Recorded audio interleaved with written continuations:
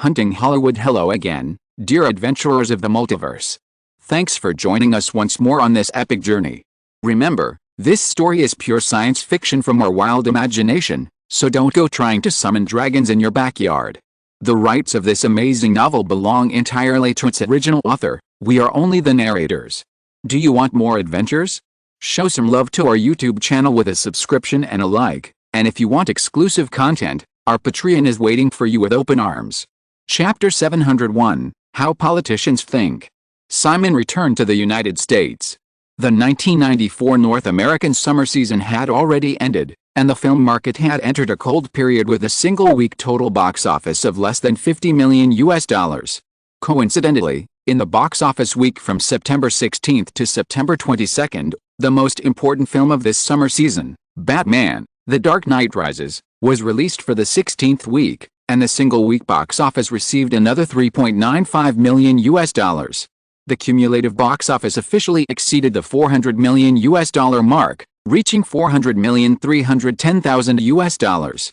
This is also the second film in the DC movie universe series to break the $400 million mark at the domestic box office. The previous one was Batman Begins. According to the current single-week box office volume of Batman: The Rise of the Dark Knight, the film will continue to earn $10 million to $20 million in the future, and the total domestic box office will be between $410 million and $420 million. Overseas. According to the latest statistics, the overseas box office of Batman: The Rise of the Dark Knight has reached $513 million, which is obviously beyond expectations. You should know that some important overseas ticket warehouses such as France and Germany deliberately delayed the release of Batman: The Dark Knight Rises until after the summer vacation in order to protect their local film industries. The film has just been released recently and is expected to bring in about $200 million in box office revenue in the future. This means that Batman: The Dark Knight Rises will not only become the first film to break the $1 billion mark in the global box office, but is also expected to directly raise the record to more than $1.1 billion. Such an amazing box office performance is naturally no accident. First of all, the success of Batman: The Dark Knight Rises is the result of Deaneries Entertainment's 5-year careful operation of the DC movie universe brand. The film is not only the finale of the Batman trilogy series, but also a concentrated popularity explosion after Deaneries Entertainment laid the groundwork for 5 consecutive years. Secondly, the domestic box office of the film still maintains a volume of $400 million, without much breakthrough, but the overseas revenue is expected to hit a new high of $700 million, which is largely due to Deaneries Entertainment's globalization strategy in recent years. Not only Melisandre Company, Deaneries Entertainment's globalization strategy was actually launched earlier. Mark Belford, the vice president of global operations of Deaneries Entertainment, is second only to Nancy Brill and Robert Iger in the group, and even slightly higher than the heads of the 2 major sub-labels, Highgate Pictures and New World Pictures.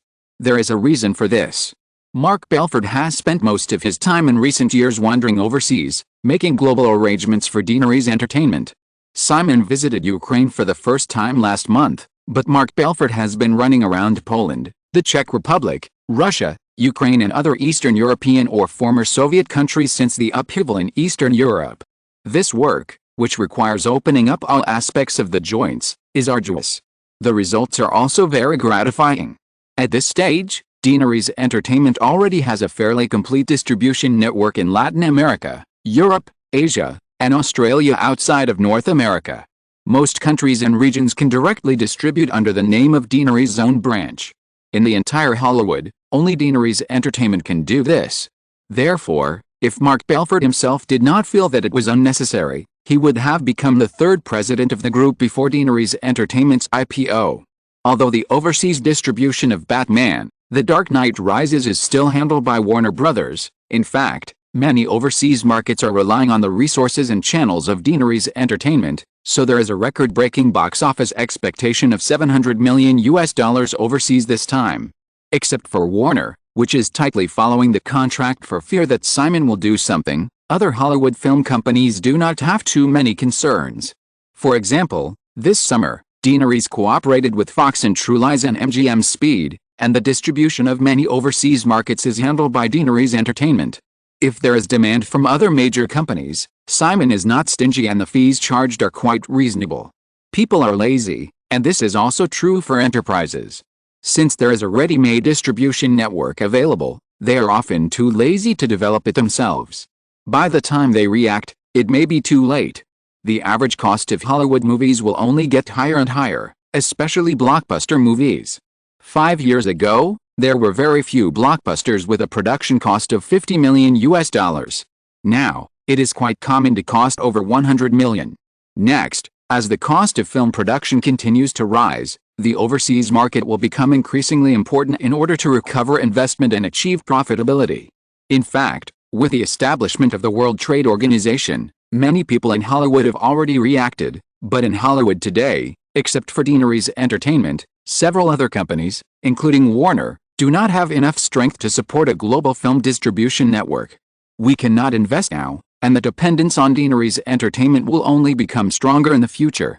Simon is definitely not a herbivore. When necessary, for the benefit of Deanery's Entertainment, other film companies will naturally stand aside. Another phenomenal movie in this summer season, Forrest Gump, has also broken the domestic box office mark of $300 million 2 weeks ago.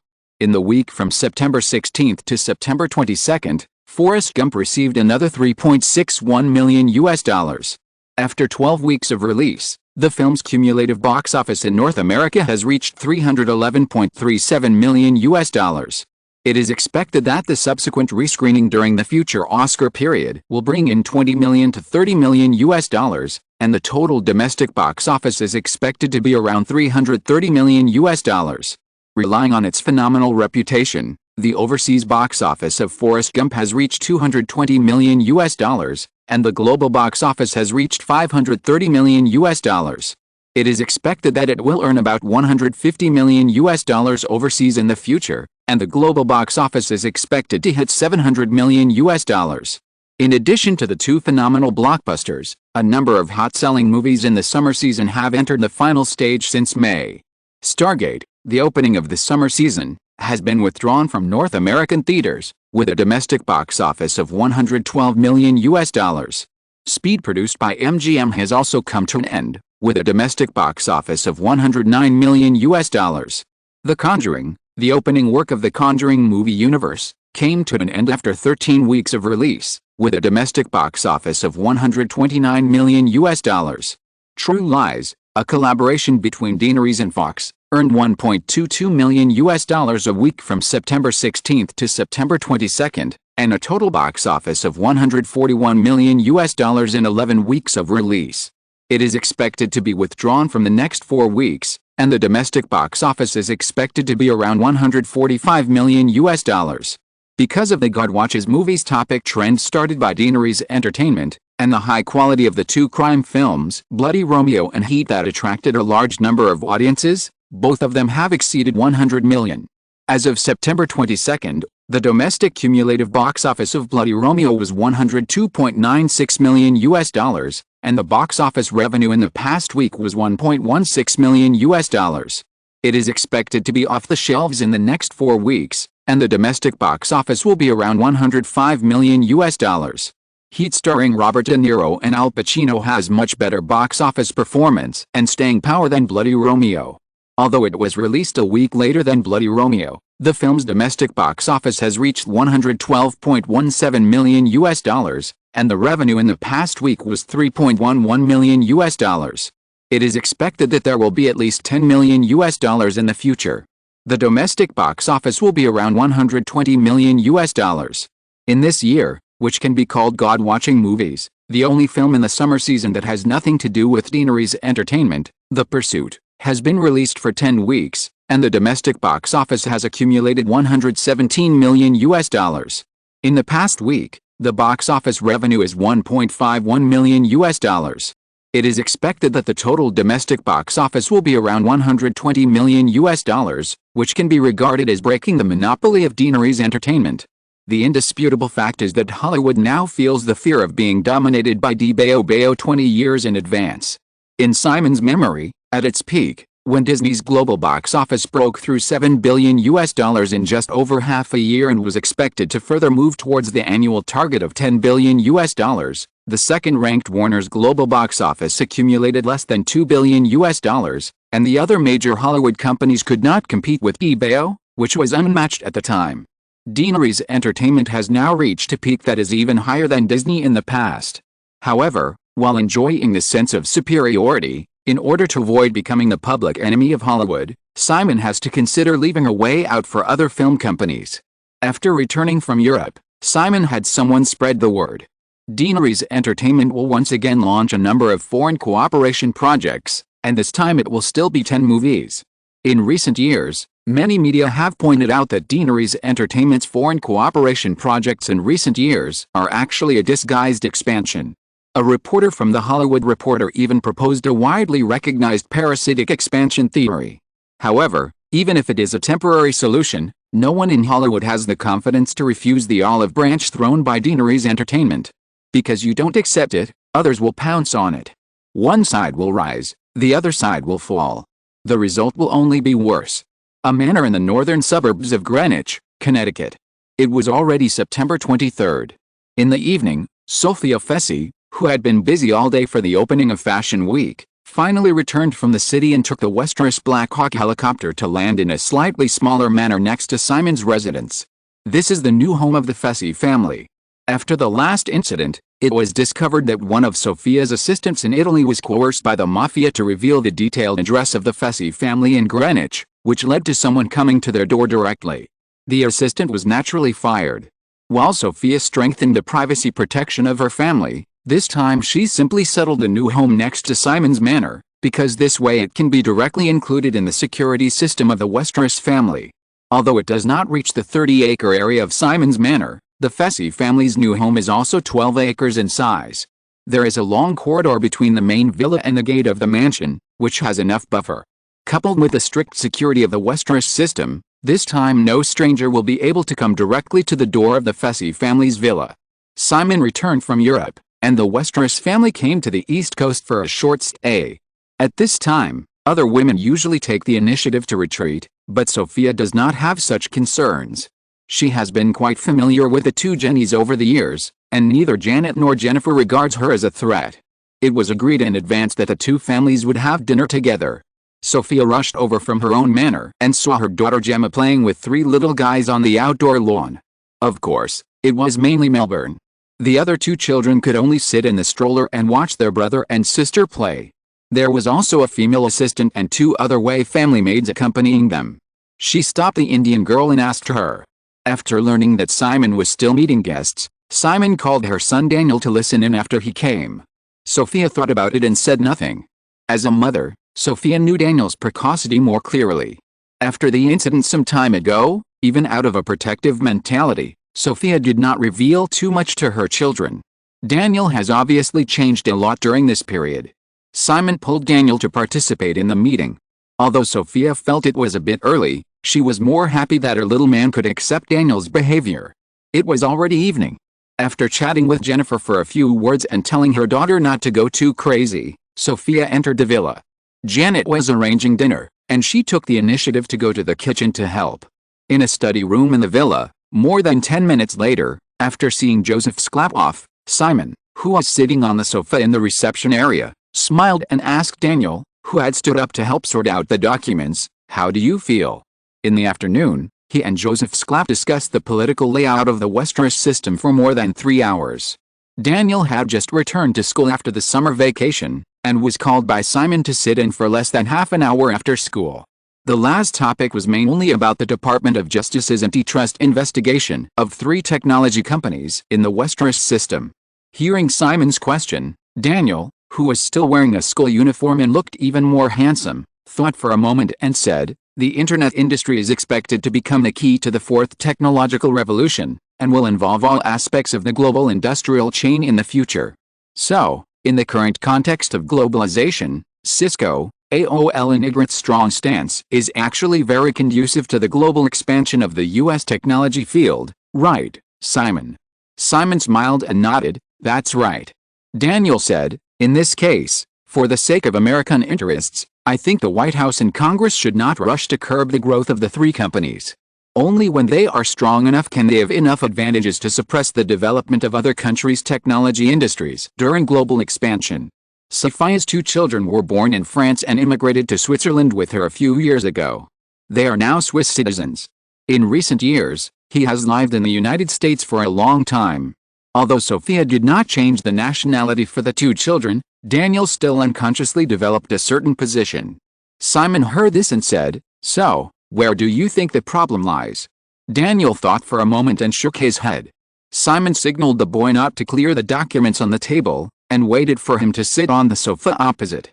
He said, "National interests are the most important thing. This is what every politician in Washington will say." At first, I had similar ideas as you. However, I later found that this was totally wrong. In reality, every politician in Washington has his own position, and very few will truly abide by the principle of national interests are the most important.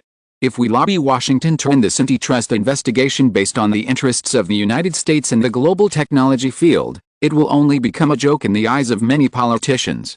Therefore, if we want to achieve our goal, we must deal with this matter in the way politicians think, rather than in the so-called national interests. Chapter 702 Disney changes hands. As far as the American political system is concerned, when dealing with issues, most Washington politicians consider the interests of the rebel forces or the financial backers they represent, on the one hand, and the impact of a decision on their political capital such as voter support, on the other hand. If there is a conflict between the two, they tend to lean towards the former.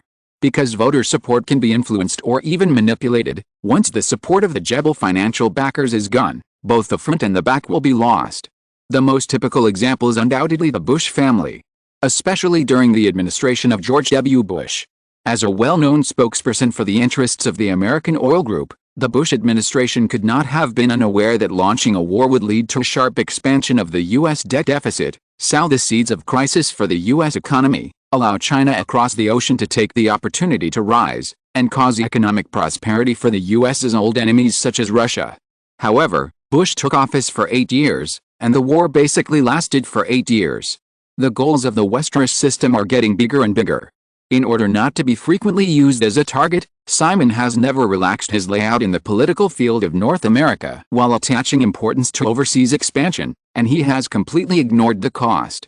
As long as he can successfully build a political group affiliated with the Westeros system in the next few years, Simon can rest assured like the deeply rooted financial tycoons, oil consortiums and military-industrial complexes in the United States. This is not easy. However, if we follow the rules of the game in Washington step by step, the goal will be achieved one day. In the study of the villa, it was not until Sophia knocked on the door and reminded him that Simon stopped instilling various concepts that seemed inappropriate for Daniel at his age. After sending her son to the restaurant first, Sophia and Simon fell behind a little. Sophia said with suspicion and a little warning, "Simon, I always feel that you are teaching Danny bad things."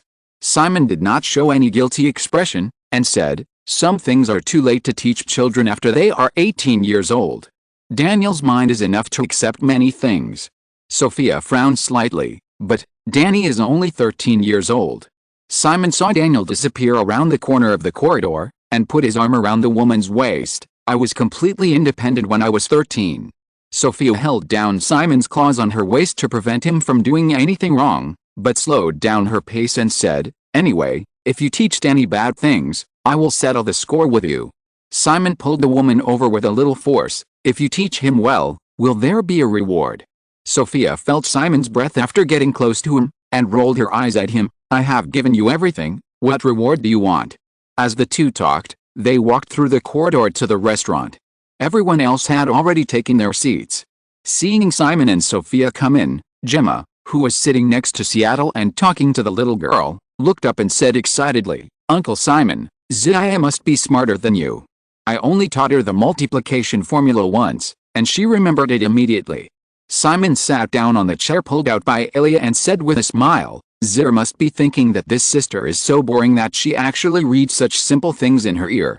I could recite the multiplication formula when I was 3 months old." Little Gemma widened her eyes in dissatisfaction. "No, and 3 months, how is it possible?" Simon said with certainty, Of course it is possible. I could recite a multiplication formula when I was 3 months old. Zira is my daughter, and you just said that she is smarter than me. Little Gemma didn't believe it, of course. How do you prove it? Simon said, how about I recite it to you? Little Gemma blinked and suddenly said cunningly, okay. Simon was tricked by the little girl. He didn't have the face to recite a multiplication formula in front of so many people.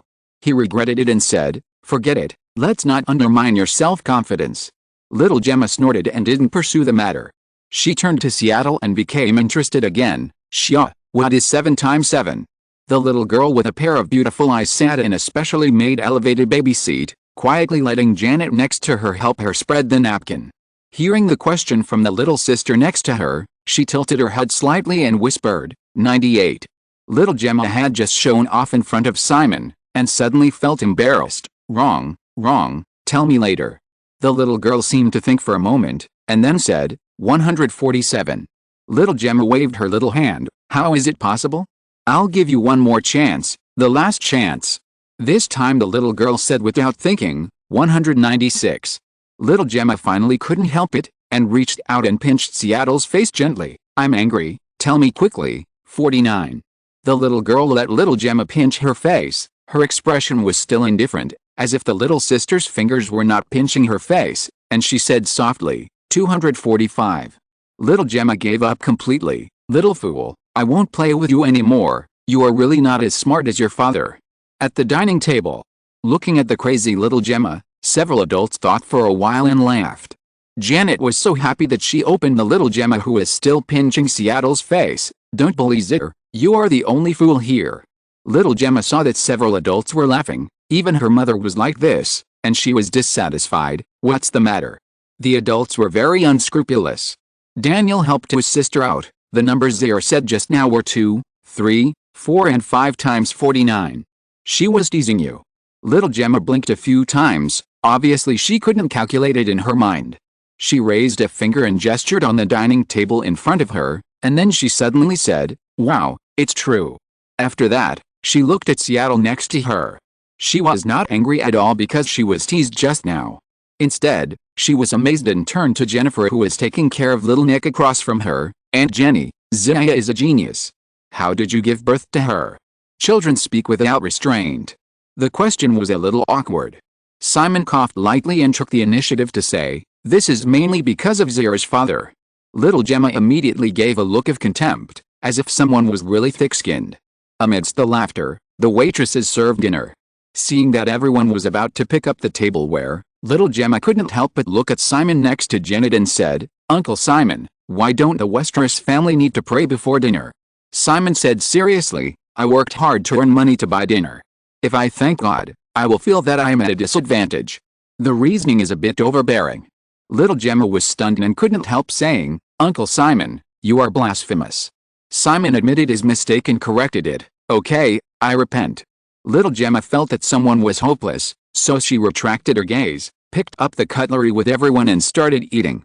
After a moment, she couldn't help but speak first, looking at Sophia opposite. Mom, can I go to the city to watch a fashion show on the weekend? Sophia refused. No.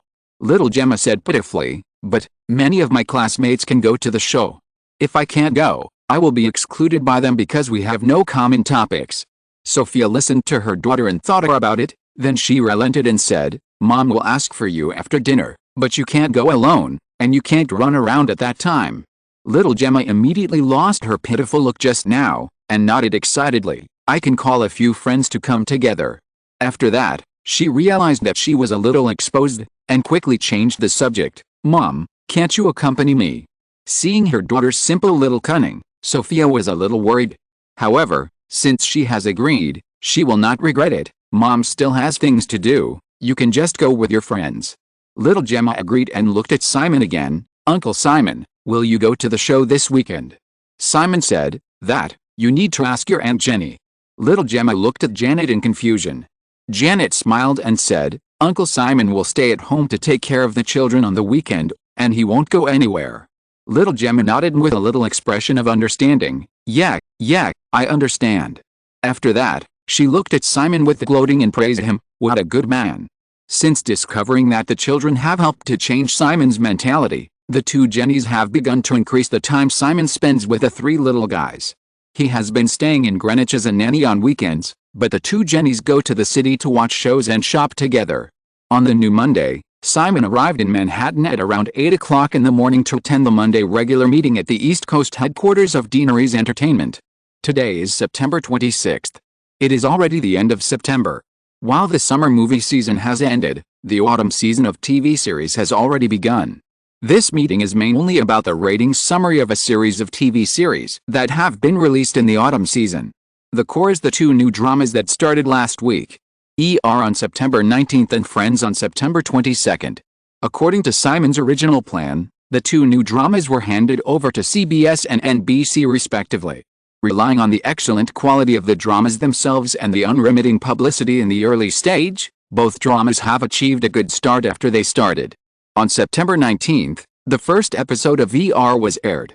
Although Monday is not the most golden time for TV series, this medical drama written by Michael Crichton, the author of the original novel of Jurassic Park, still created 23.8 million viewers in the first episode, becoming the best new drama in the autumn season so far. On September 22nd, Friends was broadcast on NBC TV network, and the first episode also achieved 21.5 million viewers on the prime Thursday 8 o'clock time slot. In 1994, cable TV and the internet had not yet had a significant impact on traditional public television networks, and it was common for TV series to have more than 20 million viewers. However, this was only relative. There are also hundreds of new TV series of various types launched in North America every year. After all, there are only a few TV series that can reach the hot list as soon as they are released, such as ER and Friends. Another popular sitcom, Seinfeld, launched by Deanery's Entertainment, only became popular after accumulating several seasons. In the past, the public television network in the 1990s was basically dominated by a few TV series such as Friends, ER and Seinfeld. Now, Deanery's Entertainment has not only acquired all these popular TV series, but also pioneered the era of reality shows in advance. Except for not being able to acquire a public television station, its edge in the television industry is no less than that in the film industry. Deanery's Entertainment's East Coast headquarters in Greenwich Village, Manhattan. The regular meeting ended at 10:30. Simon stayed in the conference room to continue discussing some trivial matters with Robert Iger. Just as he was about to return to his office, Lady A knocked on the door and handed Simon a document, saying, "Boss, the news just came from the West Coast that the French Vivendi Group and Disney will hold a press conference at 9 a.m. on the West Coast to officially announce that the two companies have reached an acquisition agreement." Ever since Michael Eisner had a heart attack and was forced to withdraw from Disney's management, without Eisner's tough opposition, Vivendi's acquisition negotiations with Disney officially began. After a few months, the negotiations were not smooth, and there were even more than one rumor that the negotiations between the two parties had broken down, or that Vivendi would turn to other targets. Simon's attention had been on Europe for some time, but he didn't expect the two companies to suddenly reach an agreement. Simon opened the document handed over by Lady A and saw that Iger was also curious and looked over. He moved the document towards him and then looked over. Last Friday, Disney's closing market value was about $8.1 billion. In the terms of the current acquisition agreement, Vivendi finally bid $9.7 billion to acquire all of Disney's assets, which is equivalent to a premium of 19% of the closing market value last Friday. However, compared with Disney's market value of less than $7 billion before the acquisition negotiations began, the premium has reached 40%. In addition, Vivendi will also assume Disney's total debt of up to $5.3 billion, and the total transaction amount is $15 billion. Not only that, according to the documents in hand, this will also be an all-cash acquisition. This also means that even without considering Disney's own huge debt, Vivendi needs to raise a huge amount of funds of $9.7 billion to take over Disney. If it were the original timeline, the acquisition of Disney for $9.7 billion would definitely be worth the money. In fact, in memory, Disney's market value in 1994 was close to $20 billion, and it was not something that could be acquired for $9.7 billion. But it is different now. Because of Simon, the big butterfly, Disney has been suppressed by Deanery's Entertainment in recent years, just like several other Hollywood brothers in distress, and the failure of Disneyland Paris has made Disney even worse. Judging from Disney's financial reports in recent years, Vivendi has obviously been a victim, just like Sony did in the past. Unless Vivendi has the ability to make this big movie company recover quickly in the next few years after taking over Disney, otherwise, with its own debt of $5.3 billion, coupled with the huge debt added by this acquisition, if Vivendi cannot reverse the situation as soon as possible, it will definitely fall into crisis due to the huge debt. In the past, Vivendi had to spit out Universal again within a few years after swallowing it because the scale of debt was seriously out of control. This time, Simon has no intention of giving Disney another chance to turn things around. The 7 Hollywood big companies. 7 big movie companies, after all, are too many. After Simon got the inside information more than an hour in advance, at 9 o'clock in the morning on the West Coast, at Disney's headquarters in Burbank, Los Angeles, Vivendi and Disney officially held a press conference to announce that the two parties had officially reached an agreement. Next, as long as it passes the review of the federal regulatory authorities, the transaction can be successfully completed. Although the media has been calling for restrictions on overseas capital's excessive involvement in the U.S. cultural industry in recent months, legally, this acquisition will not face any substantial obstacles, not to mention the secret push of the Westeros system. After the two companies held a press conference in the morning, Simon quietly contacted Joseph Sclapp and asked him to push for the transaction in Washington. At the same time, he also made some arrangements in the media to reduce public opinion attacks on Vivendi's acquisition of Disney, so as to ensure that this transaction would be passed smoothly without any mistakes. Chapter 703 Versace. After being acquired by Melisandre, CK has quickly become the hottest brand in New York Fashion Week in the past 2 years. This year's CK fashion show is scheduled for Wednesday, September 28, at 7 o'clock. In the new week, the women and children returned to Los Angeles, and Simon continued to stay in New York.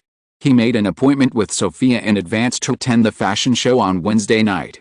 It was not to increase CK's popularity in person. Simon's attendance would not appear in any press releases. He just wanted to see the development of this brand in the past 2 years.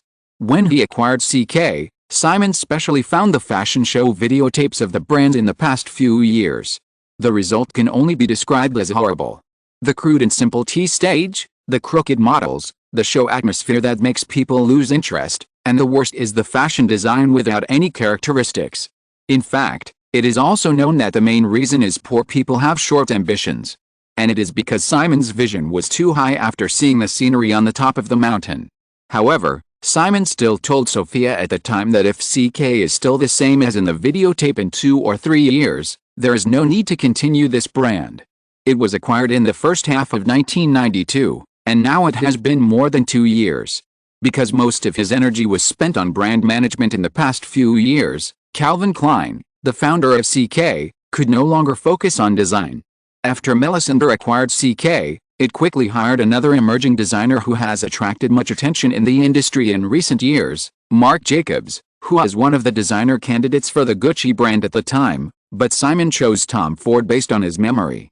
After the designer was replaced, Calvin Klein let go of the brand design work and was fully responsible for the operation of the company. In 1993, with the tacit cooperation of the two heads, Calvin Klein and Marc Jacobs, and relying on the parent company's efforts and various resources, although CK became the only loss-making brand under Melisandre, the company's annual revenue growth reached 73%, from a revenue scale of just over $100 million in 1992 to $170 million in 1993. In the first half of 1994, compared with the same period last year, CK's revenue growth was still as high as 67%, with revenue of $130 million in the first 6 months, and it is expected that the annual revenue will reach $280 million, an annual growth of about 65%. Although the company is expected to suffer a loss of about $20 million this year, exceeding the loss of $13 million last year, Simon has no complaints about the rapid growth of the brand. As usual, he worked until 6 o'clock before leaving get off work. Simon rushed directly from the headquarters of Westeros to the CK show. The show was not arranged in the tent of Bryant Park where many brands gathered, but rented the Morgan Library near Bryant Park as the show venue. This item alone is very expensive. Moreover, even if ordinary brands want to spend money, they can't rent such a venue at all, because this is the Morgan Library. CK can only rent part of the space in the venue after signing many restrictive clauses and paying enough fees. After the show, it must be responsible for cleaning up all traces of the show before tomorrow morning. This is actually part of brand marketing.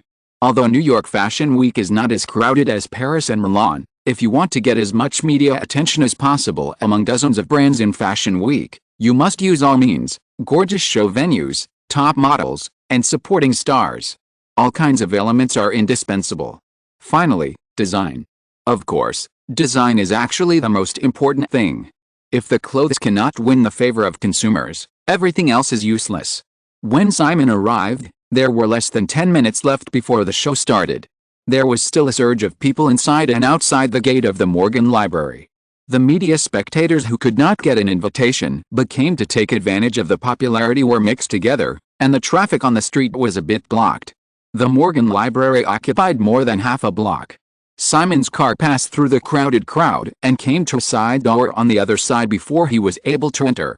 Sophia, who came over, hugged the man and walked inside with him, saying, "Do you want to go backstage to see? The girls are changing clothes." Of course, I know what it's like when the models change clothes backstage. Simon nodded and said with a look of interest, "Okay." Sophia rolled her eyes at Simon and went to the backstage. In fact, it was a hall that was temporarily separated. On one side of the hall was a wide corridor with a T-stage. Standing at the entrance to the front corridor, looking around, everyone around was busy and the scene was a bit messy. Under Sophia's guidance, Simon saw Mark Jacobs squatting on the ground not far away, obviously manically modifying a model's clothes with pins. His movements were very rough, and he was shouting something to an assistant. It didn't feel strange.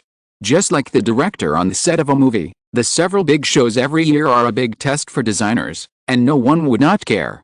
Even if it was a mess, Simon's arrival was quickly noticed. Many models' eyes had already flashed, and those who were familiar with him would greet Simon.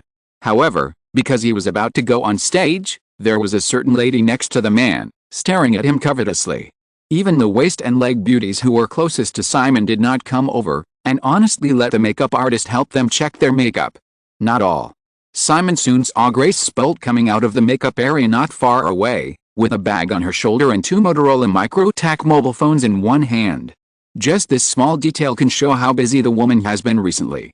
Grace thought that after not seeing each other for a while, some emotions would gradually fade.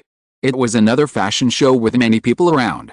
However, looking at the smile of the man in front of her, Grace took a deep breath quietly, and then gave up struggling. Forget it, she was completely hopeless. Ignoring the teasing meaning in Sophia's mouth, Grace came closer and opened her arms to Simon, trying to be more natural. "Good evening, Simon, I didn't expect you to come." Simon hugged Grace and said, "I happen to be free tonight, why are you here too?" Grace let go of the man reluctantly and said, "This is the most important fashion show in New York Fashion Week, how can I not watch it in person?" She looked at the little man in front of her, explained this, and then remembered that Sophia was still beside her, and nodded to her quickly. Sophia just smiled. She felt a little jealous. More of it was curiosity. During this period of time, Sophia knew that Simon had given the woman in front of her a lot of resources, and she tried her best to cooperate. But she didn't expect that the relationship between the two would be like this. When did her little man stun such a woman again? And he was even the kind of person who is obsessed with her. When Sophia approached Simon, she just wanted to get promoted directly. It was only after these years that they developed feelings for each other. Among the lovers of the same age as her, there was another woman, Celia Miller. Sophia knew that she was the same type as herself, and even more utilitarian, and neither of them was as pure as the woman in front of her. She was like a girl in love who had a decreased IQ and was desperate. This woman's child should be the same age as her two children, right? It was really too weird. Thinking of this, Sophia even felt some inexplicable jealousy. The three were chatting when a nearby staff member loudly reminded them to prepare at the last minute. The models began to gather at the exit leading to the catwalk. Sophia instinctively didn't want Simon and Grace to talk too much. She originally planned to watch directly from the backstage, but now she suggested, "Simon, let's go to the front." Simon didn't think much about it and nodded, "Okay." Grace still had to look after the girls under her name in the backstage, so of course she couldn't follow them to the front desk. However, watching Sophia take the man's arm and leave together, the corners of her mouth slightly curved up, with a little more pride. Although she didn't think of arguing, it was indeed a happy thing to make Sophia Fessy hostile to her. At the front desk of the show, the lights had dimmed, and there was no vacant seat temporarily, so Simon and Sophia went around to the other end of the corridor and stood behind the media area at the end of the T stage to watch. In the flickering light, you can still clearly see the various big names sitting in the first row on both sides of the T stage. This is the biggest feature of Melisandre's fashion show in recent years. No longer randomly pile up photographers from various media on both sides of the T stage, but put them at the back or at the end of the T stage, and the first row is reserved for various superstars, celebrities and media bigwigs who can increase the popularity of the show.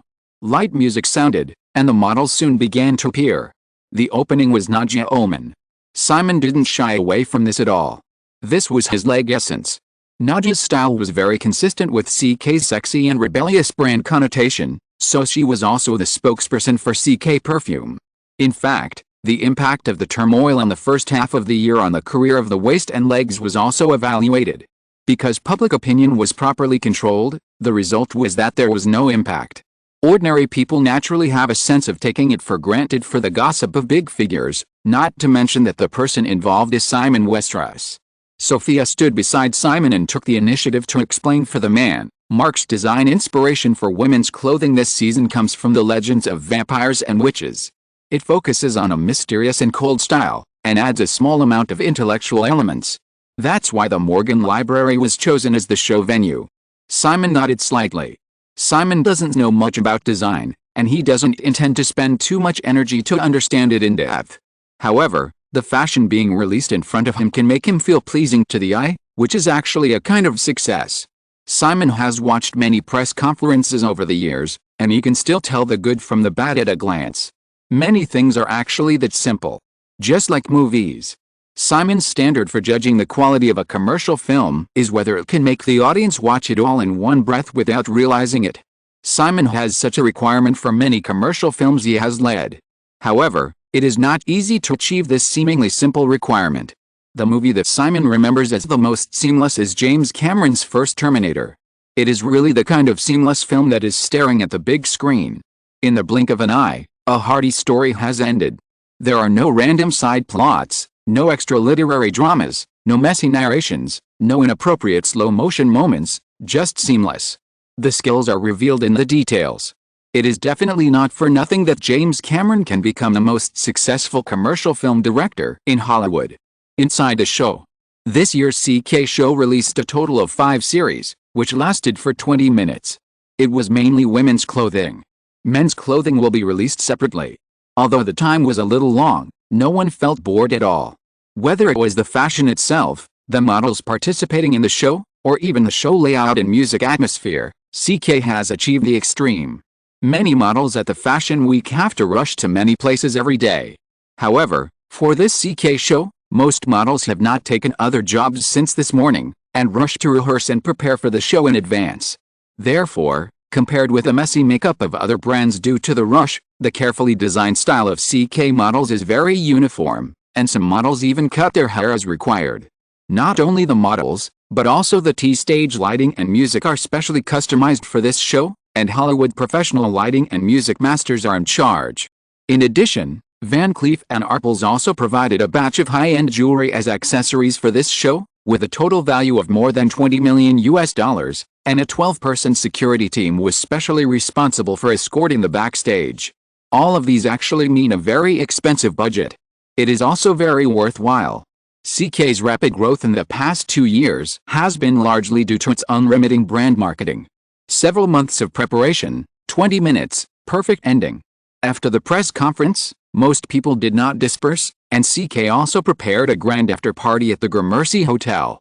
Simon followed the transition. After the show, the waist and legs were no longer so restrained. After arriving at the party hall of the Gramercy Hotel, she snatched Simon from Sophia, and other models participating in the show tonight also quickly gathered around. Most of them actually knew each other. In addition to Nadia Ullman and Yasmin Gary, veteran supermodels such as Cindy Crawford and Linda Evangelisted, as well as new supermodels such as Trish Goff, Eva Herzigova and Aniela Pasterva, who Grace has recently promoted, all participated in the show. Some of them even reduced their prices in order to squeeze into the show, and some even appeared for free. Everyone knows that with the exposure rate of the CK show, being able to show up in such a show that will definitely appear frequently on various media platforms for more than half a year is no less effective than appearing on the cover of some fashion magazines. This is actually the case. The reason for carefully creating this show, or every show of Melisandre's various brands, is to be able to spread as a classic. In addition to the increasingly important TV channels, Melisandre's shows in recent years have been carefully edited and made into high-definition videos for users to download on the internet, and have become classics collected by many netizens. The party lasted until about 9 o'clock, and Sophia pulled Simon out from the group of fairies and took him to a booth in the corner of the hall. A bearded man in a light gray checked suit was already waiting here. His name was Gianni Versace. He was the founder of Versace. Seeing Simon coming, Gianni Versace quickly stood up to greet him, not showing any disrespect for the young man who still had lipstick on his face.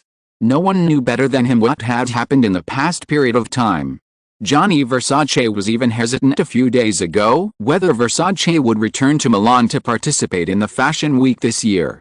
Making money is more important than life.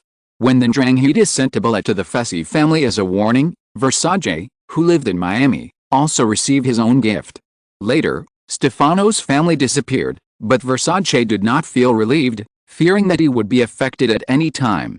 This kind of anxiety was not until Sofia Fessy from Melisandre took the initiative to contact him, and then the situation turned around. Chapter 704, Union Issues. In fact, the intention had been reached in advance. Melisandre will purchase 50% of Versace's shares for $400 million in cash, and will be deeply involved in the management of Versace. On the other hand, the Ndrangheta asked Versace to repay $200 million. After receiving this money, the Ndrangheta and Versace will no longer have anything to do with each other. 50% of the shares are priced at $400 million. Melisandre's company is not taking advantage of the situation, but it is not high at all. The Ndrangheta's $200 million is a bit of a bargain.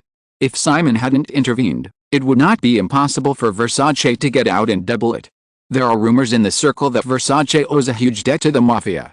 This huge is not as simple as the 30 or 50 million that ordinary people imagine. From the offer of the Ndrangheta, it can be seen that the other party is actively retreating. This is also the result that Simon is happy to see. Therefore, this meeting tonight is just Gianni Versace's personal endorsement from here. Simon was not shy about telling Gianni Versace, saying, "The Stefano family is gone. The three money laundering networks in southern Reggio Emilia that used to rely on the Stefano family will definitely be reorganized. Versace can completely extricate himself. If nothing unexpected happens, then Ndrangheta will never bother him again, and I don't want you to have any contact with Ndrangheta again." Sofia Fessy's assurances always make people feel at ease. Hearing Simon say this in person, Gianni Versace was completely relieved and nodded in agreement. Gianni Versace was born in a suburban village in Reggio, Calabria, and was penniless when he started his business. He never thought he could reach the heights he has today, so he got involved with Ndrangheta. Gianni Versace has dreamed of getting rid of this opponent all these years. Now that he can finally get away, Gianni Versace would be crazy to take the initiative to contact Ndrangheta again. After calming down, Gianni Versace brought up one more thing. "Simon, Miss Fessy asked my brother and sister to leave the company. I don't think it's necessary. We have cooperated very well over the years. Moreover, I heard that Bulgari is still jointly run by the Bulgari brothers." Simon shook his head and said, "Gianni, you must not have found out clearly. Paolo Bulgari and Nicola Bulgari will only serve as chairman and vice chairman of Bulgari respectively. I think you understand what these two positions represent. We are now selecting a new CEO for Bulgari. Frankly speaking, if Melisandre cannot confirm that a company is on the right development path that is in line with our own interests, or cannot form a certain control over a company, then we will not force an acquisition or investment, and the same is true for Versace. Gianni Versace is currently the creative director of Versace. Because of his status as the founder and major shareholder, he is actually the absolute controller of Versace. His elder brother Santo Versace and younger sister Donatella Versace were responsible for the company's operations and finances respectively. Even without the memory of later generations, the information collected by Sophia also contained information about the irreconcilable relationship between the Versace brothers and sisters. Since he had taken over the company, Simon would certainly not allow this unstable factor that would only cause long-term internal friction in an enterprise to continue to exist. Simon explained patiently, but his tone was very firm. Gianni Versace realized that there was no room for maneuver in this matter, and he stopped forcing it after a little hesitation. He had also given his brother and sister some shares over the years. Even if they could not stay, as long as Versace continued to improve, their future lives would be worry-free. After finishing the business, the topic became relaxed and trivial. Simon listened to Versace talking about his latest season of clothing design ideas, and suddenly remembered and said something to Sophia beside him. Hearing this, the woman raised her eyebrows slightly, but still got up and left. A moment later, Grace Spolt came over with 3 vases under her name. Many people at the scene actually knew that Simon was here, but there were bodyguards outside to block him, so no one dared to come and disturb him. In addition, the booths blocked the view, so no one noticed that Gianni Versace would appear at CK's after-party. Grace thought Simon called her over to talk about something, but she was a little surprised to find Gianni Versace sitting here, but she quickly understood the man's intention. After greeting him, she took the initiative to introduce the 3 clients she strongly supported to this fashion celebrity. In the past few years, Versace's big shows have always been supported by supermodels such as Cindy Crawford, Linda Evangelista, Naomi Campbell and Claudia Schiffer. In the media, several supermodels are also called Versace's muses, which are actually mutually reinforcing marketing techniques. In the fashion industry, there are of course muses, but there are not many who really provide inspiration for designers. Most of them are just marketing gimmicks. The most typical one is Karl Lagerfeld.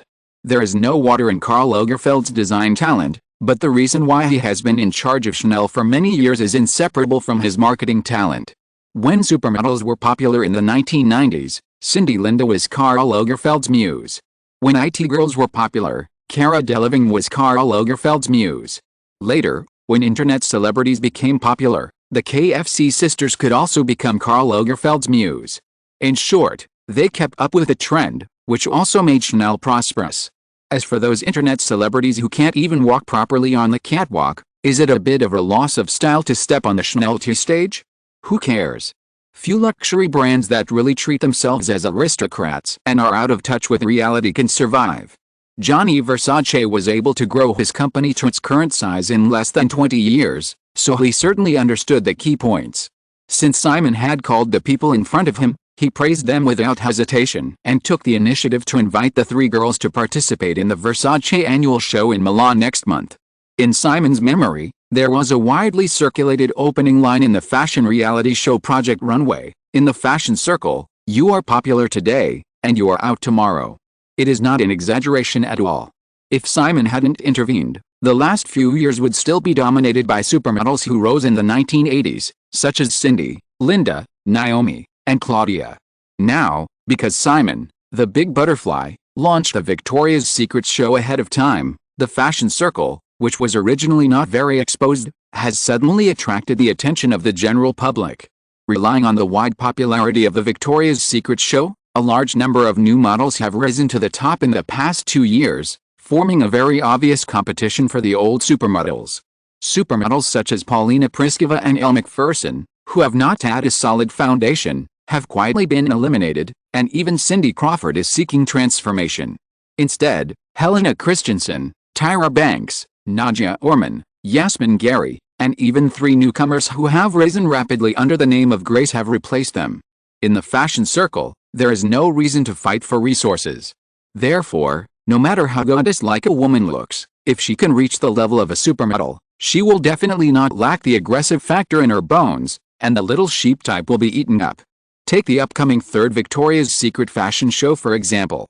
If it weren't for Simon's personal pressure, this year's model selection process would definitely be very intense. In order to avoid any unexpected bad news, Simon deliberately issued a strict order that all the leaders of the Victoria's Secret team, whether they are management or photographers, who dared to break the rules during the selection process, he would kick them out of the fashion circle completely. Trish Goff and the other 2 girls liven up the atmosphere, and everyone chatted for a while. During this time, Several executives of CK also came over to greet Versace.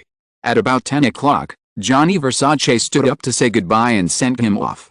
Simon also decided to leave. Sophia was not with a man, so Grace took the opportunity to stand up with Simon. The two came to the parking lot downstairs of the hotel and got in the car together. As the car started, Grace looked at Simon sideways, with a hint of teasing in her tone. "You don't like Chusi and the other three so soon. They were looking forward to it just now." "Huh, no wonder those girls said Simon." Westeros was fickle, and then added meaningfully, "I'll help you keep an eye on them. If you are no longer interested in them, I won't care about them in the future." As she muttered these words, she felt a man's hand reaching out and pressing on her slender neck slightly. Grace, whose body was actually a little weak, bent down obediently. The luxury car drove casually on the streets of Manhattan late at night for more than 20 minutes. The driver, who was separated from the front seat by a barrier, heard a soft female voice on the intercom telling him an address in Greenwich Village. Since his boss had no other instructions, the driver turned the steering wheel at the intersection of the block in front. 7 or 8 minutes later, the luxury car stopped at a street corner in Greenwich Village.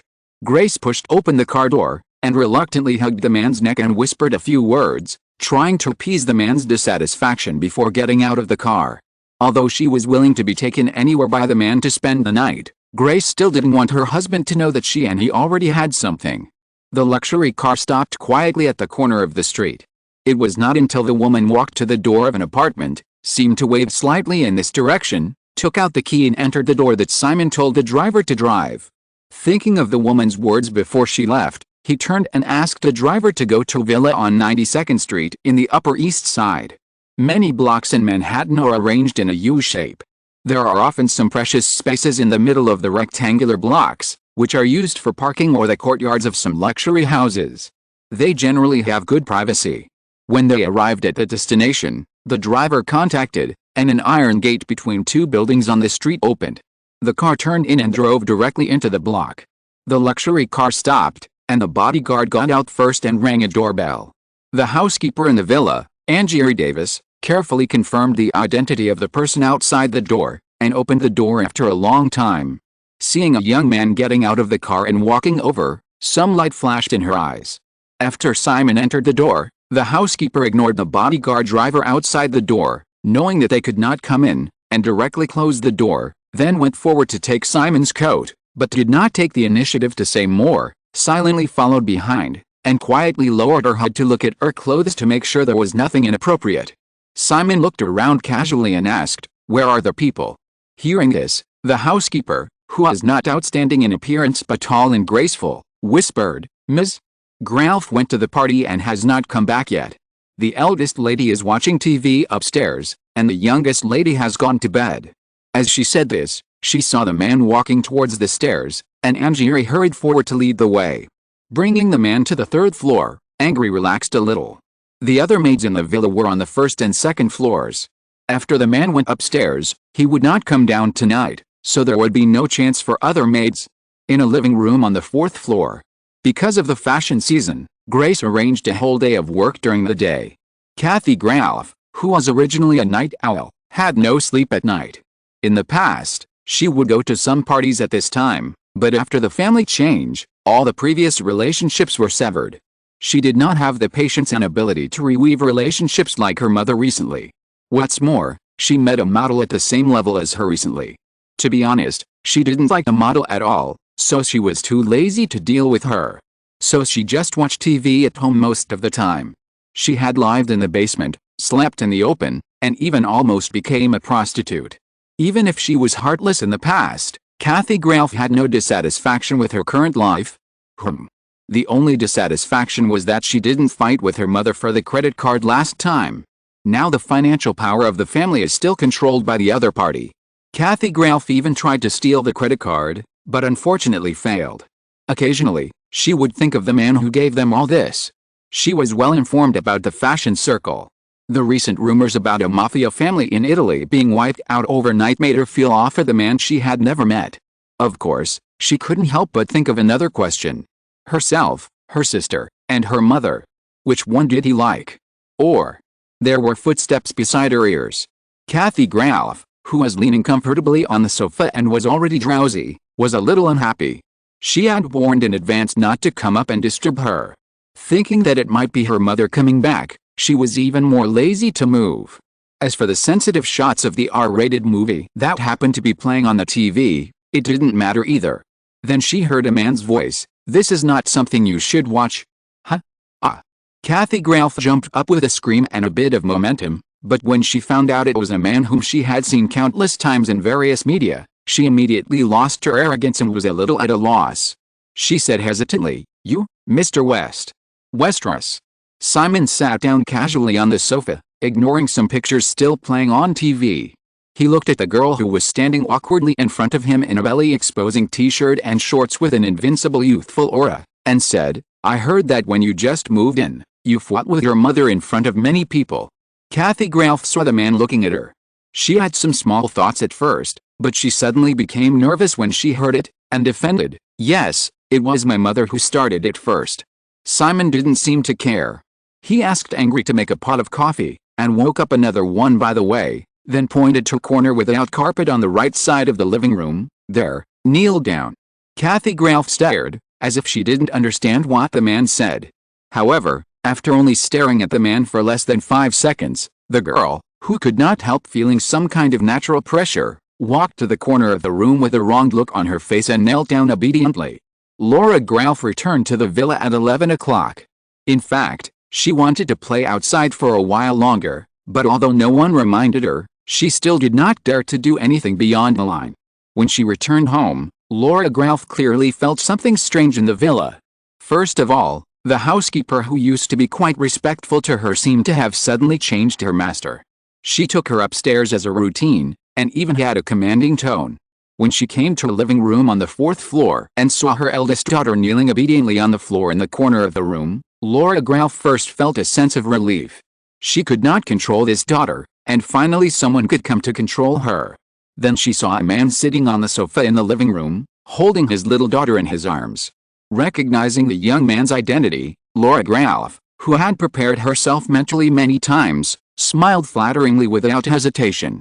Just as she was about to step forward, Simon pointed to the place next to her eldest daughter and said, "Since you're back, you should kneel over there too." Lola Ralph was stunned and said, "Simon, I..."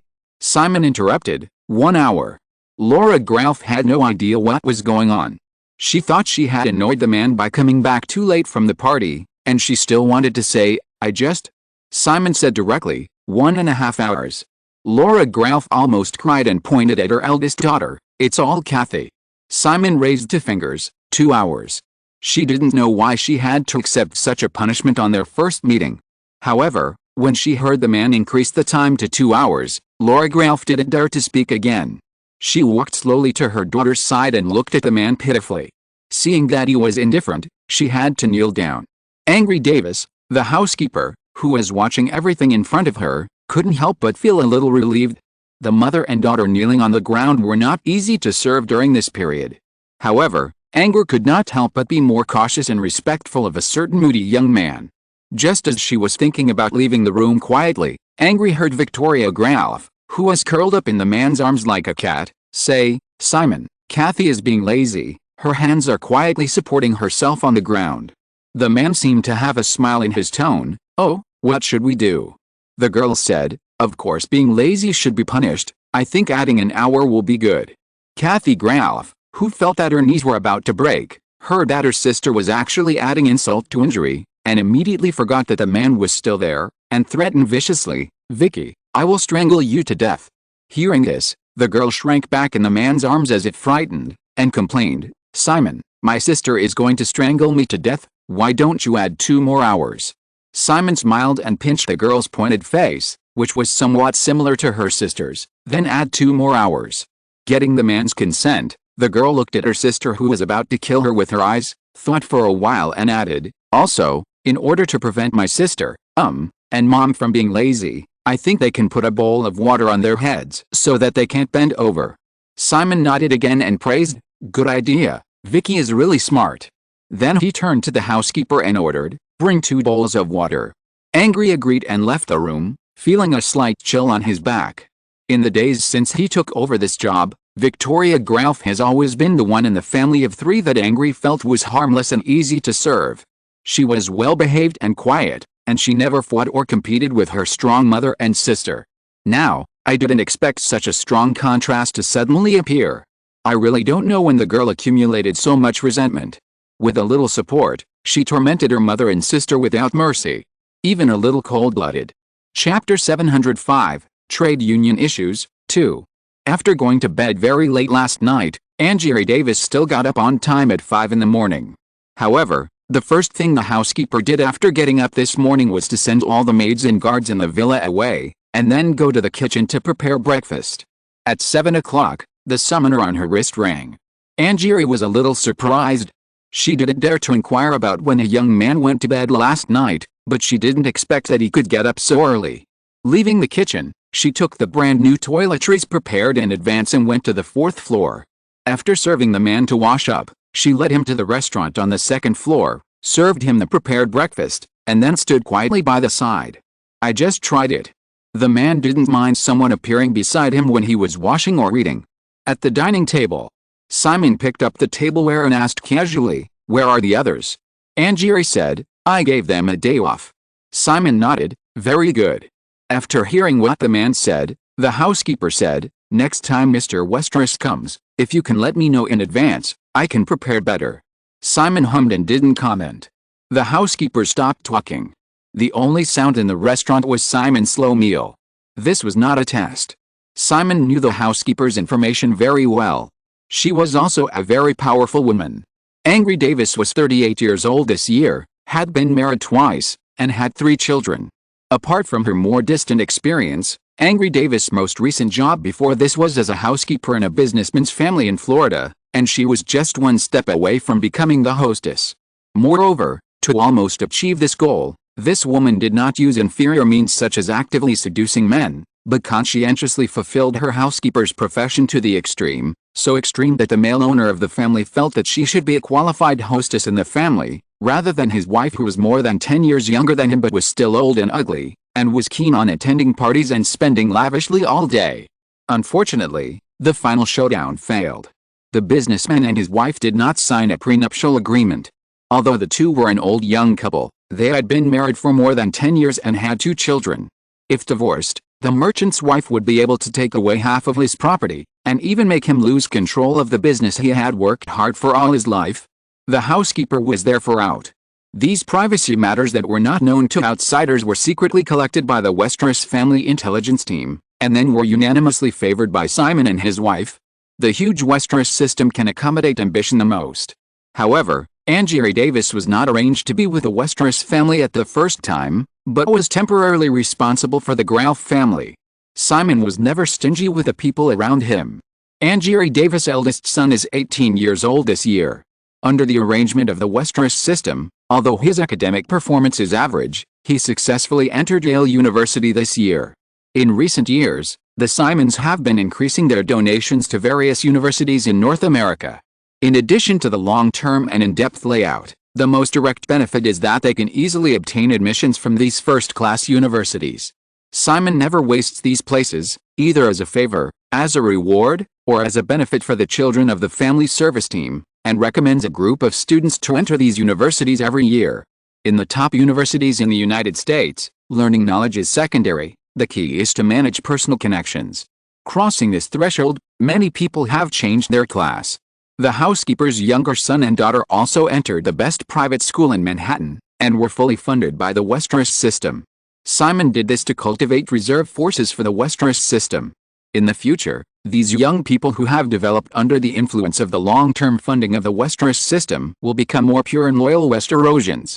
As for the housekeeper herself, she must first serve the Westeros family for a few years, and then, no matter what ambitions the other party has, as long as she can show her durability, Simon does not mind giving her the opportunity to continue to climb up. Simon left 92nd Street after breakfast. In the villa, the housekeeper cleaned up the tableware used by the man and began to take care of other housework. From beginning to end, she never thought of taking the initiative to take a look upstairs. Starting this career at the age of 16, Angie Davis has experienced too many things inside the rich family over the years. Some people think they have grasped some of the private affairs of the rich and start to be restless, and their end is often very miserable. She has personally experienced disappearance more than once or twice. In the steel jungle, how could the beasts at the top of the food chain be coveted by wild boars and wild rats? Therefore, Angela Davis understood very early that she needed to stick to her duties, including the last time. In fact, from the beginning, the housekeeper knew that she was unlikely to succeed. The man did not like her that much, and he also lacked the decisiveness that a strong man should have. When the couple had a confrontation, the housekeeper, who roughly anticipated the final result, quickly chose to withdraw voluntarily, and directly moved out of Florida with her 3 children without any procrastination. As for the job in front of her, Angela Davis actually did not have much ambition. It is rumored that a young man likes mature women. If the other party needs it, she will not refuse, but she does not expect the other party to be as hot-headed as her last employer.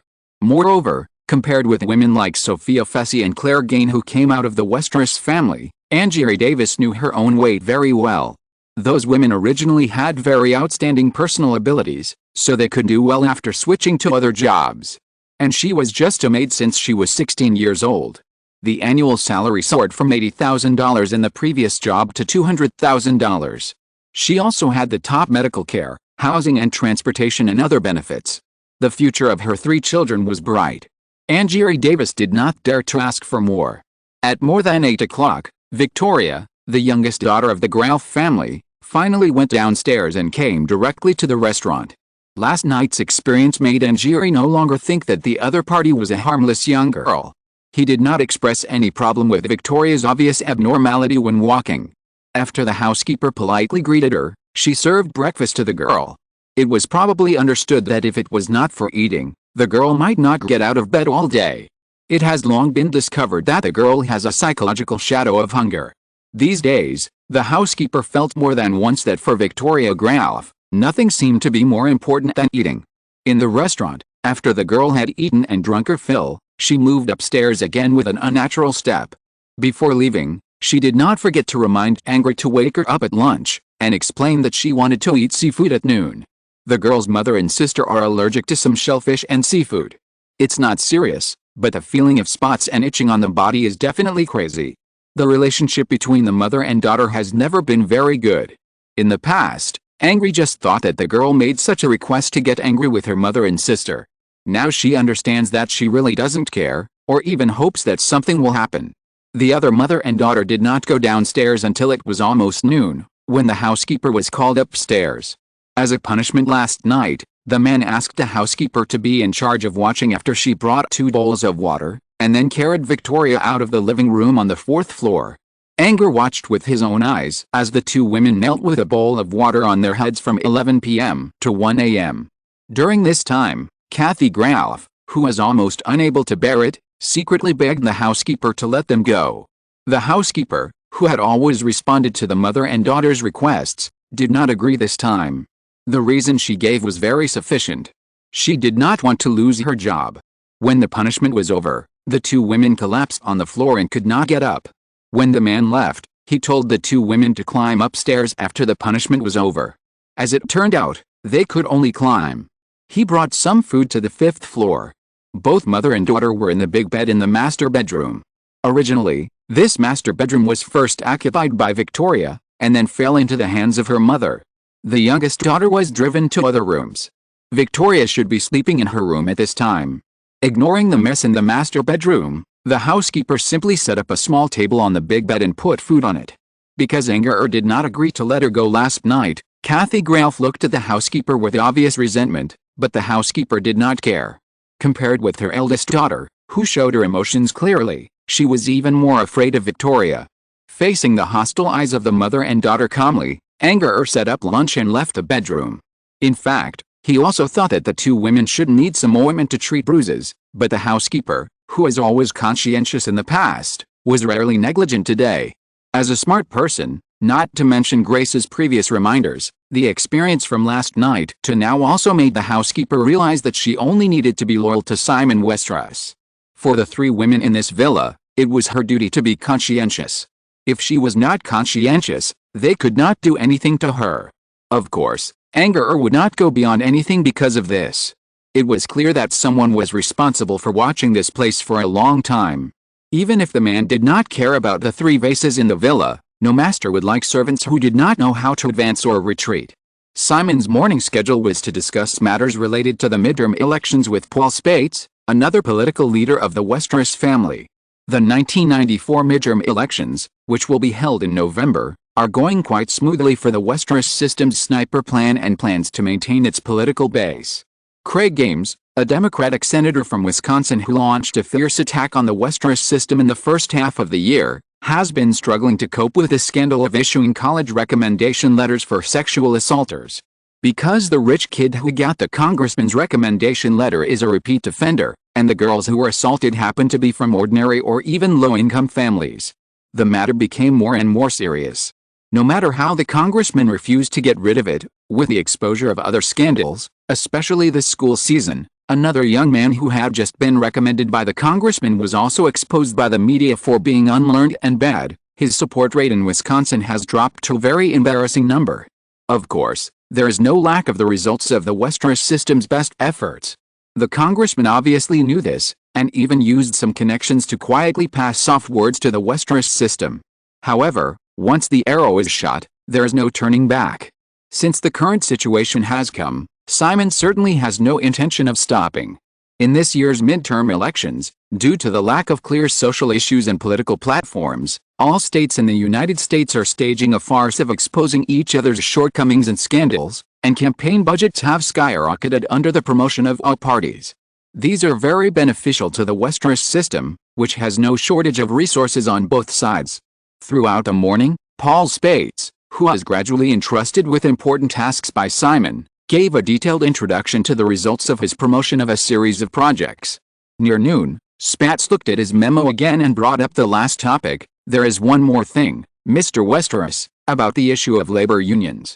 A number of new logistics distribution centers built by Amazon while under agreement this year have begun to be put into trial operation in various places. I found that Ygritte is working to prevent the workers in the distribution centers from forming a union, which is not wrong. However, I hope that this matter can be postponed for a while, at least not too much fanfare in the near future, because it can easily become a handle for those who are interested to attack the Westeros system, and the congressman we support will also be implicated. Of course, it only needs to be delayed until after the midterm election on November 8th. In the first half of the year, the Amazon online mall in charge of Alice Ferguson began to invest a huge amount of $350 million to build a number of large-scale warehousing and logistics distribution centers in various parts of the United States. They have been completed one after another, and several of them have begun trial operation. The recruitment and training of workers in the early stage have also been promoted. Then, Amazon had to face the issue of labor unions. Compared with the first half of the 20th century, with the globalization of the economy and the deindustrialization of the United States, all types of trade unions in the United States have been on the decline in recent years. In 1981, the Reagan administration suppressed the strike of the American Airlines Dispatchers Union on the grounds of endangering national security, which became a major turning point for the American trade unions that had been accommodated and feared by both parties. At this stage, the power of American trade unions in industries such as automobiles, aviation, and entertainment is still strong. However, the proportion of American workers joining trade unions as a whole is actually less than 10%. Once the e-commerce business develops, it will inevitably need to hire a large number of relatively low-level ordinary workers in the future, and it is impossible to completely avoid dealing with old trade unions such as the United Auto Workers Union. For Amazon, cooperation is nothing. Once the trade union is allowed to enter Amazon, it will be a complete disaster for the e-commerce field that attaches great importance to efficiency. Once the trade union is stationed, the union members who rely on it will inevitably continue to put forward requirements such as increasing wages, shortening working hours, reducing labor intensity, etc., and can even openly and passively slow down, which will only lead to the extreme inefficiency of the entire e-commerce distribution system. For other companies, it doesn't matter if the efficiency is lower and the cost is higher, as long as there is still profit. If you really can't stand it, you can move the factory abroad. However, Amazon does not have such a retreat. Low efficiency will inevitably affect consumers' online shopping experience, and then restrict the development of e-commerce business? Why are all the flight attendants of American Airlines middle-aged women, and why violent hospitality incidents often occur? The key is not that the airlines do not want to improve the user experience, but the main reason is the union. The aviation industry union in the United States is too powerful. Due to the restrictions of the contract terms, it is impossible for airlines to replace middle-aged women with young girls. As for violent hospitality, just beat them. Anyway, there is a union to protect them. Even if the matter gets out of hand, as long as there is a barely reasonable reason, the airline cannot fire the perpetrators, and can only swallow the bitter fruit. In the early days, the union could be said to be a rights protection organization established by the grassroots workers who were in a weak position under the condition of imperfect labor laws to protect their own interests. After 100 years of development, many Western unions at this stage have become alternative power institutions parasitic on large enterprises. The excessive demands of the unions have affected some industries and even the economic stability of a country. Simon couldn't control other areas, but he would never allow any company in the Westeros system to be parasitized by a union. Therefore, both Simon himself and the entire Grit management were very united and resolute in their opinions on the Amazon union issue, which was to prevent Amazon employees from forming a union at all costs. Chapter 706 Bloomberg Lawsuit. Simon had already arranged that the operation of this midterm election enjoyed a high priority within the Westeros system, and had previously instructed the heads of various companies to cooperate. Paul Spates mentioned the union issue of Amazon to Simon today, probably because there was a problem in communication with Alice, so Simon had to come forward in person. Simon also knew that his former housekeeper had a strong and stubborn personality, and probably only he could suppress her within the Westeros system. Simon's attitude towards the union would not change at all. However, there are priorities. If the Westeros system cannot further increase its influence in Washington through this midterm election, the increasingly large Westeros system will only be targeted and hindered. After promising Paul Spates that he would talk to Alice in person, Simon had lunch with the other party and took a helicopter to Greenwich, Connecticut, on the banks of the Hudson River. There were 2 meetings here in the afternoon. The financial information company created by Lady B, which has changed its name from Alpha Beta to Alia, has confirmed that it will officially release the Alia software on October 3rd. Before that, the trial scope of Alia has actually been expanding. Facing this aggressive newcomer backed by the Westeros system, Michael Bloomberg's Bloomberg finally stopped being silent and formally filed a lawsuit with the Southern District Court of New York half a month ago, demanding a ban on the dissemination and sale of this software on the grounds that Alia infringed on multiple patents of Bloomberg Terminal.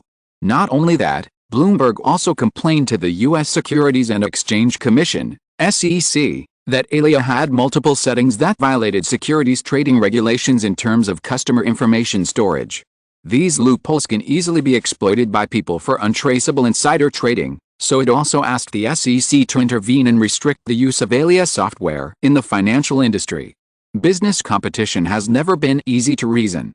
Entering the business world, if a person thinks that he can succeed simply by relying on hard work and integrity, the result will only be a waste of effort.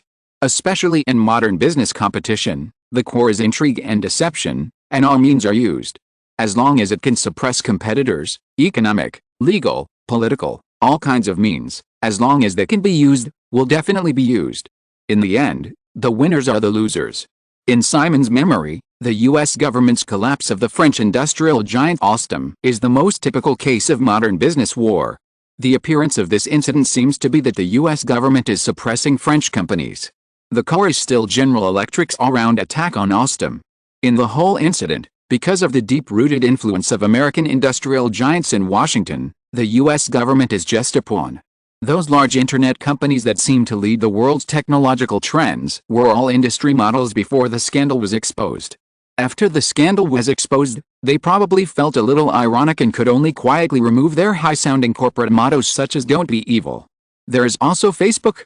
Public rumors said that Zuckerberg wanted to develop it when he was studying at Harvard in order to collect information about beautiful girls in school. In fact, the idea of Facebook was completely stolen by Zuckerberg from several other classmates. The classmates came up with the idea of developing Facebook. They heard that Zuckerberg had good technology and pulled him into work together. After Zuckerberg understood the general idea of the project, he left and worked alone, and Facebook was born. The lawsuit about this dispute continued until Facebook went public. Having gained a great advantage at the beginning, Facebook later directly established an early bird system. The core of this system, with a seemingly inspiring name, is not to find good ideas from other companies first, but to find good ideas from other companies and copy them directly. Michael Bloomberg packaged himself as a very typical Jewish businessman, living a simple life and being keen on charity. Let's not go into other things. At least one thing is that he is indeed a very qualified businessman. Then there is the Alia software. Bloomberg's lawsuit is not groundless and aimless. As a latecomer, if Alia wants to enter the field of financial information, it is impossible for Alia to bypass Bloomberg, which has been very successful in recent years. In fact, it did not bypass it. Before developing Alia, the Alia team conducted a very detailed research and analysis of the Bloomberg terminal, which did not lack some uncompliant means. After 10 years of development, the Bloomberg terminal has hundreds of functions of various sizes. However, in actual applications, less than 1/10 of the functions are frequently called. This core confidential data is the basis for Alia to develop Alia. How the data was obtained is not known to outsiders. However, in order to avoid potential legal risks, Alia has also made sufficient preparations during the software development process. First of all, in the most basic software program development, Alia uses a completely different design language from the Bloomberg terminal. Other aspects such as software interface and analysis model are also distinguished from the Bloomberg terminal as much as possible. The Alia team even specially set up a set of new professional terms to show its pioneering nature. Now that the confrontation has begun, both sides need to compete in comprehensive strength in all aspects. If it is other similar startups with shallow foundations, it is basically difficult to withstand Bloomberg's lawsuit bombing and other aspects of the siege, and it is likely to go bankrupt or be swallowed up by Bloomberg in the end. Bloomberg has been established for 10 years and has become more and more successful, but no similar competitors have emerged. One of the reasons is also this. After 10 years of smooth sailing, Michael Bloomberg has encountered a hard bone this time. The kind of very hard one. If he wants to use the usual lawsuit bombing again, Alia, which has the Westeros system as a backing, is enough to compete in terms of legal resources and financial support, or even better. If he wants to use political means, the result is even more unpredictable. Of course, there is also the most direct commercial confrontation. It is not impossible for Bloomberg to kill Alia in the early stages of development. It is feasible to launch a simplified and cheap Bloomberg terminal as soon as possible to quickly occupy the low-end market. However, it seems simple, but it is difficult to implement.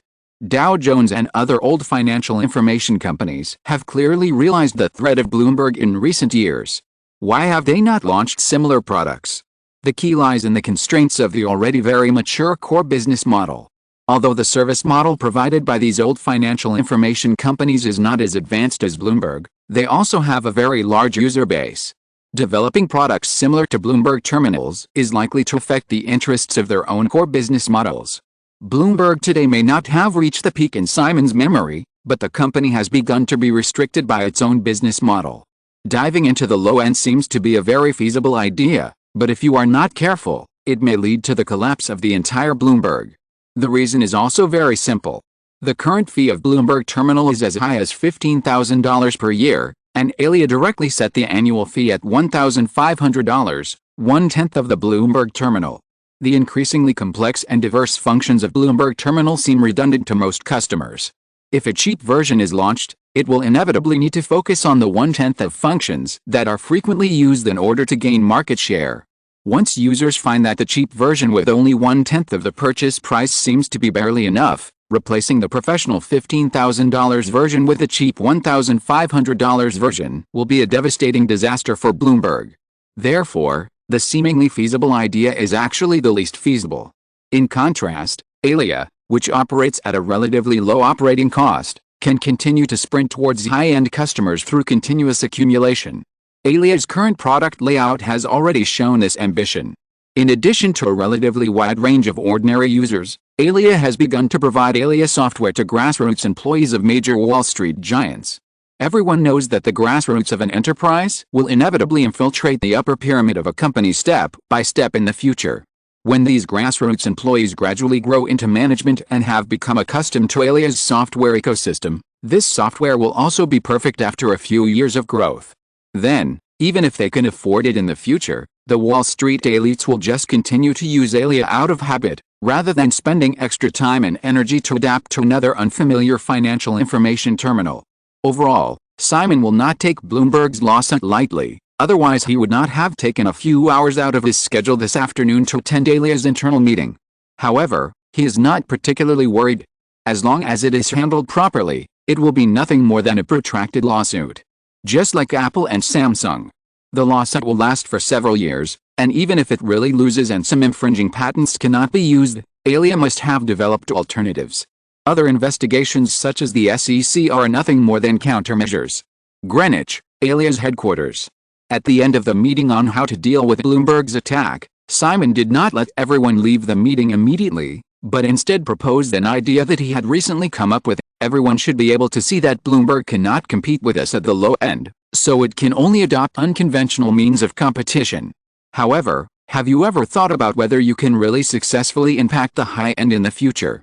When everyone in the conference room heard Simon's question, they looked at each other for a few seconds. Girl B spoke first. Simon, in fact, I haven't thought that far. The key at the moment is to do the things in front of us well. I remember you reminded me of this before, too. Take one step at a time. Simon smiled and nodded, but said, however, while everyone is here today, why not discuss it? At first, I also thought that even if I couldn't impact the high end in the end, as long as I firmly held the low-end market, Aria's future scale would not be much worse than Bloomberg. Period. Just like the companies in China such as Wind and Flush in my memory, some of them stick to institutional clients, and some face the general public. They compete with each other, but each of them is very prosperous. However, if I can't beat Bloomberg, I will eventually feel a little regretful.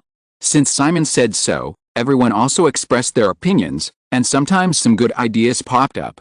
After listening patiently for half an hour, Simon said again, everyone's ideas are very good. Now let me talk about my ideas. In my opinion, Bloomberg's ecological model is somewhat similar to Apple's Macintosh system. The advantage is that it is a self-contained system and quite complete, and the disadvantage is also obvious.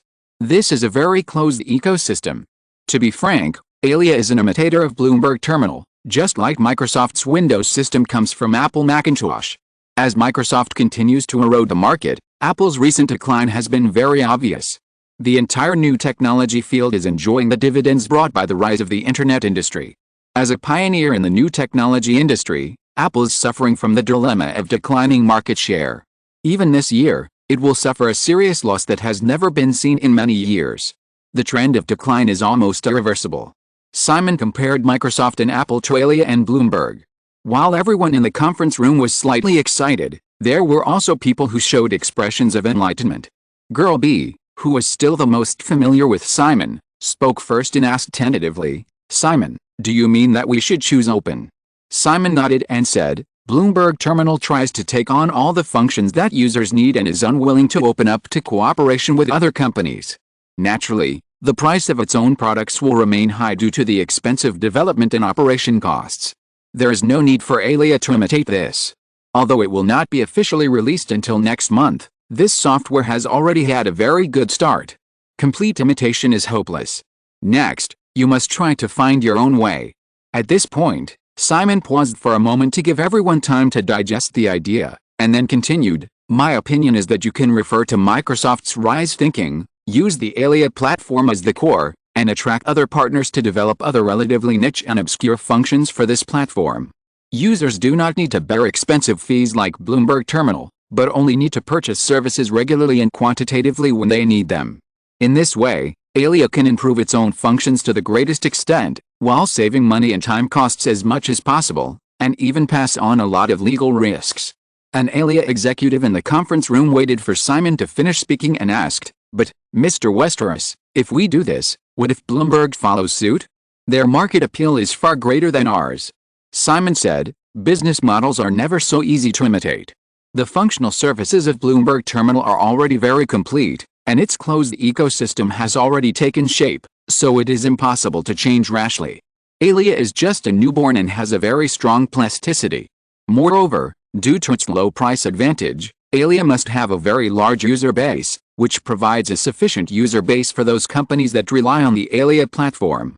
The price of Bloomberg Terminal is too expensive, which will inevitably limit the market capacity.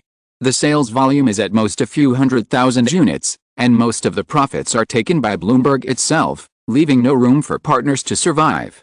The reason why Apple is losing ground to Microsoft now is not because its system is not good enough, but because Microsoft's relative openness ensures that many companies are very happy to develop software for the Windows platform.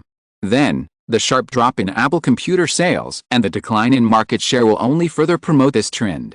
When everyone nodded, another executive asked, "Then how can we get income from these dependent companies?" Simon smiled and glanced at the other party. From the previous introduction, he knew that the other party was a very outstanding software engineer, a genius, but he was not very good at business operations and social skills. Not paying attention to the embarrassed gesture of Girl B covering her face on the other side, Simon patiently explained, "It's very simple.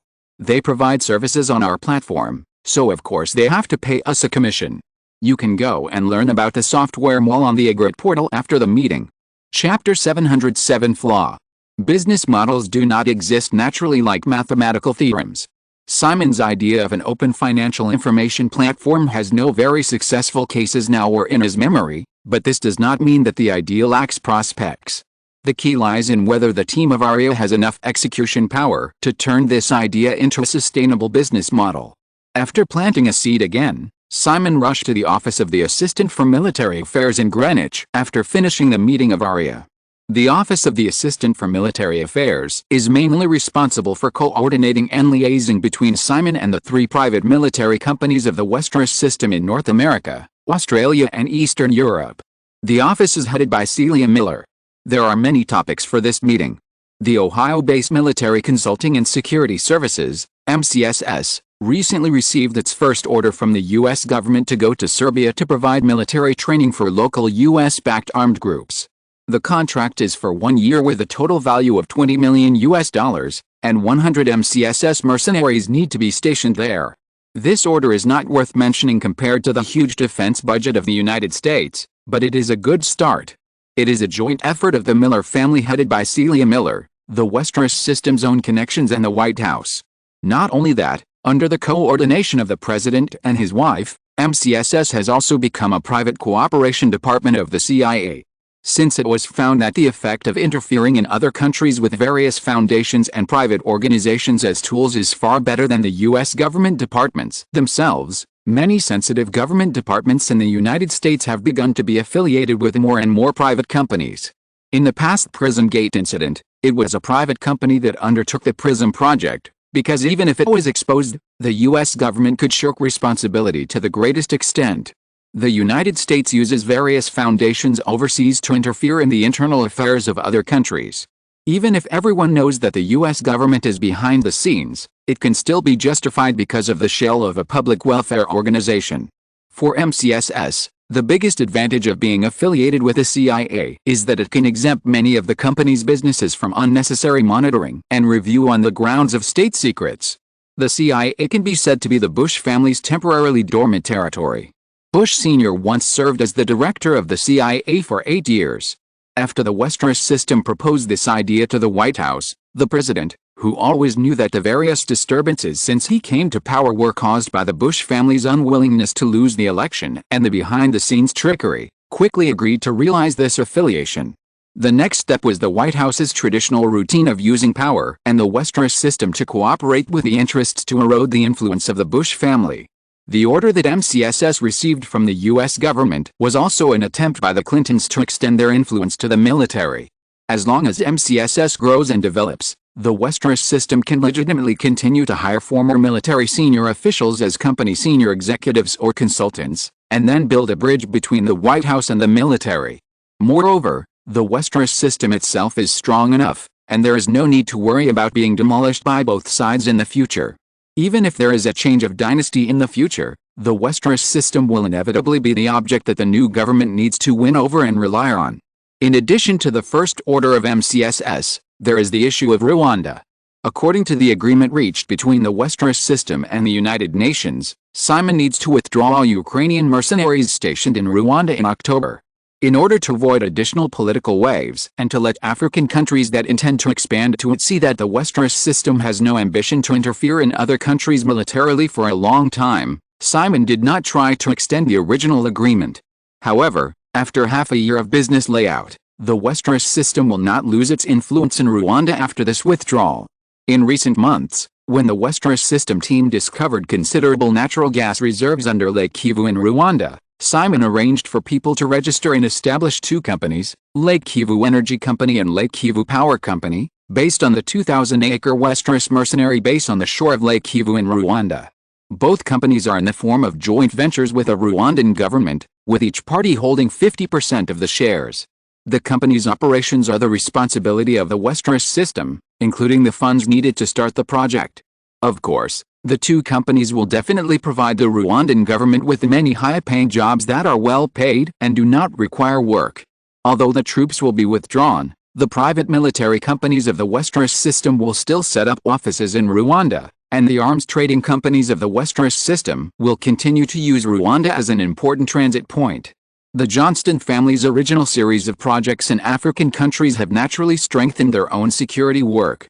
In general, after the Westeros mercenaries are divided into small units, they will still maintain a force of about 1,000 people in Africa. This military force may seem small, but if it is assembled, it is more than enough to overthrow the regimes of one or two small countries in Africa. Moreover, as the Westeros system deepens its layout in Africa, the military power of the Westeros system that has infiltrated African countries will only become stronger and stronger. The afternoon meeting also discussed the layout of Ukraine. This was not originally in Simon's original plan to discuss with Raymond Johnston. Ukraine's geographical location is quite sensitive and it is very difficult to operate. However, now is an opportunity. Because in recent years, the West and the former Soviet Union are in a honeymoon period of close cooperation and have not yet resumed confrontation. Simon's early layout at this stage will not cause too much fear from the East and the West. The collapsed economy and chaotic situation in Ukraine also gave the Westeros system enough opportunities to take advantage of. As for the future, we can only adapt to the situation for the time being. After finishing the afternoon work, Simon entertained a series of important senior officials and military advisors of MCSS at the manor in the northern suburbs of Greenwich in the evening. Celia Miller's husband and father-in-law came from Washington. The entertainment lasted until late at night, and both the host and the guests had a great time. The next day was September 30th, Friday, the last day of September. After getting up in the morning, Sophia called him to have breakfast next door. He would fly back to the West Coast this afternoon. After breakfast, Simon was about to rush to Manhattan. He had an appointment with Raymond Smith of Verizon Telecom in the morning. Ken Dixon received a call and had to change his schedule temporarily. Lisa Lockhart, one of the maids in the Verizon family who is responsible for taking care of the Graf family, met a young man who claimed to work on Wall Street by chance when she was having dinner with friends half a month ago. The man was tall and handsome, his speech and behavior were elegant and humorous, and he also had a well-paid job. He was simply the most suitable boyfriend candidate. The two fell in love at first sight and soon began to date. For the maids of the Westeros family, there are not many restrictions on their private lives. The only requirement is to report it. Of course, once they have a partner, they can only work outside the Westeros family in the future, and it is impossible for them to come to Simon and his wife. Lisa Lockhart is a very disciplined girl. Moreover, before joining the job, Lisa received a very strict training on the code of conduct for maids, and was explained in detail the pros and cons of various behaviors. In the contract signed by Lisa Lockhart, her freedom of private life is not too restricted. In fact, as long as her dating partner is okay, she can get help from the Westeros system in the future. This is also a fact. Part of the Westerosian plan is not a deliberately drawn pie. So, after confirming the relationship between a man and a woman named Zach Rubens who works at a private equity fund on Wall Street, Lisa Lockhart quietly informed the housekeeper Angry Davis. The intelligence team of the Westeros family immediately conducted a background check on Zach Rubens. The problem was soon discovered. Zach Rubens, who was born in an ordinary middle-class family in Pennsylvania, was admitted to Harvard University, but he chose to drop out in the second year, and then worked in various seemingly inconspicuous jobs until he became an investment manager of a private equity fund on Wall Street. On the surface, there seemed to be nothing wrong. After a deeper investigation, the intelligence team of the Westeros family soon found out from Zach Rubin's hometown classmates that the man who was 29 years old in public information should actually be at least 33 years old. Moreover, in the 1980s, Zach Rubin had been working abroad for 6 years. Although there was no evidence, many acquaintances in Zach Rubin's hometown had heard rumors that the other party was actually a spy abroad. Of course, those in the know basically regarded this as a joke, and no one knew where the rumor came from at first. Members of the Westeros family's intelligence team did not think so. They were not in a hurry to alert the enemy. Including the person involved, Lisa Lockhart, did not inform. It was not until the night before yesterday that Simon spent the night in the villa on East 92nd Street for the first time. Then, Lisa Lockhart, who was given a day off by the housekeeper Anger, happened to have time to spend with her boyfriend. Zach Rubins took a day off to accompany his girlfriend shopping and playing. They also enjoyed a candlelight dinner together last night. Zach Rubins thought that Lisa Lockhart had been fascinated by him during this period, so after the two made love last night, Rubins confronted his girlfriend and claimed that he had some problems in his business, and a secret in the East 92nd Street villa where Lisa served could help him get through the difficulties. He hoped that Lisa could install a bug in the apartment and obtain some necessary evidence. Her boyfriend said these things tenderly in bed, but Lisa's heart was completely cold. Lisa Lockhart knew very well that she was actually serving the Westeros family, and she had not forgotten the tragic end of a Westeros maid who was used by the Hearst family. In the training before this job, Lisa was also taught how to deal with this situation. Although she was devastated, Lisa resisted the urge to reveal her flaws on the spot. She just took the opportunity to take a shower and quietly called the housekeeper Angie Davis. In fact, after discovering the suspicious points, the two people's relationship has been under the surveillance of the Westeros family intelligence team. Lisa Lockhart made the call, and within 15 minutes, someone rushed to Zach Rubins' apartment in Midtown, and Lisa Lockhart opened the door herself. Ignoring the follow-up, the girl returned directly to her residence under the arrangement of the Westeros family intelligence team. In the car, she also told the agent who drove her back that she hoped to completely forget about this matter. Zach Rubins was taken to a remote secret base in the western suburbs of New York overnight. After interrogation, it was found that this was a CIA agent. Although Zach Rubins could only provide information directly from his own online, Simon could roughly guess who was behind the scenes. Whether it is the U.S. presidential election or the midterm elections every 2 years, the various messy scandals that have been exposed in the federal political struggle are not leaked by politicians themselves. It goes without saying where the source came from. Simon is now an obvious target. Originally, because Simon has never tried to create an image of a perfect good man for himself in the media, but rather prefers to be a playboy, it is not very effective to try to attack Simon through the affairs of men and women, but it will only add some extra gossip to the public. The Graf family is obviously different. Simon naturally understands this. In fact, if he is just interested in the three women, the best way should be to place them in an area away from the crowd, rather than Manhattan where dragons and snakes gather. Simon did not do this, of course not because of negligence. From the beginning, this was a flaw that Simon took the initiative to reveal, a flaw that would definitely arouse the strong interest of many people, even if it was really exposed. Instead of letting some people pursue things like the Woodfield Manor explosion, it is obviously a good choice to take the initiative to release such an attractive and not fatal flaw to attract some eyes that covet the Westeros family. Because of this idea, the strength of the Westeros family intelligence team operating around the villa on East 92nd Street is far beyond the imagination of many people. Unexpectedly, fish began to bite the hook so soon. Simon didn't care if there were still people watching in secret. Since he had caught a fish, he would deal with it.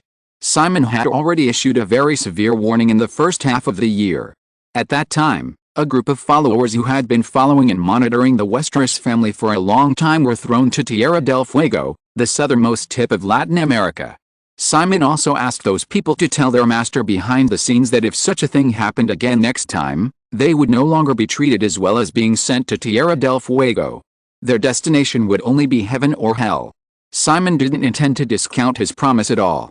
After listening to Ken Dixon's report on Zach Rubins' confession, Simon no longer paid attention to this unlucky guy who was destined to disappear from the world, but ordered Ken Dixon to continue digging deeper according to Zach Rubins' confession, including the private equity fund where Zach Rubins worked. Simon didn't intend to let it go. Since some people used public tools for private purposes, Simon didn't believe that they would dare to reveal the truth after suffering losses. The CIA's responsibilities and powers are outside the United States, and usually they are not allowed to interfere in domestic affairs without authorization. Now, using CIA agents to investigate a federal super-rich without approval is also a serious violation of the law. Once exposed, many people will be in trouble, and it may even trigger an unpredictable political storm. As for how some people will deal with the aftermath after the official agents suddenly disappeared in the country, this is not something Simon needs to consider. If you are listening to this novel on a channel other than Fanfic World, it means it was downloaded and re-uploaded without effort. We warmly invite you to visit our channel, Fanfic World. There you will find the original version of this story and many other novels of various genres. We look forward to seeing you dive into a world of incredible novels. Chapter 708, Out of Control Water World. Simon left New York at around 5 in the afternoon and returned to Los Angeles. It was not yet 7 in the evening on the West Coast. Cape Dumay Manor. Simon's car entered the manor and just happened to pass by an armored escort vehicle that was about to leave in the corridor. Janet was waiting in the small square in front of the Shell Villa. When she saw Simon get off the car, she came over and kissed the man intimately. Simon was led into the villa by Janet's arm and asked with a smile, "How much is it this time?" Janet stretched out 2 fingers and shook them, saying, "Dinner will have to wait a while. Let's go down and take a look." Simon nodded. The two walked through the hall and entered the basement of the Shell Villa from a room on the east side of the villa. The underground safe of the Shell Villa has a space of more than 200 square meters. From top to bottom, you need to pass through 3 security doors to reach it. The inside of the rectangular safe is divided into 3 rooms from the outside to the inside. After Simon entered the door, he saw a large pile of banknotes on one side of the outermost room, and a golden shelf on the other side. Considering the 2 tons that had just been transported, 20 tons of gold had been stored here without him noticing. After setting certain plans in the first half of the year, many things have been carried out step by step. Although the main place for hoarding gold in the plan is in the underground vault of the headquarters building of Johnston Holdings Group in Melbourne, Simon decided to store part of it in Cape Dumay Manor before that, including a total of $100 million in cash in the vault, all in case of emergency. In fact, it is not a good idea to store large sums of cash and gold in your own home. However, if someone can get here, it can only be said that the Westeros family has undergone a major change that even Simon cannot control. In addition, if it is some petty thieves and robbers who simply covet these things in the vault, Simon is really not afraid at all. The continuous expansion of Cape Dumay Manor, in addition to Simon's love of having a larger living space, is also to strengthen the manor's defense capabilities.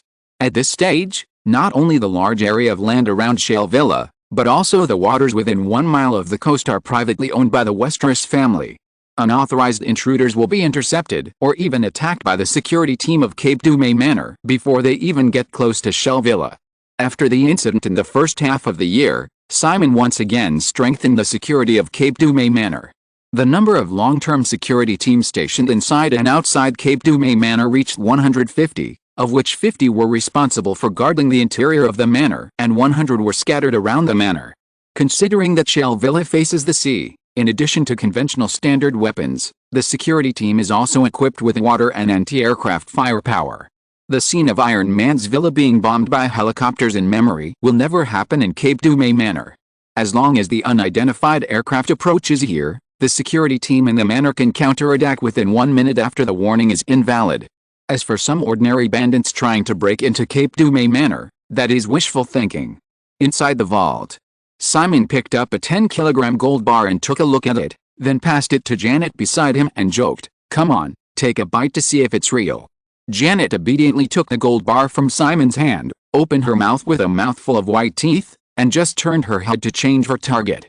She bit Simon's wrist rudely, and after she let go, she looked at her teeth marks and said with a smile, "Real." Simon smiled and weighed the gold bar in his hand and asked, "What is the purchase price of this batch of gold?" Janet said, "The current international gold price is $395 an ounce. The Russian government gave us a discount of $380, 2 tons of gold, a total of $24.5 million. In order to avoid attracting attention as much as possible, The Westeros family did not buy gold in the international gold market in a high-profile manner, but purchased it directly from some gold mines or national governments in a low-key manner. In terms of the mines, the Johnston family has a very wide network of contacts. As for the government level, many countries in Eastern Europe and even Latin America need to rely on the sale of large quantities of gold reserves to make a living, so this also gives the Westeros family an opportunity. Compared with being manipulated by the gold exchange and high commissions, Eastern European countries are more willing to sell directly without going through intermediary channels. Of course, there are very few buyers in this regard, and the purchase volume will not be too large. Simon was very restrained in this regard. In half a year, he only quietly purchased 20 tons of gold. In front of him 20 tons of gold, according to the price of gold between $350 and $400 per ounce in the past 6 months. The Westeros family only spent about $230 million in cash. This money is only equivalent to a small part of the huge cash reserves of the Westeros system. With the opening of the Melbourne Vault, Simon will appropriately increase the purchase of gold from next year, and it is expected to buy 50 to 100 tons of gold every year. At that time, this matter will definitely not be concealed anymore. However, since it is going to be done, it is impossible to keep it hidden forever. Standing in the vault and discussing some follow-up plans with Janet, Simon was about to leave with a woman, but was stopped by Janet, who pointed to a door leading to the inner room. I have recently made a batch of files, including the 6 small vases you liked very much in Livni. Do you want to go in and take a look? The vault is divided into 3 rooms, and the outermost room is gold and cash. In the inner room, Simon and the 2 Jennies' various expensive watches and jewelry are stored, as well as the files of many people in the Westeros system, including executives of various subsidiaries, members of the family service team, and Simon's women outside. Janet is basically responsible for arranging the Westeros family's service team, so Janet is also clear about Simon's various movements outside. Simon has never thought of hiding it from Janet. Further in the 3rd room separated by a secret door, are the member files of the Westeros family intelligence team and various sensitive information that the intelligence team has been collecting in recent years. Simon felt Janet's tone of pretending to be jealous, and put his arm around the woman's waist and walked out, saying, "Don't bully them. You know, I have other plans for them." Janet walked out with Simon, saying unforgivingly, "Sometimes I want to help you get a few." Simon cooperated and acted very guilty. This, quietly, "Maybe I forgot." Janet snorted twice threateningly, "Then let's start with that, Katharina. Don't think I don't know. You actually secretly sent a private jet of gifts to those vases, among which Katharina had the most. Well, you haven't given me so many gifts." Simon was even more guilty. "Can you change it? Besides, what's mine is yours, even I am yours. Isn't it a bit weird to give yourself a gift?" Janet listened to the man's quibbling and raised her hand to pinch his waist. The 2 of them left the underground safe while talking and came upstairs. Alia was waiting at the door, reminding them that dinner was ready. Janet agreed and sent Alia away first. She walked slowly through the hall with Simon's arm around her. Suddenly, she leaned over to the man and whispered, "How do you feel about those 3 women?" Simon pretended to think for a moment, but did not answer. Instead, he tapped Janet on the head and said, "Don't do that to other women." The night before yesterday, when Grace got out of the car for the last time, she whispered in Simon's ear about Janet asking her to send the 3 women in the villa on East 92nd Street to undergo sterilization. Simon did not delve into whether it was sterilization or sterilization. In fact, he knew that Janet's arrangement was correct. This was his negligence. If something happened, it would be a big joke. However, Simon did not want Janet to use this method on other women around her. Janet felt the seriousness in the man's tone, nodded slightly, and stopped asking questions. In the blink of an eye, she changed her expression and said angrily, "Sophia told me about that matter.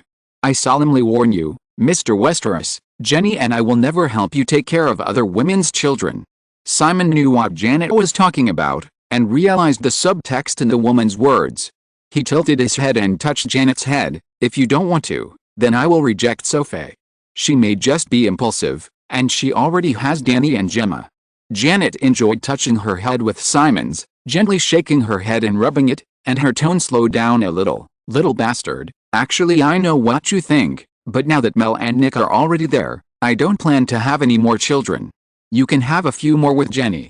As for the outside, I really won't care. Simon stood up and continued to walk towards the restaurant on the east side of the hall, saying, I know, and I don't trust you to take care of it. Janet pinched Simon again and said, besides, I have the final say on the future inheritance.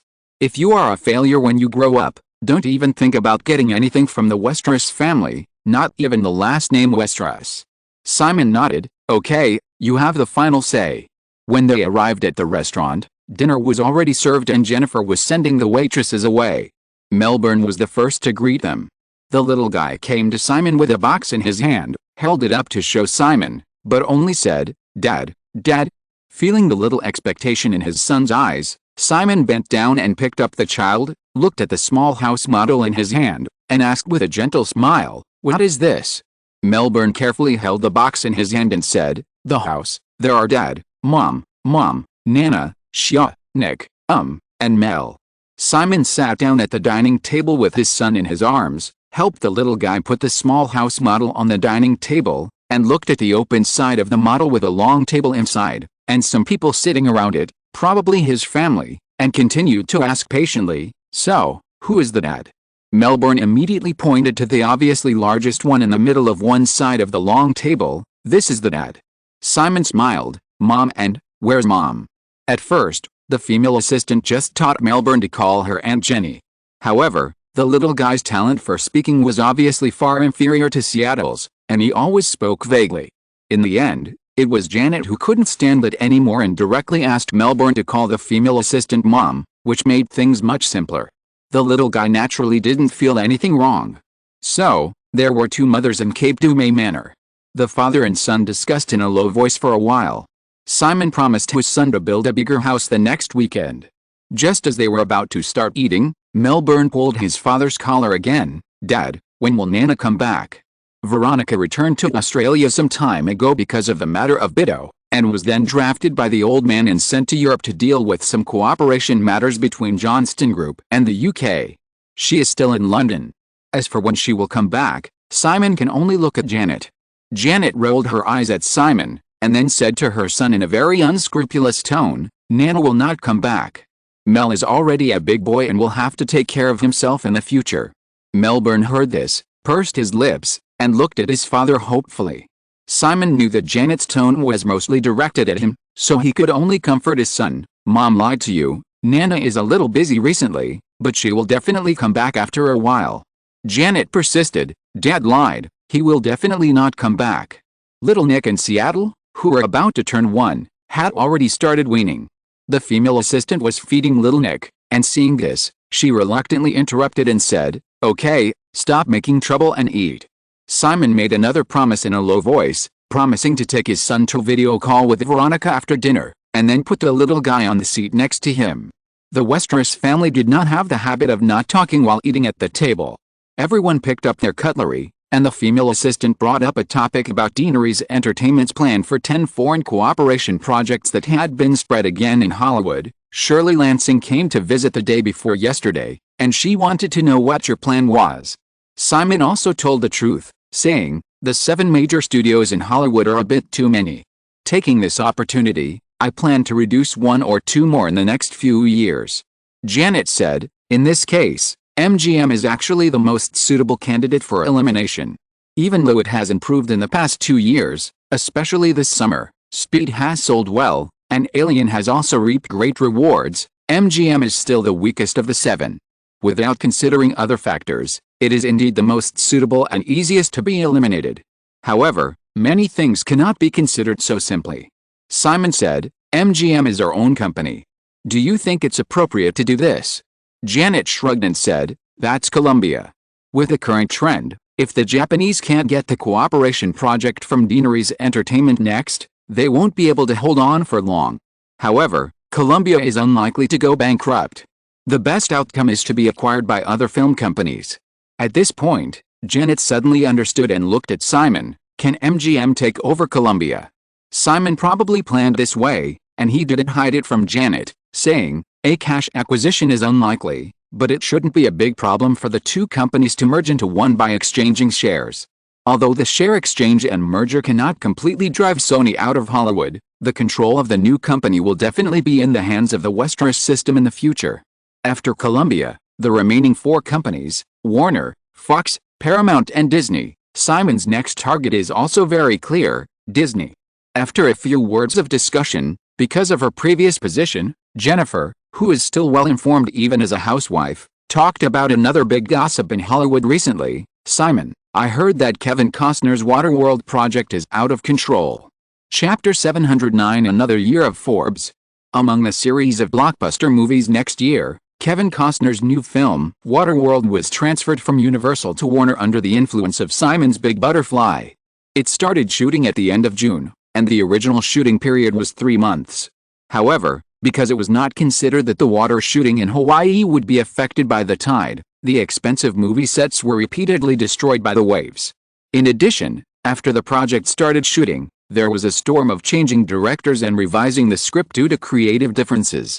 Now 3 months have passed, and the shooting progress of this apocalyptic survival-style action blockbuster is less than half. Warner Bros. Set a budget of $70 million for Waterworld. Because the continuous reconstruction of the water set led to an overdraft of the budget, and the team of hundreds of people was eating and drinking in Hawaii, the film had burned more than $50 million in 3 months after the filming started. The original budget of $70 million has naturally become a joke. A large amount of money has been invested, and Warner Bros. Is in a dilemma and has to continue to inject funds into the project. There are rumors in the circle that Warner hopes to complete this project within a budget of $100 million. Only Simon knows that the previous Waterworld burned a total of $175 million. It is still the simplest reason: it is difficult to get off the tiger. From $70 million to $100 million, from $100 million to $175 million, if you don't want all the previous investment to go down the drain, you can only keep adding, and finally create a disaster. Panasonic once got rid of this big burden in a hurry a few years after acquiring Universal, which was largely affected by the serious loss of control of Waterworld. Knowing that it can't play in Hollywood, the sooner you get out, the sooner you get rid of it. In comparison, Jurassic Park 2, which was also filmed in Hawaii a little earlier, has been successfully completed 2 weeks ago and entered the post-production stage. In addition to the fact that Deaneries Entertainment never lets the film creators maintain a considerable degree of control over various projects, Michael Bay's outstanding film skills are also revealed during the filming of this blockbuster. Warner Bros. Has been trapped in the pit of Waterworld. Another trap set by Simon in the first half of the year, Cutthroat Island, is also being steadily advanced by the 2 partners, Paramount and Carlock. Because it involves large-scale naval battle scenes, the early preparations for the film are relatively complicated. This blockbuster will not be filmed until the end of the year, and the release date can only be at the end of next year. The family discussed various movie topics at the dining table. Until the end of the meal, Simon looked at Janet, who was talking to Seattle after watching the female assistant put little Nick in her arms, and began to clean up the dishes and walk to the kitchen. Janet whispered something to her daughter again, and then handed the little girl to Simon, smiling, and said, "Jenny has also prepared a bunch of scripts for you. This weekend, you can watch the children at home while reading the scripts." Simon heard Janet say this and quickly understood why the female assistant, who had already put aside work and focused on family life, suddenly became interested in movies today. After all, she was still diverting his attention. It is indeed better to let your man focus on movies than to think about murder and arson all day long. Simon is very clear about his changes in the past 6 months. It is also known that the higher up the pyramid, the more beasts are rampant. If you are a sheep, even if you pretend to be a sheep, the result will only be very miserable. Since he has come to the current position, unless he can immediately give up many of the things he has now, otherwise, the future development of the Westeros system will inevitably be unable to escape many things. In the widespread public opinion, both high-level politics and large groups are evil in nature. This is actually not wrong at all. Because the interests involved in the top of the pyramid are too large and the living space is too narrow, in order to maintain its own status, it is necessary to use various means beyond the rules and boundaries of ordinary people. During this period, it is inevitable that some fish, shrimps, shellfish and crabs living at the bottom of the pyramid will be affected. Even now, even if Simon is willing to give up some things on his own initiative, it is unlikely that he will get goodwill. Some people will only see the weakness of the Westeros system, and then covet more until everything Simon has now is divided up. However, since the female assistant has been arranged, Simon will stay at home to look after the children for 2 days on the weekend, and read a lot of scripts from all sides by the way, to prepare for the next stage of Deanery Entertainment's external cooperation plan. A new week. The first major event was the official release of the financial information software Alia. Bloomberg's lawsuit ultimately failed to affect the pace of Alia's development. With the unremitting publicity of the Westeros system media platform, the story of B, one of the 4 girls ABCD around Simon, creating Alia was widely circulated. Some media press releases also half-truthfully hinted that Alia software would get exclusive financial insider information from the Westeros system. In just a few days, this newly launched software has received widespread attention across the country. The recovery of the U.S. stock market and the increasingly hot technology stock market, coupled with the software price that even ordinary people can afford, Alia's sales easily exceeded 10,000 sets in 2.5 days after it was launched. This is because B did not put the Alia software on the widely recognized Agrit software store. Of course, it was not because she was reluctant to give up the commission from the software store. Lady B hopes that every software buyer can feel the value of Alia through more perfect services. Therefore, Alia did not choose to let people actively download and purchase from the internet. Instead, every customer who intends to purchase the software will receive a one-on-one explanation from Alia's customer service staff through telephone or the internet. This not only allows customers to understand the functions of Alia as soon as possible, but also hones Alia's own team, making everyone in the company more familiar with this software. So, when the software was officially released, except for some technical and data department members who had to stick to their posts, everyone else was temporarily pulled to serve as customer service, including Lady B herself. But Alia's own employees are obviously not enough. After reaching some cooperation agreements with Cersei Capital and Goldman Sachs such as data sharing and customer diversion, Lady B also temporarily seconded 100 employees from these 2 companies to participate in customer service. These were employees of the bond and stock sales departments, and had previously participated in the trial of Alia software. They skillfully accepted their position change in less than a day. Moreover, feeling the excellent development prospects of Alia, many seconded employees, after working overtime for more than 10 hours for several consecutive days, still took the initiative to submit employment applications to the senior management of Alia, hoping to switch to become Alia's official employees. Lady B welcomed this and began to communicate with Cersei Capital and Goldman Sachs. Bloomberg, who obviously did not intend to give up easily, saw that the patent lawsuit and the complaint to the SEC did not have an immediate effect, and began to find fault again. 2 days after the official release of the software, Michael Bloomberg personally took the field in an interview with the media, accusing Alia of allegedly spreading misleading false information to users, and questioned the existence of insider trading by talking about Alia's cooperation with Cersei Capital and Goldman Sachs. Of course, the Westeros system did not defend blindly. After the national debt scandal 2 years ago, Salomon Brothers, which is now in a state of lingering, suddenly launched a $1 billion claim lawsuit against Bloomberg, pointing the finger at the Bloomberg terminal for allegedly misappropriating a large number of data analysis models within Salomon Brothers at that time, and immediately published a lot of evidence on the internet. Before the establishment of Bloomberg, Michael Bloomberg worked at Salomon Brothers for 15 years and once became a partner. The first batch of Bloomberg employees all came from Bloomberg. Therefore, it can be imagined that the design ideas of Bloomberg Terminal could not get rid of some influences of Salomon Brothers. In fact, although every financial giant on Wall Street has its own unique analysis model for bonds, stocks and other aspects, fundamentally, many things are interlinked, just like mathematical theorems, which are there. Even if users make various changes, they remain unchanged, so there is no patent at all. Bloomberg previously sued Alia, and it could only use infringement of software patents as a weapon. Michael Bloomberg has left Salomon Brothers for more than 10 years. Salomon Brothers, which was once powerful in the 1980s, did not care about the establishment of a financial information company. Now Salomon Brothers has declined. If it were under other circumstances, it would be unlikely to have the strength to find fault with Bloomberg. However, if there are other factors behind this, everything will be logical. Bloomberg filed a lawsuit against Alia and found all kinds of faults. The Westeros system certainly would not allow Bloomberg to dress up and act like a decent person. Let's throw a handful of mud on him first. In this world, how many people can be spotless and clean? Not only that, many investment banks and funds on Wall Street that have close ties with the Westeros system have also said that they may consider strengthening cooperation with Alia and abandoning the use of old and expensive Bloomberg terminals. In the short term, Alia is unlikely to replace the fully functional and powerful Bloomberg terminal. Therefore, this is naturally just a threat, but it is also a threat that Michael Bloomberg cannot ignore. Wall Street is paying attention to the strife surrounding Alia and Bloomberg. In the wider public media, ordinary people are beginning to see more and more information about the new Forbes 400 list of the richest Americans. The new Forbes 400 list of the richest Americans will be released in the new issue of Forbes magazine on October 10th. Forbes Group also announced that the relevant list will appear on the official website of Forbes at the same time.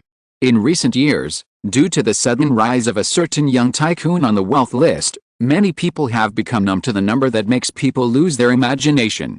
However, it is precisely this sudden rise that makes almost everyone want to know how much a certain guy's net worth has reached this year.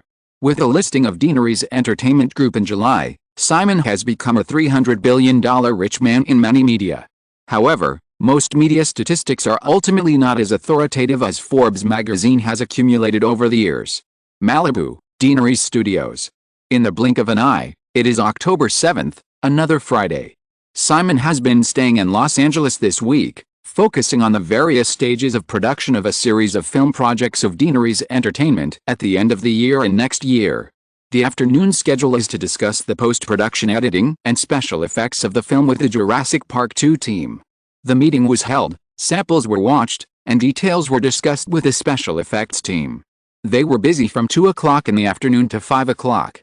When it was almost over, Amy Pascal personally brought a photographer over and asked Simon, Michael Bay and other main creators to pose in front of the operating table in the special effects studio for a serious discussion.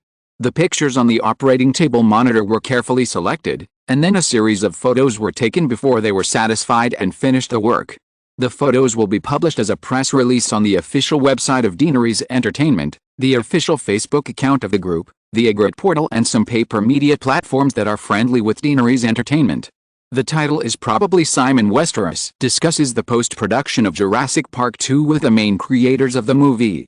During this period, there have been media reports that Simon has completely let go of the management of Deanery's Entertainment Group and even affected the stock price of Deanery's Entertainment. This is probably the main purpose of some people doing this. The photos taken now are a kind of clarification and counterattack. In fact, if Simon doesn't want to, naturally no one can force him to do anything. At this stage, Simon's strategy in the media is to make himself invisible as much as possible. However, as the hard work of his own creation, Simon has a deep affection for Deanery's Entertainment. When Amy brought it up during lunch, Simon readily agreed. It was just a photo of the interior of the studio. It could not only clarify that Simon had not given up the management of Deanery's Entertainment, but also promote Jurassic Park 2 without revealing much personal information. It was a win-win situation. After finishing his work here, Simon returned to the administrative area on the third floor of the studio. MGM CEO Shirley Lansing was already waiting in Simon's office with a man and a woman. Seeing Simon come in, the three of them stood up and greeted him. The man and woman next to Shirley Lansing were Barbara Broccoli and Michael Wilson, a pair of half-siblings from the UK. They were also the two new heads of the Broccoli family, which controlled half of the copyright of the 007 series. MGM used to be in a half-dead state until it was acquired by Sony, so it was very dependent on the 007 series that had been prosperous for decades. Because of this reliance, the Broccoli family, which owns half of the copyright of 007, has always firmly grasped the absolute control of this classic spy series. Times have changed. Today's MGM is no longer the broken family that Simon remembered.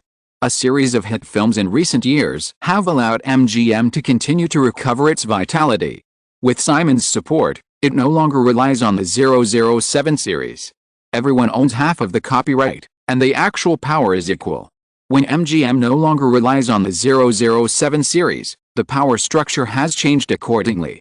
After co-developing GoldenEye in advance, facing Simon's strong demand to take back the control of the 007 series, The Broccoli family has also been tough.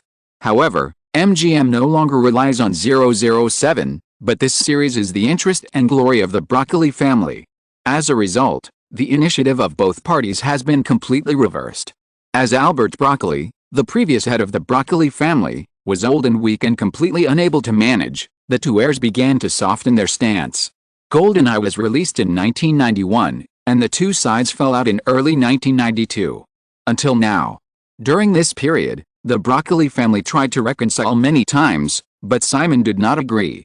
Simon certainly did not intend to permanently freeze the 007 series. He left the other party alone for more than 2 years. Now that MGM has recovered a certain amount of vitality, it is enough to support the next stage of recovery and expansion. When the time is right, he will give in. Chapter 710 Another year of Forbes, 2. Everyone sat down in the reception area. Without much politeness, Simon handed 3 documents to the 3 people. Shirley Lansing glanced at the title of the document and her eyes widened slightly. Barbara Broccoli and Michael Wilson looked at each other with worries when they received the documents in their hands. There were a few words written on the cover of the document, Agent Movie Universe Plan. Simon took the coffee brought in by Gurley, leaned on the sofa and said to the 3 people, "This is just a draft. You can take a look at it first. There will definitely be additions and modifications based on the specific situation later." The Broccoli brothers and sisters were able to meet Simon today not to have a fight, but to get this meeting opportunity after the Broccoli family reached a compromise with MGM. In short, the Broccoli family has agreed to all the requirements Simon put forward 2 years ago, and from now on basically lost control of the 007 series. The only thing Simon did not change was the profit distribution model between the two parties, which was also the main reason why the Broccoli family agreed to compromise. The content of the document in hand was simple and clear. Simon plans to create an agent movie universe similar to the DC movie universe and the Conjuring movie universe, with MGM as the leader and the 007 series as the core. Agent movies have always been a big genre in Hollywood. However, apart from the ever-popular 007 series, other agent movies rarely develop into a successful long-term series, let alone a movie universe connected to each other. In fact, the concept of movie universe has only begun to rise in recent years. Now, the DC movie universe is in its heyday with the huge sales of The Dark Knight Rises, and the horror film series. The Conjuring movie universe, independently launched by Deaneries Entertainment, also got a good start in the past summer. It is completely logical to build an agent movie universe with Hollywood's popular agent themes. After quickly flipping through the several pages of the draft plan in her hand, Shirley Lansing looked up at Simon and asked, "Simon, I don't see the names of other projects in this document. Since we are going to create a movie universe plan, it must not be just 007, right?" Seeing that the 3 of them had finished reading the information, Simon put down his coffee cup and said, "In addition to the 007 series, there is another project that has been confirmed for the time being. It's the popular TV series Charlie's Angels in the 1970s. You should remember it, right?" Shirley Lansing thought for a moment and nodded. If this series is adapted into a movie, it will indeed be very suitable for linkage with 007. The handsome men and beautiful women will be very popular with the audience. Simon said, "I plan to develop the Charlie's Angels series based on this TV series. There is also Mission Impossible, which is a collaboration between Deaneries and Paramount. Because this series has been very successful, and because of copyright reasons, it is not easy to link with MGM. However, if the spy movie universe can be done in the future, the two sides can carry out a small amount of cooperation to achieve the goal of promoting mutual popularity." Shirley Lansing felt a little regretful when she heard the name Mission Impossible. Neither Deaneries nor Paramount will certainly let go of the copyright of this agent series, which is already developing a sequel, and MGM is destined to be unable to get involved. However, she soon came up with her own idea. Cage's salary will only get higher and higher in the future.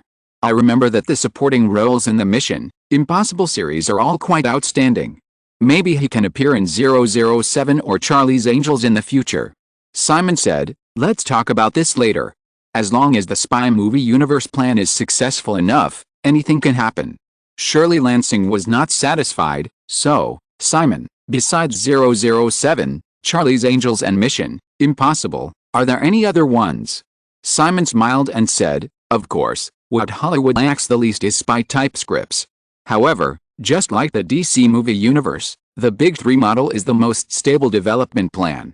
If there are fewer, it can't be considered a movie universe. If there are more, it will easily distract the audience's attention and the cost will increase significantly. Shirley Lansing said, "But, you just said that Mission Impossible can only have a small amount of interaction and cannot be regarded as a linkage." "That's true," Simon thought for a while and said, "There is another project that I got a few years ago, Robert Ludlum's Bourne series of novels. Do you know about this?" Before joining MGM, Shirley Lansing was a very successful film producer in Hollywood. Even if she was not familiar with the copyrights of various popular and best-selling novels, she had basically heard of them. Nodding, Shirley Lansing said, "But I seem to remember that the copyright of the Bourne series of novels was bought by Warner first." Simon shrugged slightly, without much explanation, and said, "The Bourne series is not suitable for being filmed as an orthodox personal heroic agent movie. Instead, it is more like a desperate madman like Dr. Jimbo in The Fugitive, which happens to achieve the diversity of the agent movie universe. If all the superheroes are carved out of the same template, there is no need to form a movie universe. As long as the three core series of 007 feet, Charlie's Angels and the Bourne Supremacy can be successful and achieve linkage, we can naturally develop other series in the future." Shirley Lansing also realized at this time that compared with the draft plan she had just read, Simon already had a very clear idea in her mind. She was about to continue speaking, but Barbara Broccoli, who had been left aside, finally couldn't help but interrupt, with obvious resentment in her tone, "Simon, I believe that Bond itself is enough to support a very successful movie universe, and there is no need to link with other series." Simon looked at the heiress of the Broccoli family in front of him, who somewhat resembled Hollywood actress Drew Barrymore, and said, "With the increasing number of blockbuster movies that focus on special effects, if the Bond series does not make changes and still maintains its previous style, it will only gradually lose its appeal to the audience." "But," Barbara Broccoli hesitated, and said, "if you want to link the 007 series with other movies, shouldn't you get our consent first? Don't forget, the Broccoli family still owns half of the copyright."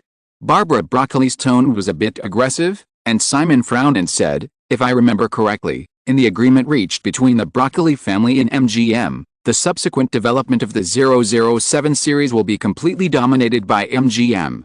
If the Broccoli family has any objections to the project, you have the right to withdraw.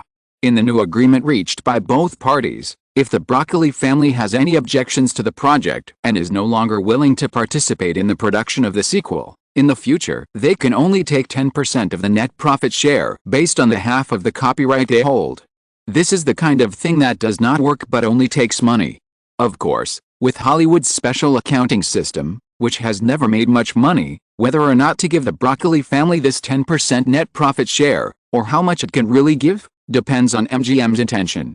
On the other hand, if the Broccoli family continues to run this series with all their heart and soul, they will be able to get up to 25% of the gross profit share.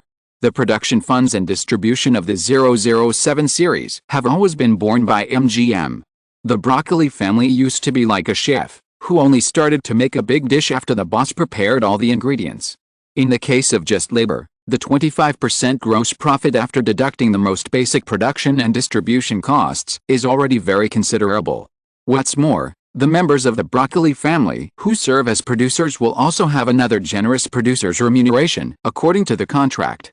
When she found that Simon's face changed, Barbara Broccoli realized that she was a little impulsive.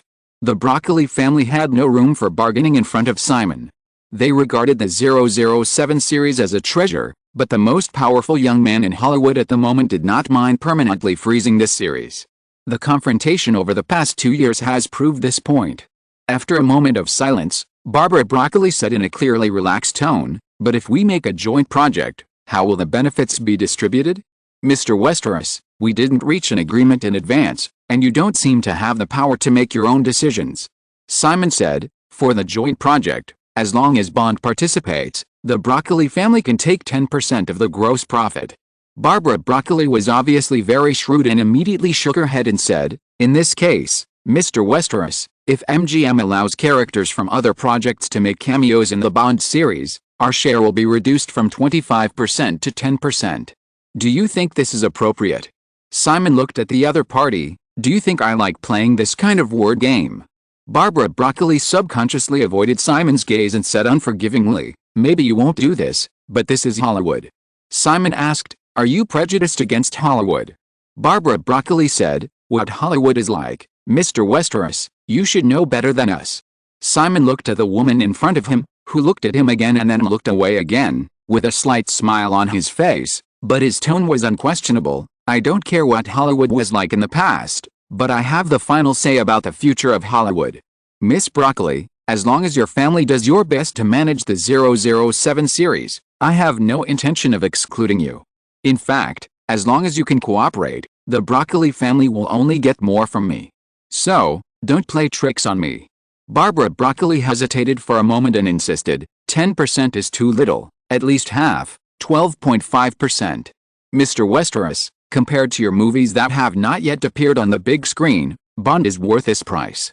Simon nodded readily this time, "No problem." Barbara Broccoli was stunned.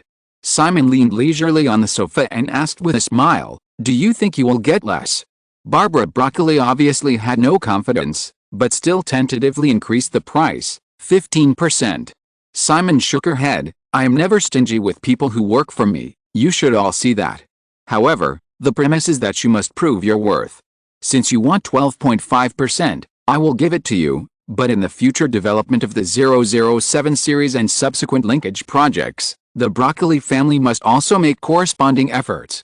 If I feel that you are not worth so much in the future, let alone 12.5%, you will not even think about getting 10%. Barbara Broccoli was obviously not used to Simon's dominance. "Mr. Westeros, are you going to break the contract?" Simon smiled playfully, "You just said it, this is Hollywood." Simon raised his wrist to check his watch, interrupting Barbara Broccoli, who was about to continue speaking. "Okay, you and Shirley will discuss the specific contract details. Let's talk about the next step in Bond's development. I just said that if the Bond series continues with a previous model, it will only go to a dead end. Therefore, in addition to the linkage of the spy movie universe series, the Bond story itself also needs a certain continuity, and each one cannot be an independent story with no connection. MGM has taken back the copyright of the Spectre Party. Next, the Bond, Charlie's Angels, Bourne and other series will have a common enemy, the Spectre Party, in the first phase of the spy movie universe, about 10 movies. According to this idea, the first thing MGM needs to do is to set up a special creative team to make plans for the entire series. It was not until after 6 o'clock that the Broccoli brothers and sisters left Deanery's studios with mixed feelings. Thinking about the glory of the DC movie universe series, according to the plan of a certain young man, once the spy movie universe plan is successful, the Broccoli family does have a chance to take it to the next level. Of course, it may also be completely marginalized. The key is whether Simon Westeros' will can be carried out. This feeling is not good, but it is the reality that the Broccoli family has to face. Shirley Lansing is quite excited. Although the Charlie's Angels and the Bourne Supremacy series mentioned by Simon will be developed in cooperation with Deanery's Entertainment like the DC Movie Universe project, it is only half of the benefits. Just think about how huge it will be. As long as the spy movie universe is successful, MGM will completely get rid of its current decline at the bottom of Hollywood. After inviting the Broccoli brothers and sisters to dinner, I remembered that there was a cocktail party at the home of WMA CEO Jonathan Friedman tonight. After leaving the restaurant, I mentioned it. The Broccoli brothers and sisters, who expected to have more intersections with Hollywood in the future, naturally agreed. The three of them rushed to the Bel Air community where Jonathan Friedman lived. When they arrived at the destination, the cocktail party had already begun. Because it was a weekday, the scale of the cocktail party tonight was not large, but those who could attend were basically big names under WMA and senior executives of major Hollywood studios. As a native of Hollywood, Shirley Lansing warmly introduced the guests to the Broccoli siblings. After a round of socializing in the courtyard, Barbara Broccoli entered the villa. At a glance, the sharp-eyed Barbara Broccoli saw the figure of a young man she had just met not long ago. Simon Westeros was sitting on a sofa in a corner of the villa's living room, holding a tall and sexy young girl in his arms, and chatting with tonight's host Jonathan Friedman. There was another white male star sitting next to Friedman. Barbara Broccoli also recognized him quickly. It was Jim Carrey, who became popular in Hollywood in the first half of the year with Ace Ventura. Because she had always been away from the Hollywood circle, Barbara Broccoli was not aware of Jim Carrey's entanglement with Deanery's entertainment. She just looked at him, turned her eyes back to the man, and then slightly shifted her gaze to the girl in the man's arms. Chapter 711 Another Year of Forbes, 3. Sensing that someone was looking at her, the girl leaning on Simon turned her head and looked over, and Simon and the others also noticed Barbara Broccoli. Barbara Broccoli temporarily gave up guessing the identity of the young girl with baby fat on her face next to Simon, and took the initiative to greet her. Jonathan Friedman said something to Jim Carrey, and the actor stood up and left, and Barbara took the opportunity to sit down in the seat vacated by the other party. During the greeting just now, Simon did not introduce the identity of the girl next to him. After Barbara Broccoli sat down, she looked over curiously, but the man seemed not to notice her inquiring gaze and continued to talk to Jonathan Friedman on the other side of the sofa. Bill Clinton won the presidential election which he didn't think he would win, and George Bush lost the White House throne which he also didn't think he would lose.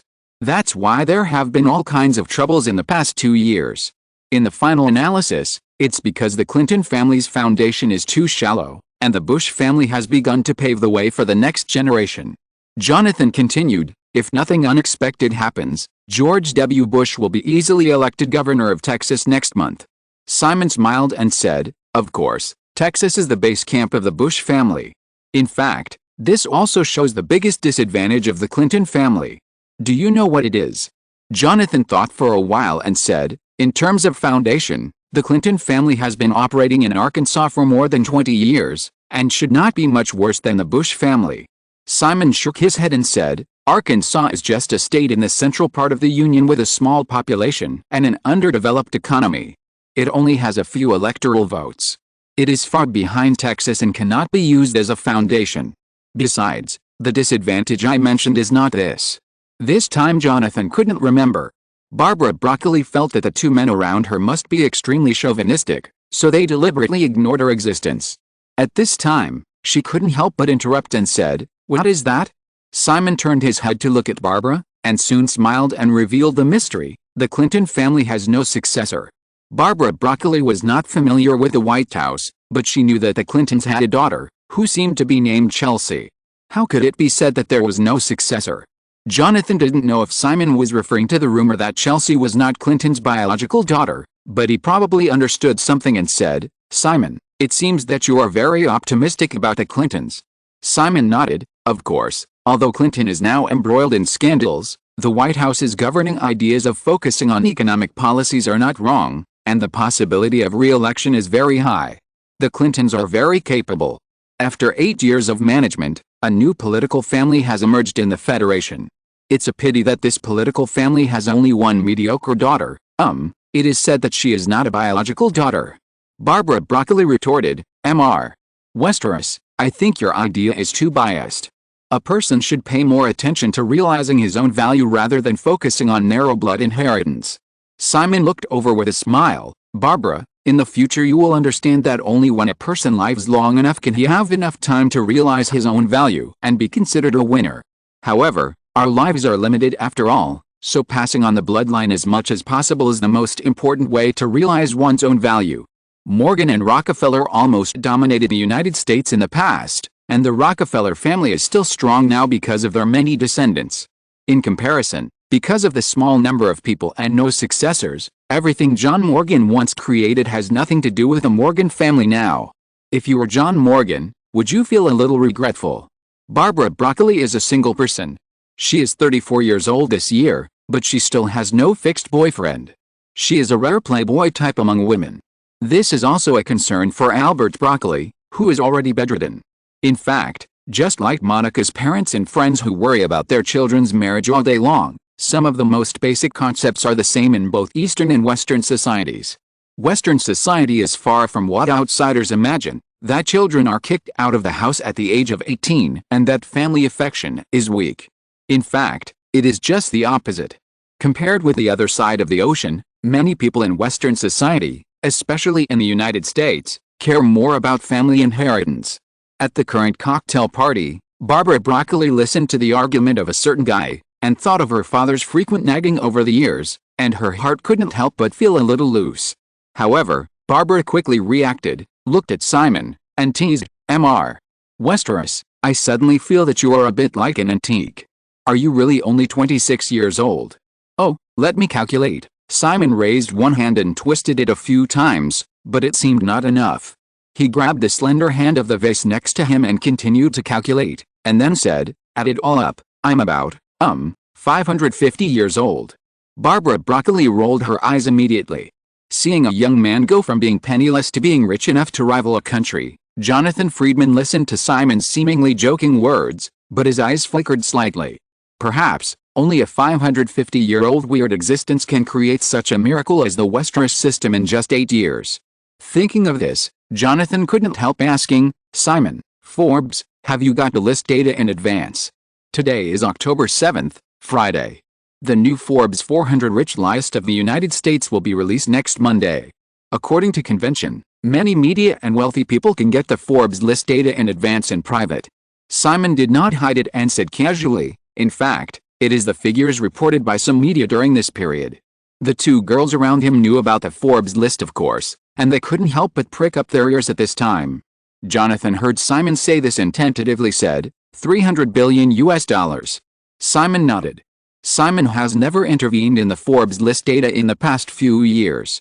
However, as the personal wealth figures continue to increase, he has to intervene. Just like this time. The personal net worth of $300 billion is actually the result of negotiations between the Westeros family and the Forbes group. It is obviously a very rough statistical figure, which is not in line with the meticulous and cautious style of Forbes in the past. In fact, Forbes has another relatively accurate statistic. However, whether it is more than $300 billion or less than this figure, Simon does not want to see it. It is mainly due to public psychological considerations. The ultimate purpose of this mentality manipulation is still not to want the Westeros family to attract too much public attention. The reason is simple. Which one can give people a more vivid imagination space, a 300-meter-high building or a 92-story glass and steel structure building 312 meters high in Manhattan? It goes without saying. Therefore, not only the figure of $300 billion, but also the statistics of the figure of $300 billion in the press release of Forbes magazine to be released next Monday will not be as specific as before. As for how much money Simon has now, Janet happened to have made a more detailed statistics recently, which is definitely more accurate than a certain precise figure of Forbes, but Simon will not announce this figure to the public anyway. Having seen the figure of $300 billion in many media in advance, the girl beside Simon and Barbara Broccoli lost interest in further investigation when they heard the man say that. Jonathan, who vaguely understood something, did not continue to ask. He had been running around recently, so he did not have any serious business to come here today, just to communicate and keep in touch with each other. For many people he met before he became rich, Simon really could not contact them as often as before, but as long as he had time, he would not refuse to meet up occasionally. Of course, it was not all about business. The main thing was that Jonathan recently poached Jim Carrey from the small agency he was in before and made him an artist under WMA. Today, he specially called him here, hoping that Simon would let him go. After a few months, seeing the strength of Deanery's entertainment, Jim Carrey no longer had the restlessness he had just experienced because of the popularity of Ace Ventura. Jonathan had greeted Simon before poaching him, and Simon did not have the mind to haggle with a small person. In fact, Simon didn't care about the A-list celebrities in Hollywood who generally acted wildly when they were successful, and he would not refuse to cooperate with them, provided that they must fulfill their duties as a filmmaker.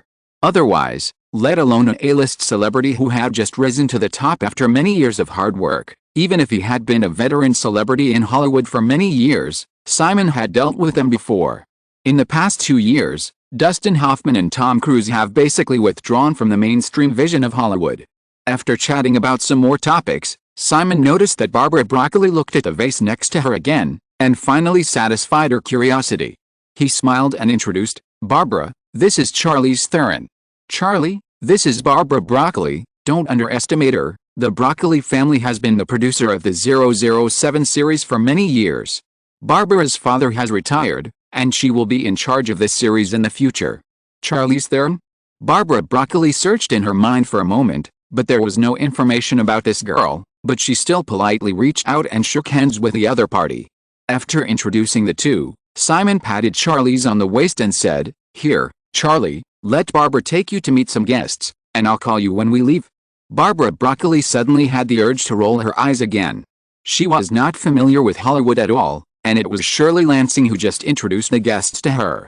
However, the two women also understood that the men must have some topics that they didn't want them to hear, so they stood up tactfully. Jonathan looked at the backs of the two women leaving and smiled. "Paul complained to me yesterday that he was very optimistic about this girl, but you took her away." The Paul Jonathan was talking about was Paul Verhoeven. He was the original director of Basic Instinct. Although Simon, the Big Butterfly, made Basic Instinct in 1987 and chose Brian De Palma to direct it, Paul Verhoeven still ranks among the top Hollywood directors with his hit films such as RoboCop and Total Recall in previous years. The Hollywood agency industry has been changing in recent years. Paul Verhoeven, who was once under ICM, was poached by WMA 2 years ago and is preparing a large-scale musical recently. Simon happened to remember the infamous Showgirls in history. In the original time and space, this large-scale film, which was directly rated NC-17, cost $45 million. Although it was no less controversial than Basic Instinct, it did not replicate the success of Basic Instinct. After its release, it was a box office failure. Even the leading actress Elizabeth Berkley was implicated and was directly kicked out by the agency. Simon noticed a few days ago that this Carlock investment plan was also being prepared for a film that would be released by Paramount, just like Cutthroat Island. Out of curiosity, he asked someone to find some information and happened to see that an actress named Charlize Theron was among the last few candidates for the leading role. Since he met her, he just asked for her. South African beauty is only 19 years old this year, and the baby fat left on her face does not quite fit Simon's aesthetic. However, it will be fine after a few years. Simon had given the girl a choice before. If she wanted to be the heroine of Paul Verhoeven's new film, he only needed to say hello. Otherwise, because she was too inexperienced, Simon would only arrange some small roles for her in some movies in the next few years. Whether she could make a name for herself depended on herself. Although the South African beauty was young, she was not stupid. Without experience or connections, she could still try her luck through Verhoeven's large-scale new film. Maybe she would become a blockbuster. After being spotted by Simon, she chose the second path very simply. At this time, in a corner of the living room, Simon saw Jonathan mentioning this matter in advance and said, "Joe, although Paul is not directly under your name, you should be able to see that Showgirls has no future at all. How could you let him take over such a project?" Showgirls is another script by Joe Esterhaas. Although this famous Hollywood screenwriter who is good at writing erotic film scripts missed Basic Instincts because of Simon, and had a falling out with Michael Ovitz a few years ago, which led to the infantryman incident that shocked Hollywood, his films such as Flashdance that he created in the 1980s were box office hits, and Hollywood thriller erotic films are still popular in recent years. This screenwriter has been able to continue to maintain his position as a popular creator. However, Showgirls is destined to be a turning point for Joe Esterhaas. Jonathan also shook his head and smiled bitterly. Paul personally chose the project, and it was Esterhaas's script. Carlock Pictures is willing to invest. What else do you think I can do? Having said that, Jonathan said, by the way, Esterhaas's other script, Jade Flame, is a good story, and it has a bit of the style of Basic Instinct. I had someone send you a copy of the script. Have you read it? Speaking of which, Esterhaas joked privately that the Basic Instinct you wrote when you just debuted was a bit of an imitation of his screenwriting style. Now he is imitating you again. Simon took out the script of Basic Instincts in advance during the stock market crash in 1987, staggered for 5 years, so there was no collision. However, it is indeed easy to see the context of things like movie styles. Simon nodded, shook his head, and said, I've seen it.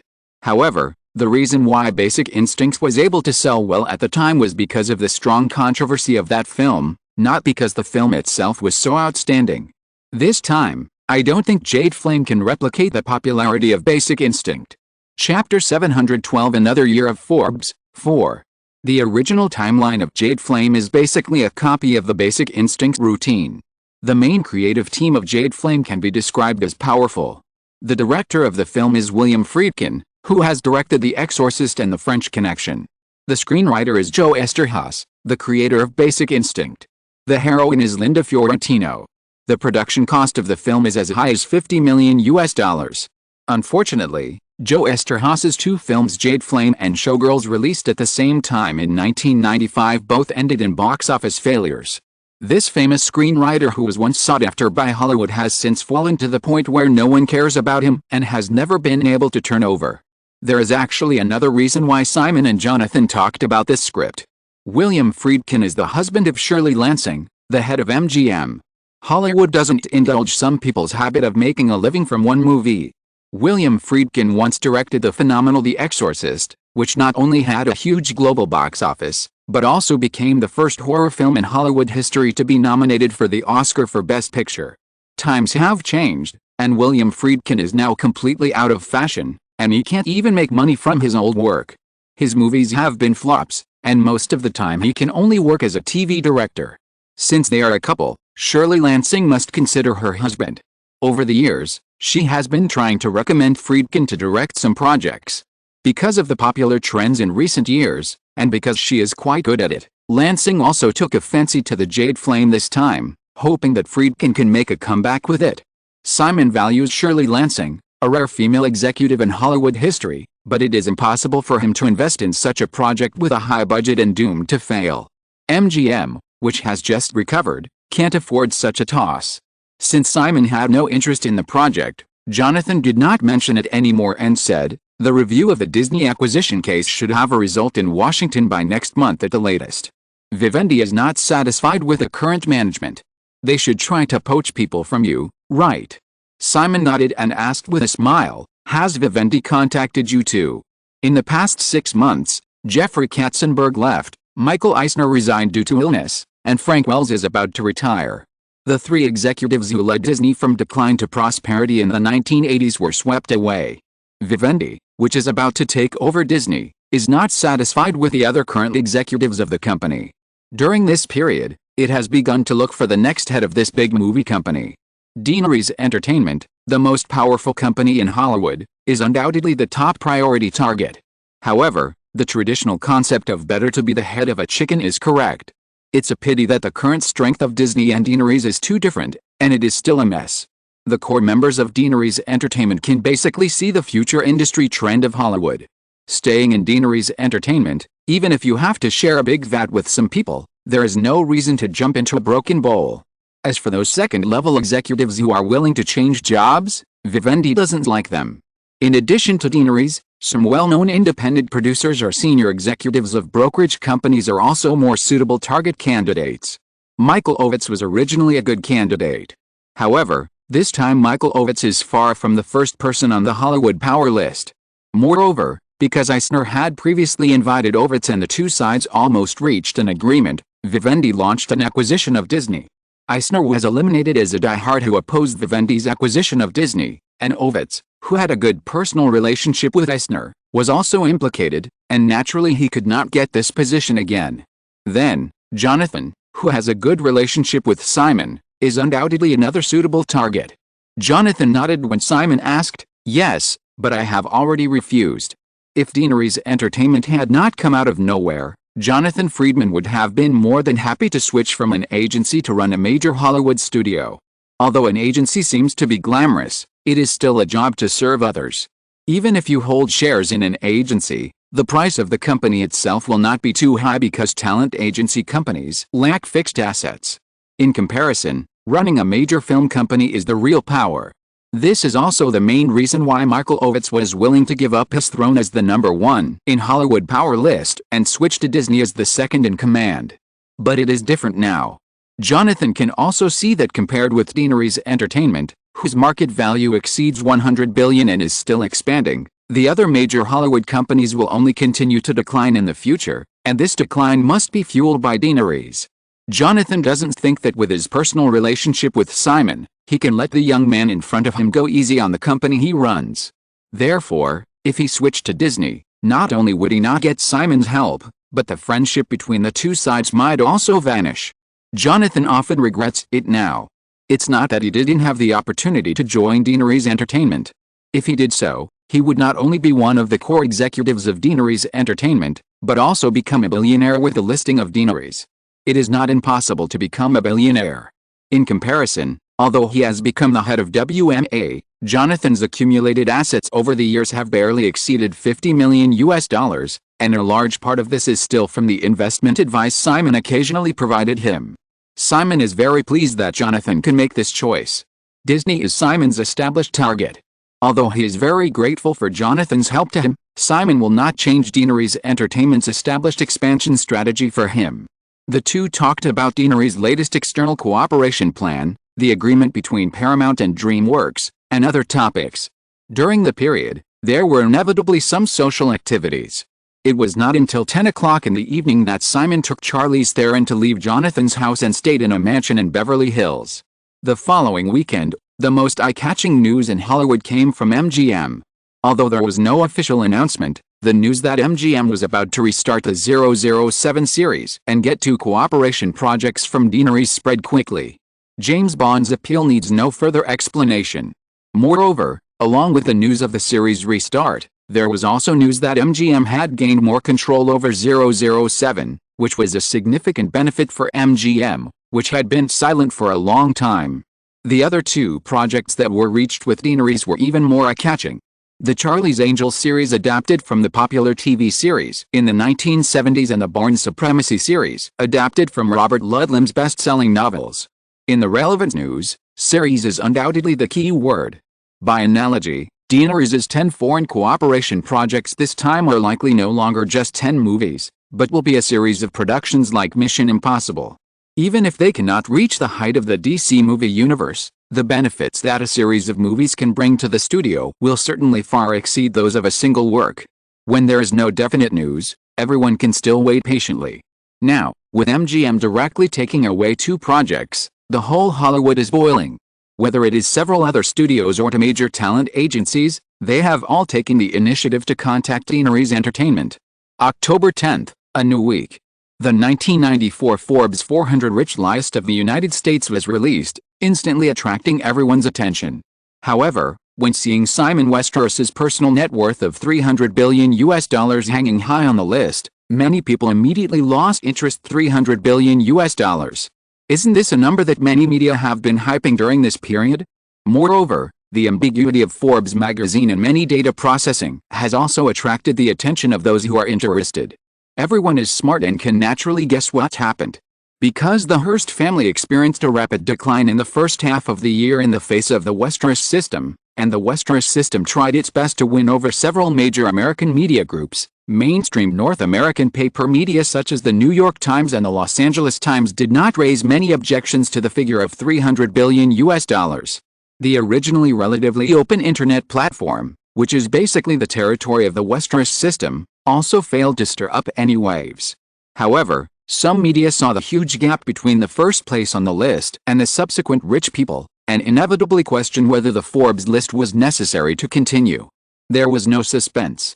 You know, Simon Westeros, who ranks first, has a personal net worth of $300 billion, and the second-ranked Damon classmate has a net worth of $28 billion, which is more than 10 times the difference. The total net worth of the 400 richest people on the Forbes 400 list of the richest Americans is $638.3 billion, and Simon Westeros personally accounts for almost half of it. Is it really necessary to have such a list that makes other rich people on the list feel strongly powerless? Simon wanted to reduce the topic of this matter as much as possible, but the wind would not stop blowing even if the tree wanted to be quiet. There was only 1 month left before the midterm election, and it was a critical moment when the American political arena was in chaos. How could Simon, such an obvious target, escape? With the release of the list, many politicians who were sprinting to canvass for votes once again picked up the topic related to Simon's personal wealth, especially those politicians who stood on the opposite side of the Westeros system, and spared no effort to publicly express their views, threatening that after being elected, they would push Congress to limit the uncontrolled growth of the personal wealth of the super-rich. Targeted asset tax and other topics have once again become popular. Simon can make most of the mainstream media in the United States be cautious about topics related to the Westeros system, but it is impossible to shut up all politicians, nor can it affect the extremely developed and extensive local media platforms in the United States. However, Simon did not stand idly by. After the Forbes list was released, The media, public relations and political lobbying team of the Westeros system specially collected the remarks of a group of politicians. Who can be supported and who should be blacklisted will be clearly remembered on the list. What Simon lacks the least is patience and time, and even more so, financial support. Even if there is no way out in the short term, it is not difficult for Simon to spend 10 or 8 years to drive some politicians who oppose the Westeros system into the dust. For those diehards, unless they have been saints since childhood, Simon has enough resources to dig them up to the bottom. Even if there is a saint, it is not impossible to be dragged into the water. Even if they don't get into the water themselves, their relatives and friends can't insist on not getting into the water. In this world, no one is impeccable. Along with the release of the Forbes Wealth List, Deanery's Entertainment Group also announced its first quarterly financial report after listing on the following Wednesday. From July to September 1994, Deanery's Entertainment Group's revenue reached $6.708 billion, a year-on-year increase of 39%, and its quarterly net profit reached $771 million, a year-on-year increase of 21%. Both core data exceeded Wall Street's expectations. Not only that, the financial report also lists the growth highlights of Deanery's Entertainment Group in core film, television, games, music and other businesses. Even if many people have witnessed it with their own eyes, it is still shocking to see that many phenomenal entertainment topics that appeared around everyone in 1994 came from Deanery's Entertainment. On the day the financial report was released, Deanery's Entertainment stock price rose by 2.3%. At the close of Wednesday, the market value of this Hollywood entertainment giant was as high as $127.3 billion. Deanery's Entertainment Group's closing market value on the first day of listing on July 1 was $112.8 billion. For several months, the media and capital that have always believed that Deanery's Entertainment Group's stock price has a bubble component have continued to be pessimistic, and even bet on a large amount of shorts. The result is that after 3 months of listing, although it is inevitable that it has experienced fluctuations, the company's stock price has maintained a very strong upward trend overall. In 3 months, compared with the initial listing, Deanery's Entertainment stock price has risen by 12%, and its market value has increased from the initial $112.8 billion to $127.3 billion. From a purely numerical point of view, the increase from more than $110 billion to more than $120 billion does not seem to be too large, but in fact, the increase in market value of $14.5 billion in 3 months, just this one item, has exceeded the market value of most companies in the U.S. stock market. According to Simon's 81.9% shareholding ratio in Deanery's Entertainment, his personal wealth has increased by $11.8 billion in the past quarter just by the stock of this company. The Deanery's Entertainment Group as a whole has brought Simon $104.3 billion in personal wealth. On the other hand, although it was hit by the U.S. Department of Justice's official launch of an antitrust investigation, Cisco and AOL, two core technology companies in the Westeros system, soon showed an upward trend again after their stock prices were briefly frustrated as the internet wave continued to surge. 2 days after Deanery's Entertainment Group released its financial report, Cisco and AOL also released their quarterly financial reports on Friday, October 14. This was of course Simon's deliberate arrangement. Since the disclosure of financial reports is inevitable after the listing, Simon hopes that all related topics can be released within a week. Cisco and AOL's high-growth financial report data is even more dazzling than Deanery's Entertainment, which made the stock prices of both companies increase by more than 3% on Friday. At the close of the day, Cisco's market value reached $87.9 billion, successfully leaving General Electric, which was the number 1 in the U.S. market value in the first half of the year. The market value of AOL is also as high as $71.6 billion. According to Simon's shareholding ratio of 46.3% and 65.5% in Cisco and AOL respectively, the two companies have contributed $40.6 billion and $46.9 billion to Simon's personal wealth respectively.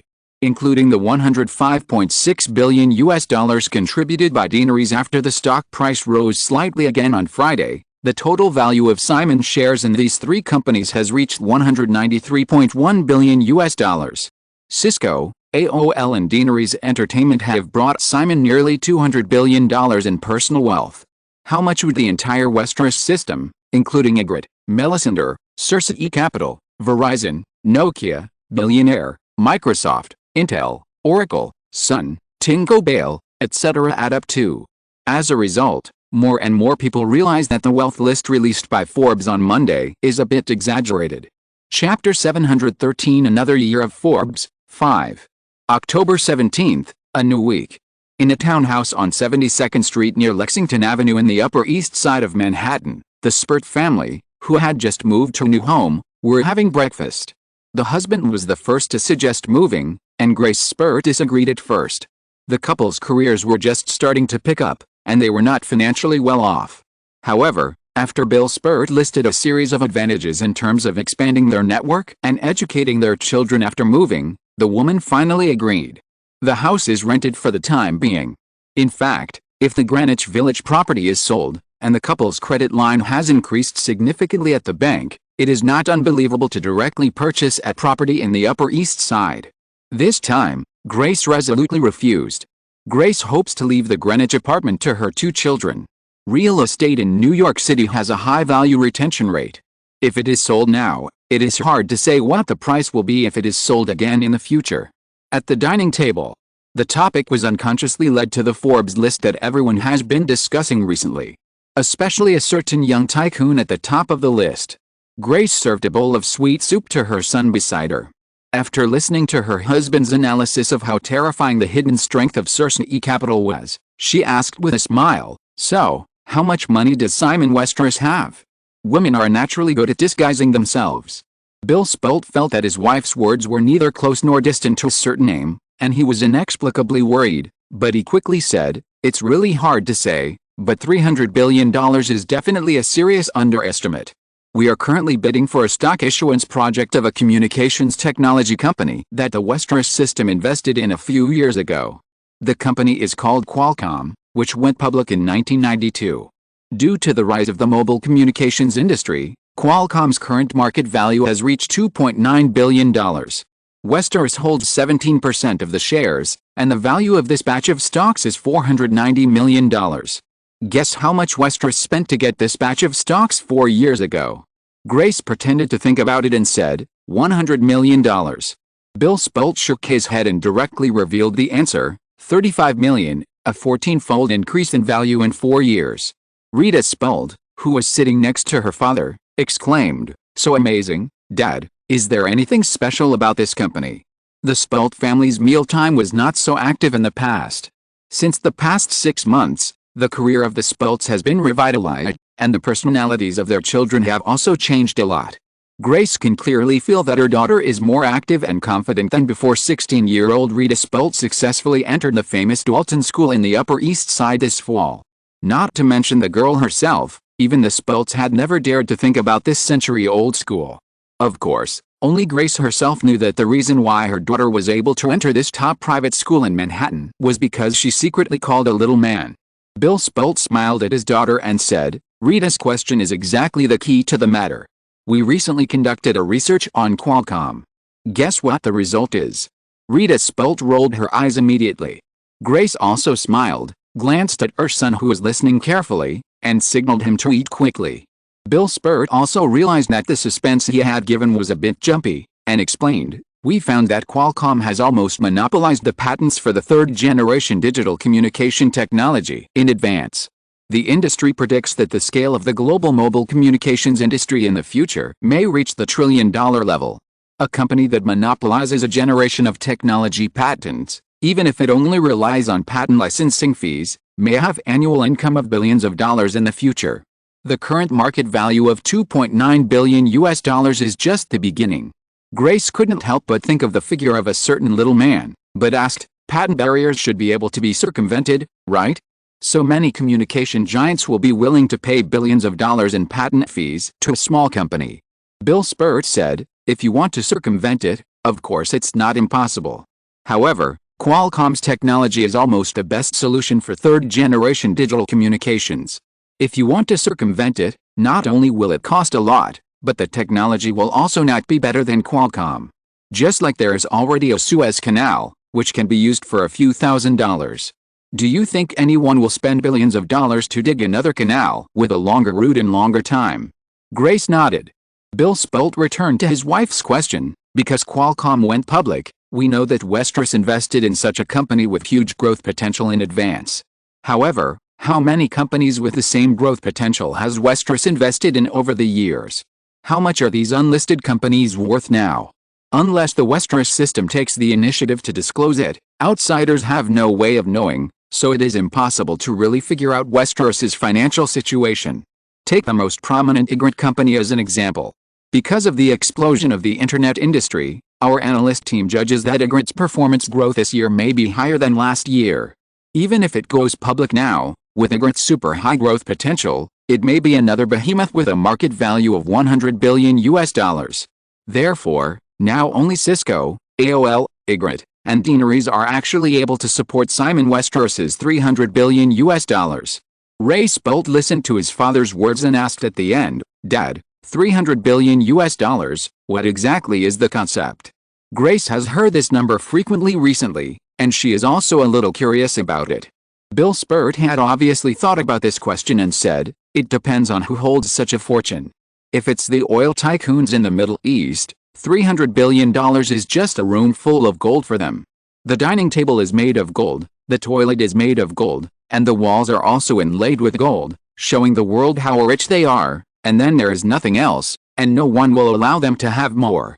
However, for Simon Westeros, he is quickly and efficiently converting the money he has into real power to control the United States and even the world.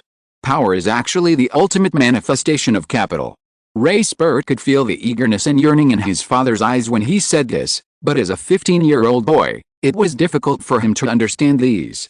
Bill Spert knew it was not appropriate to explain more deeply to the children, but he still couldn't help it, and continued, "Just like the dispute between the Westeros system and the Hearst family in the first half of the year, Simon Westeros used his own strong capital strength to almost destroy the Hearst family with a century-old history, and then the Westeros system tried to win over other old media families in the Federation.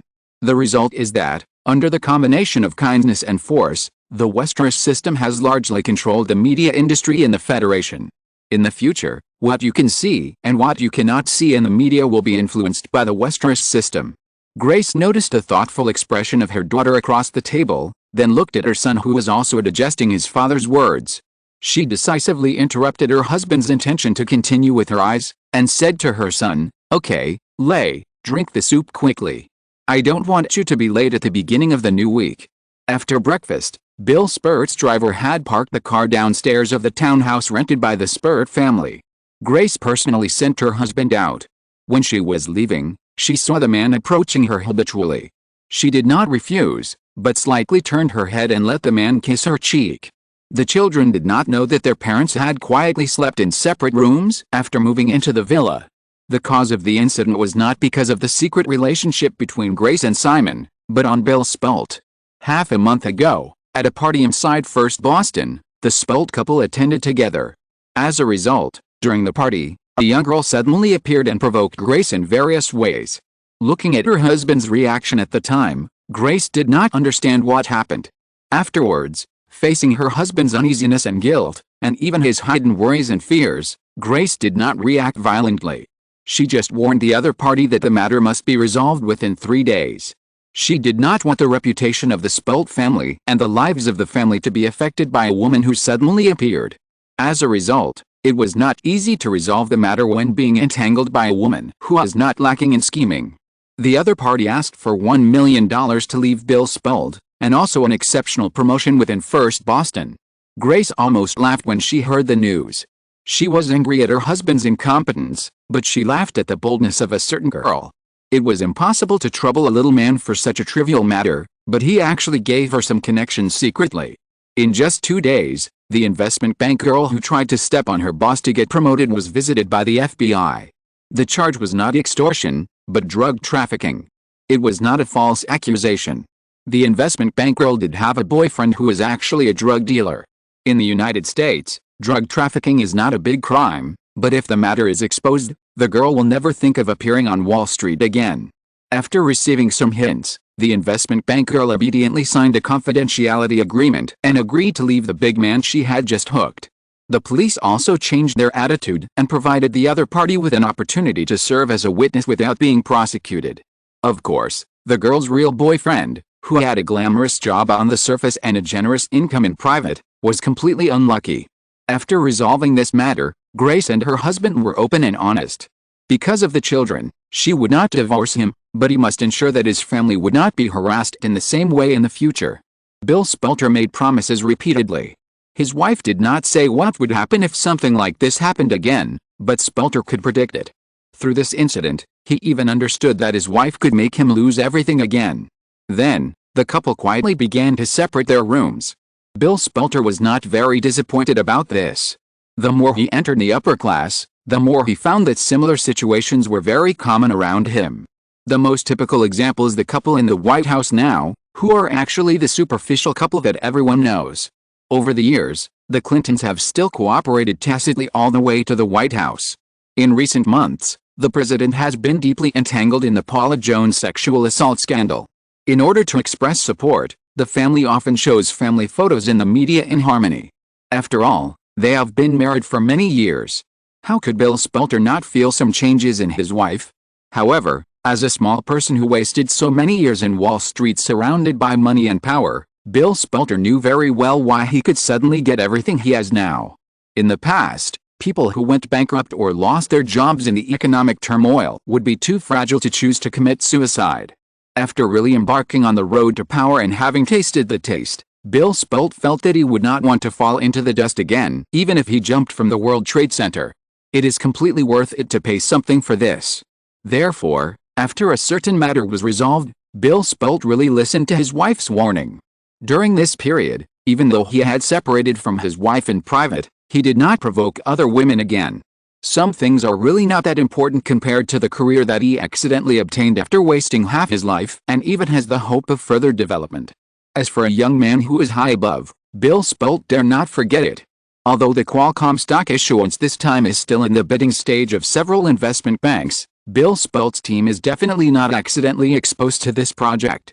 Some information that was casually talked about with his family at the dinner table was actually a document sent to him privately from the office of Simon Westeros' personal assistant. Simon Westeros was obviously quietly supporting himself, and Bill Spelter had no doubt about the accuracy of some of the predictions in the document.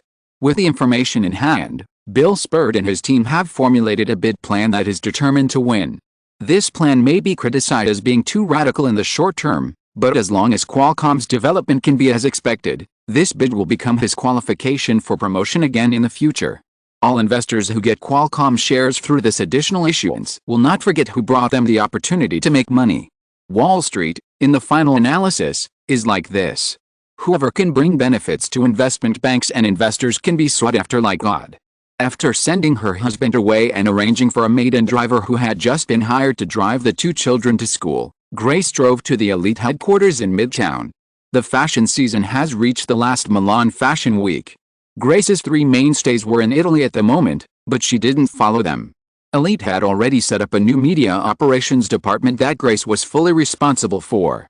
Various matters were much more important than simply accompanying the three girls to Milan to participate in the fashion show. Arriving at the elite headquarters, as soon as she arrived at the door of her office, Grace saw her assistant Michelle stopping a girl from breaking into her office. Grace approached, and the girl who was arguing with Michelle noticed something and turned around. It turned out to be Karen Mudd. When she got three Victoria's Secret angels from Simon, because of the request of elite President Casablanca, Grace recommended this lip-filled girl who didn't meet the preferences of a little man. There was no result, so she no longer paid attention to the other party. The fashion season is still going on, but this supermodel who was highly sought after in the past few years is staying in New York. You can imagine her current situation. Chapter 714 Another Year of Forbes, 6. When Karen Mudd saw Grace appear, she took 3 or 2 steps towards her and said in a pleading tone, "Gray, can we talk?" Grace took a stack of folders from her assistant Michelle Sonam, walked through the assistant office area outside to her own office, and casually said to Karen Mudd, "Come in and talk." Entering the office, Karen Mudd watched Grace sit down behind her desk, open a folder, and then began to whisper about today's schedule to Michelle, who leaned over to listen to her. She did not dare to take the initiative to find a place to sit down first, and stood awkwardly opposite Grace's desk waiting. The feedback on the effect of the online promotion project we cooperated with Estee Lauder should have been released. After work on the West Coast, please get it from Instagram as soon as possible for me. I have an appointment with Anna Wintour for lunch. Remember to book a table at St. George Restaurant. Also, for the regular meeting at 10 o'clock, notify the European sisters to attend by phone. If they are at the show, let the assistants replace them. After spending 2 or 3 minutes to explain the things and sending Michelle out, Grace examined a stack of Eva Herzegova's photos while saying, "Karen, go ahead."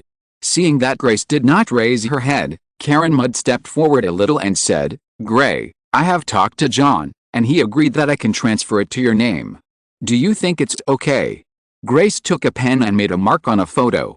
Still without looking up at the girl opposite, she refused. "I'm sorry, Karen, I'm too busy with the work on my hands right now, and I'm no longer accepting new clients." Hearing this, Karen Mudd subconsciously stepped forward a little. "Please, Gray." Grace just shook her head again. "Karen, maybe you can talk to other agents." Karen Mudd also shook her head and said, "Only you can help me, Karen, can you ask Simon Westeros to let me go?" Grace finally looked up and looked at the girl opposite, Simon Westeros. Karen Mudd felt a dissatisfaction in Grace's tone, not knowing what went wrong, so she had to explain, "You may know that everyone is spreading the rumor that Mr. Westeros doesn't like me. Because of this, I can't even find a job now." Grace actually knew what was going on. The rumor that a certain little man doesn't like girls with plump lips has spread widely, but in fact there is some error. He just doesn't like the kind of lips that are made into a pair of weird sausages through plastic surgery, and he doesn't dislike natural plump lips. Karen Mudd once had excessive lip plumping, and in order to cater to the popular trend in the circle, she made her lips thinner. The traces of excessive plastic surgery are too obvious. If a certain little man really saw it, he would definitely hate it. However, recently, the fashion circle suddenly spread that Simon didn't like Karen Mudd and even wanted to ban her. This is completely the usual bullying routine in the circle. Suppressing a former supermodel will give many people more opportunities to stand out. It's that simple. However, the people who spread this matter probably didn't expect that the influence of a little man was really too much. As the news spread, this fashion season, many brands stopped inviting Karen Mudd to participate in the show in order to avoid accidentally angering Simon Westeros, even if they couldn't confirm the truth of the news. It's better to be careful. What's more, the circle is not short of models. Let alone Karen Mudd, who barely touches the threshold of supermodels. Even the top ones are not irreplaceable. So, Karen Mudd suddenly fell completely. If it was a few months ago, Simon could choose Karen Mudd to participate in the new Victoria's Secret show, Grace would be happy to take over the other party as her client. Now, although she can really help the other party, Grace has no intention of intervening. She carefully protected the little connection between herself and her little man. She even ignored some of her husband's instigation. How could she do anything for an unrelated person? Shaking her head, Grace said, "Karen, I can't help you. In fact, I also think that the recent events are just rumors. After a while, everyone will forget about them." How could it be after a while? After a while, the fashion industry might forget about her completely. Unable to restrain herself any longer, Karen Mudd walked forward, stretched out her hands along the edge of the table and grabbed Grace's sleeves. "You can help me, Gray, please. Everyone knows that you know Westeros. Since you also think this is a rumor, you just need to help me clarify that Westeros has no intention of targeting me." Grace had one arm tightly grasped by Karen Mudd. She struggled but couldn't pull it back. She had to use her other hand to press the landline next to her. "Michelle, notify security to send 2 people to my office." Karen Mudd panicked when she heard Grace say this, but then she remembered something and held on tightly again, begging, "Gray, I just want you to help me, okay? As long as you can help me, you can let me do anything. I can go to bed with Westeros." Grace frowned slightly, but her tone softened. She glanced at Michelle, who happened to push the door in to see what was happening, and said to Karen Mudd, "Karen, you should have made some money in the past few years, and you seem to have a boyfriend. Why don't you get married and settle down early and do something else? Everyone knows that the modeling career is a job for young people and it can't last long." Seeing that Grace still had no intention of giving in, Karen Mudd showed signs of collapse. "No, I don't have it. I have nothing. As she spoke, the girl couldn't hold it in any longer. and burst into tears without caring about her image. The two security guards came to the door at this time. Seeing the situation in the office, they didn't know what to do for a while.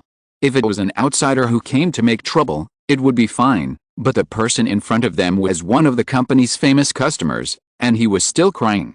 Grace motioned the security guard to come over, and finally said to the girl who was still holding her arm, "Karen, I really can't help you. I have only met Simon Westeros a few times.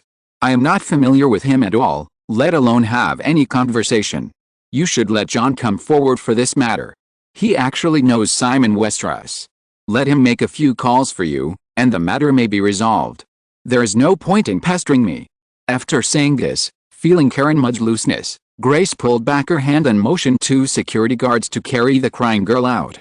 Karen Mudd was carried from Grace's office to another lounge by the security guards crying all the way.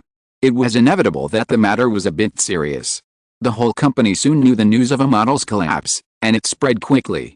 When John Casablanca came to Grace's office in person, Grace was discussing the network operation plan of several clients with another agent of the company. As the president of the company, Casablanca certainly had the right to listen in. After nodding and greeting the two people who were talking, he sat down on the sofa in the reception area. John Casablancas wanted to control the newly established new media operation department in his own hands. Now the concept of the internet is becoming more and more turbulent, and it seems that the information age has arrived almost in the blink of an eye. Any enterprise that can be related to the internet will be sought after. Even if Elite is not a listed company, there are many benefits to establishing such a new media operation department that focuses on the internet. Unfortunately, from the beginning, Silicon Valley directly stated that it wanted Grace to be the head of this department. John Casablancas had to let go. Not only that, Elite also signed an additional supplementary contract with Grace.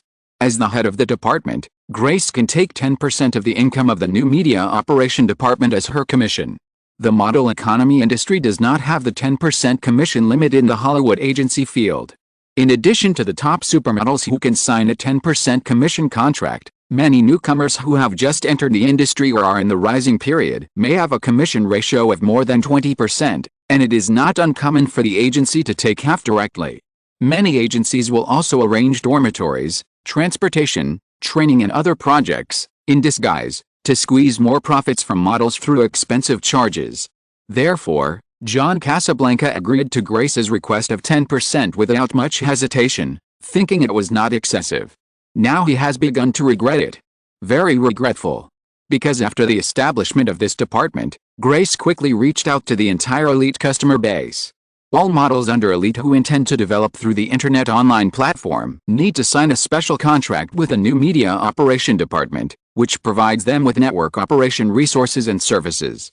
The real name accounts of these customers on various online platforms will be managed by the new media operation department. Depending on the model's status, the contract period ranges from 3 to 10 years. In addition, the income of the online platform will also be calculated separately. As the new media operation department began to start, in addition to a few supermodels who have already achieved success, more people want to take this ride. In just a few months, the new media operation department signed more than 300 contracts with Elite's customers and some non-models who have a certain degree of fame. John Casablanca finally saw a statistical report submitted by the new media operation department a week ago, and was shocked. In the report, there were 319 clients who had signed contracts. Some had millions of fans, while others only had a few thousand followers. But when all were integrated, the total number of fans of these 319 people on the most popular Facebook social platform at the time reached a terrifying 120 million. Even the Instagram photo-sharing website that has rapidly emerged in recent months has a total number of fans exceeding 36 million. John Casablanca certainly understood that there was a lot of overlap, but the total number of fans of 120 million, even if it was cut in half, was still a popularity that could not be ignored. Over the years, John Casablanca arranged for his clients to participate in various celebrity parties, actively approached singers and movie stars to create scandals, actively promoted their cross-border development, etc. All these means, in the final analysis, were to accumulate popularity for these beautiful girls. Today's internet, however, has unknowingly done this easily. Maybe one or two people can't accomplish anything, but with hundreds of millions of fans in hand, It's too easy to cash in. John Casablanca can easily think of dozens of ways to cash in. Grace Spolt is not stupid either. Not long after the new media operation department was established, she got an online promotion contract worth $1 million from Estee Lauder. The $1 million online promotion contract may not seem like much, but a 10% commission is equivalent to Grace's total annual income in the past. This is obviously just the beginning. Although Elite as a whole can still take another 30% or so share on the grounds of operating expenses, the biggest share must have fallen into the hands of Grace Spolt. Even the models who seem to have the highest share ratio did not get as much as Spolt, because Spolt took the overall profit share, while the models could only share 60% of the package project's profit with many people. John Casablanca did not consider turning against Grace Spolt and directly expelling her from Elite, and then taking over the new media operation department himself. However, this big man who has been in the model agency industry for many years knows that it is easy to drive Grace Spolt away, but in the end, he will definitely get nothing. Because there is a figure behind Grace Spolt that he can only look up to. If he really does that, it may even lead to the collapse of Elite. If Grace Spolt leaves now, it will be easy to take away a group of the company's clients and work alone. John Casablanca has even faintly felt some crisis. A crisis that he may be replaced. However, although he is the founder, John Casablanca, who no longer has absolute control over Elite's shares, finds it difficult to resist. If certain choices need to be made, those guys on the Elite board, who have long been dissatisfied with his monopoly of power over the years, may not necessarily stand on his side. In Grace's office, listening patiently to Grace and another agent discussing how to operate the company's clients through the internet platform, John Casablanca also felt a little eye-opening.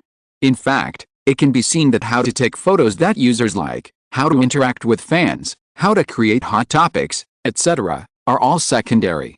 The key to the rise of the new media operation department is the official promotion resources provided by Egret. The Egret portal gives Grace's team a certain share of press releases every week. They take photos or create news here, and then Egret releases these press releases through its own portal website with huge traffic to attract public attention to a certain model and convert them into fans. On the Facebook and Instagram systems, customers operated by Grace's team will also receive priority system recommendations. During the listening process, John Casablanca, who is definitely smart, gradually understood more. Egret is certainly not doing good things for nothing. This is also a win-win situation. The new media operation department can produce a large amount of relatively high-quality content for each platform under Egret in batches, which is also a resource urgently needed by the rapidly expanding internet world. Seemingly simple street photos or daily sharing, or just the interaction between famous bloggers and their fans on social networks, actually bring content. These contents may not have high gold content like movies, music, novels, etc., but they can make users spend a lot of time on the website. Users spend more time browsing the website, and these websites also happen to get more revenue through advertising and other means. If you are listening to this novel on a channel other than Fanfic World, it means it was downloaded and re-uploaded without effort. We warmly invite you to visit our channel, Fanfic World. There you will find the original version of this story and many other novels of various genres. We look forward to seeing you dive into a world of incredible novels. Chapter 715, Restless. After finishing the discussion and sending away the agent who was a little embarrassed because the president kept hanging around, Grace came to the reception area, refilled John Casablanca's coffee, sat down on the sofa next to her, and took the initiative to mention what had just happened. "John, I really can't help with Karen." Feeling Grace's respect for him in the small details of pouring coffee, John Casablanca's fear of the recent rapid rise of this female executive was slightly dissipated, and he said gently in a negotiating tone, "Gray, now everyone in the circle knows about the cooperative relationship between the new media operation department and the Westeros system. As long as you can let Karen hang under your name, some misunderstandings will be broken. It is not easy for us to train a supermodel. If we can save it, we still have to save it." Grace hesitated for a moment and finally nodded. "John, if you insist, I can agree. However, I can't spare the time to help her manage her career now. I can't guarantee what the result will be." John Casablanca was more satisfied when he saw Grace agreed. He said, "You know what Karen needs now, Gray. You just need to take her to some public occasions and make a few clarification calls. If possible, It would be best if you can take her to meet Mr. Westeros. There was a bit of temptation in these words, as well as some hidden ridicule. Grace seemed not to notice and agreed again. Then he patiently answered some of John Casablanca's questions about the new media operation department. After seeing off the head of Elite, Grace looked at her watch. It was 10:15. The regular meeting of the new media operation department, originally scheduled for 10 o'clock, was 15 minutes late. At Grace's age, she was very clear about all kinds of office politics. Grace could imagine John Casablanca's dissatisfaction with the new media operation department being in her hands. However, John Casablanca deliberately stayed here to listen in, which made Grace realize that the founder of Elite was more afraid of her than she had imagined. Although she has Simon's support and the little man is planning to let her take over Elite, now is definitely not the time to confront John Casablanca's. Grace has been in power for too short a time. If the two of them fall out in the short term, with Grace's current accumulated strength, even with Simon's support, the possibility of her taking control of Elite is less than 50%. By then, Grace can certainly take away a large number of customers from Elite, and whether she works alone or joins other companies, she will be able to continue to gain a foothold in the circle. However, the new media operation department that she has just established with a lot of energy may be ruined. Without the foundation accumulated by Elite for 20 years, it will not be easy to start over again, and Simon's arrangement will be completely disrupted. Therefore, Grace deliberately made the reaction just now. Through some details of actions, she showed that she still respected the other party's authority, and changed her mind and agreed to take over Karen Mudd, so as to give John Casablanca the feeling that he is still the head of Elite. Now it seems that the effect is not bad. Grace also decided to actively invite John Casablanca to participate in the affairs of the new media operation department at a deeper level. Then, as long as she was given 2 to 3 years of accumulation, everything would come naturally. Michelle, who was outside, saw her boss standing at the door after sending Casablanca away, frowning and thinking. After waiting for a moment, she finally reminded Ms. Spalt, "Everyone is already in the meeting room." Grace temporarily put away her thoughts and walked to the meeting room on the side of the corridor. At the same time, she told Michelle behind her, "Karen, come again, let her wait for me in the office." When she saw Grace again, Karen Mudd had been waiting in her office for more than 3 hours. The time was 2 o'clock in the afternoon. Grace, who was still on the phone when she entered the door, signaled Karen Mudd not to get up, and continued to chat with the other party on the phone. She came to Karen Mudd, who was sitting on the sofa in the reception area, and reached out to lift the girl's chin and looked at her carefully. Karen Mudd raised her face cooperatively and listened to Grace switching phones almost non-stop as she answered and made 3 calls. One was about Trish Goff turning down a collaboration with Revlon. Another was about arranging for models to guest star in NBC's recent hit show Friends, and the last call made Karen Mudd prick up her ears, as the discussion was about the rehearsal arrangements for the 3rd Victoria's Secret fashion show to be held next month. Until Grace hung up the last call and had no intention of continuing, Karen Mudd immediately said, "Thank you, Gray." Grace, who was still standing in front of Karen Mudd, just nodded slightly, lifted the girl's chin and looked at her for a moment, and asked, "Do you still have the old photos, preferably from high school?" Karen Mudd didn't understand, but still said, "Yes, they are in my apartment."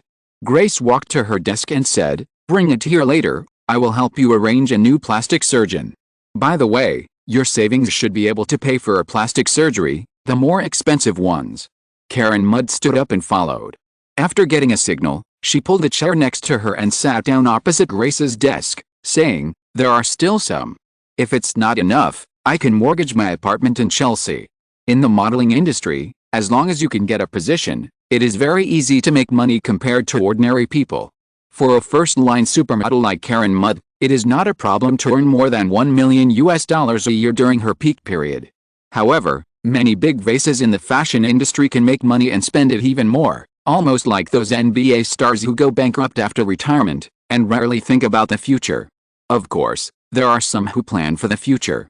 However, most of them invest in real estate, or buy some stocks, want to start a business or to make other high-risk investments, and because of their personal abilities, the ending is often not very good. For most models, the best ending is to find a wealthy man with a lot of wealth to marry. Grace couldn't help but think of the 2 fairies who were lucky enough to invest in Instagram because of their powerful backers, and said to Karen Mudd, No matter whether a person is beautiful or ugly, their natural appearance is the most coordinated and natural. Your previous lip augmentation is no longer in line with the trend in the circle, and the thin lips you have now are also hard to accept. Next, you must first undergo a plastic surgery to adjust your lips to your natural state as much as possible. This is your last chance. I will help you choose the best plastic surgeon. The cost will definitely be a bit high. Karen Mudd nodded repeatedly. I understand. The two were chatting when Michelle's voice came from the landline on the desk. Someone called in.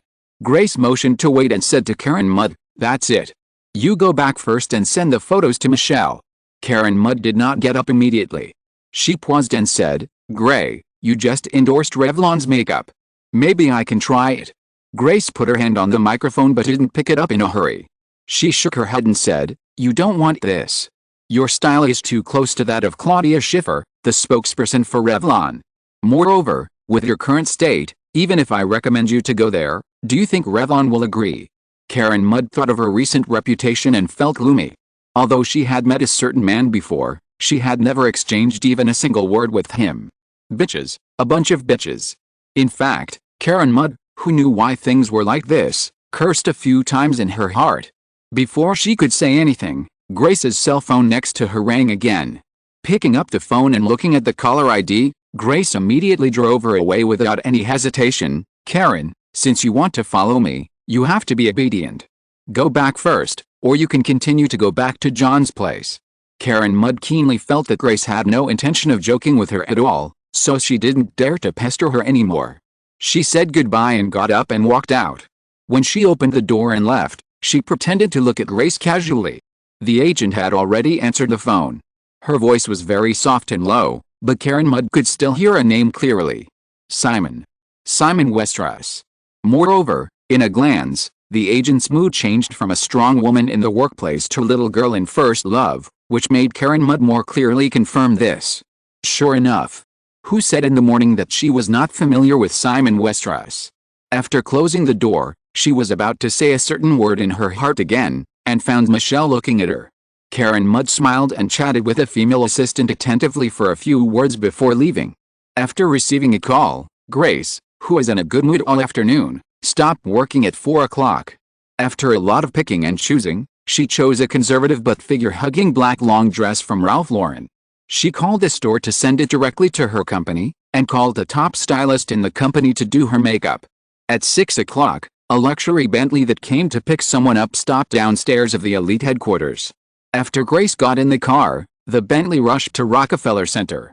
Simon had already arrived in advance when Grace arrived at a top-floor restaurant in a building in Rockefeller Center.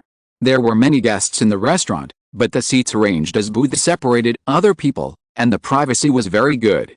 This was probably why someone chose this place. She went forward to hug the man and felt his breath. Grace said, "Am I late?" Simon slid his hand around the woman's waist, patted her lightly, and smiled. "Okay, the punishment is over." Grace had completely given up resistance in front of a little man. Her body softened, and she hugged him for a while before letting go. The two entered the booth and sat down. Simon took a look at the long skirt on the woman opposite and praised, "Also, you look so beautiful today." Grace was originally a model. She has paid attention to maintenance over the years. Her figure has not lost its shape like her peers. Even if she steps on the catwalk again, it will not be out of place. After meeting a certain young man, the woman dresses up to please herself and unknowingly pays more attention to certain things. Coupled with a change in her mentality, she looks more and more radiant during this period. Grace was a little shy but couldn't hide her joy. She nodded reservedly, "Thank you." The waiter brought the menu and after taking the order, Simon said, "Time Warner has recently completed the acquisition of a batch of magazine assets from the Hearst Group. You should have heard about it. Most of them are fashion magazines. There's a high-level cocktail party inside Time Warner tonight. It will definitely be beneficial for you to meet some people." Grace Hunden did not ask why he chose to take her with him. Instead, she said, "How are you doing recently?" Simon said, "What do you mean?" Grace rolled her eyes at him. 300 billion? Are you thinking about how to spend it?" Simon said seriously, "Yes, and there's already a project. My daughter has been very interested in the moon recently, and is planning to build a spaceship to tow that big ball back. Grace remembered that Simon's daughter seemed to be the child born to him by the female assistant. Hearing the man's natural tone of doting, she inexplicably felt some emotions, but said, "If you want to tow the moon back, your $300 billion may not be enough." Simon agreed, "So, we still have to work hard to make money." He couldn't help but roll his eyes at him. $300 billion, unless you really go crazy and want to drag the moon back, you can't spend it all in this lifetime. After joking, Simon also asked about Grace's recent situation. Somehow, Grace talked about what happened to Karen Mudd recently, including John Casablancas' reaction this morning. Simon knew this model. "I vaguely remember that in the original Time and Space, Karen Mudd also released a Barbie doll with the same name with several other supermodels. She was a first-line model in the fashion circle in the 1990s, second only to the top 5 in reputation. However, there seemed to be something else later. Because of the status, Simon had seen the other party's name in several consecutive Victoria's Secret Angel selections, but Karen Mudd did not meet his aesthetic standards, so he always skipped the other party. Whether in Hollywood or the fashion circle, Simon rarely vented his anger on certain people because of personal preferences. Now the higher the status, the more indifferent he is. However, Simon did exert his influence on some things, intentionally or unintentionally, such as lip augmentation. Simon was not averse to plastic surgery, whether it was a face or body, breast augmentation or hip padding. Even if the women around him secretly did some microplastic surgery, he would pretend not to know. The only thing Simon didn't want to see, or even hated, was the scene of sausage lips in his memory. It was really disgusting to see beautiful girls filling their lips into a pair of swollen sausages. Although he had no intention of deliberately suppressing her, he did not have any feelings towards Karen Mudd. Simon skipped the matter and said, "Don't worry about Casablanca. If he is restless, call me anytime. You just need to do your own thing. And don't be anxious. In 3 years at most, even if Casablanca wants to make trouble for you again, I am afraid he will not be able to do it." Grace had planned so. She nodded and said, "I think so too. By the way, my team has recently cooperated with Estée Lauder, and the effect is very good. It seems that online promotion is indeed a trend." Simon smiled and said, "I have read the feedback report. It happens that Amazon Mall will open cosmetics sales business in the near future. Estée Lauder will be the first brand to move in. You will have more opportunities for cooperation in the future. In my opinion, in 10 years at most, the marketing focus of the cosmetics industry will completely shift to online, because the communication model of portal websites, social networks and future video websites is highly compatible with this industry. Whether it is the publicity effect or marketing cost, the network platform has great advantages." Chapter 716, Restless, 2. After dinner, they took a helicopter to Long Island to attend a high-level cocktail reception for Time Warner. It was already past 10 o'clock in the evening when they left the East Hampton mansion of Gerald Levin, chairman of Time Warner. Grace had almost obeyed Simon in everything, but she still insisted on not spending the night with him. Simon did not force her and returned to Manhattan with a woman.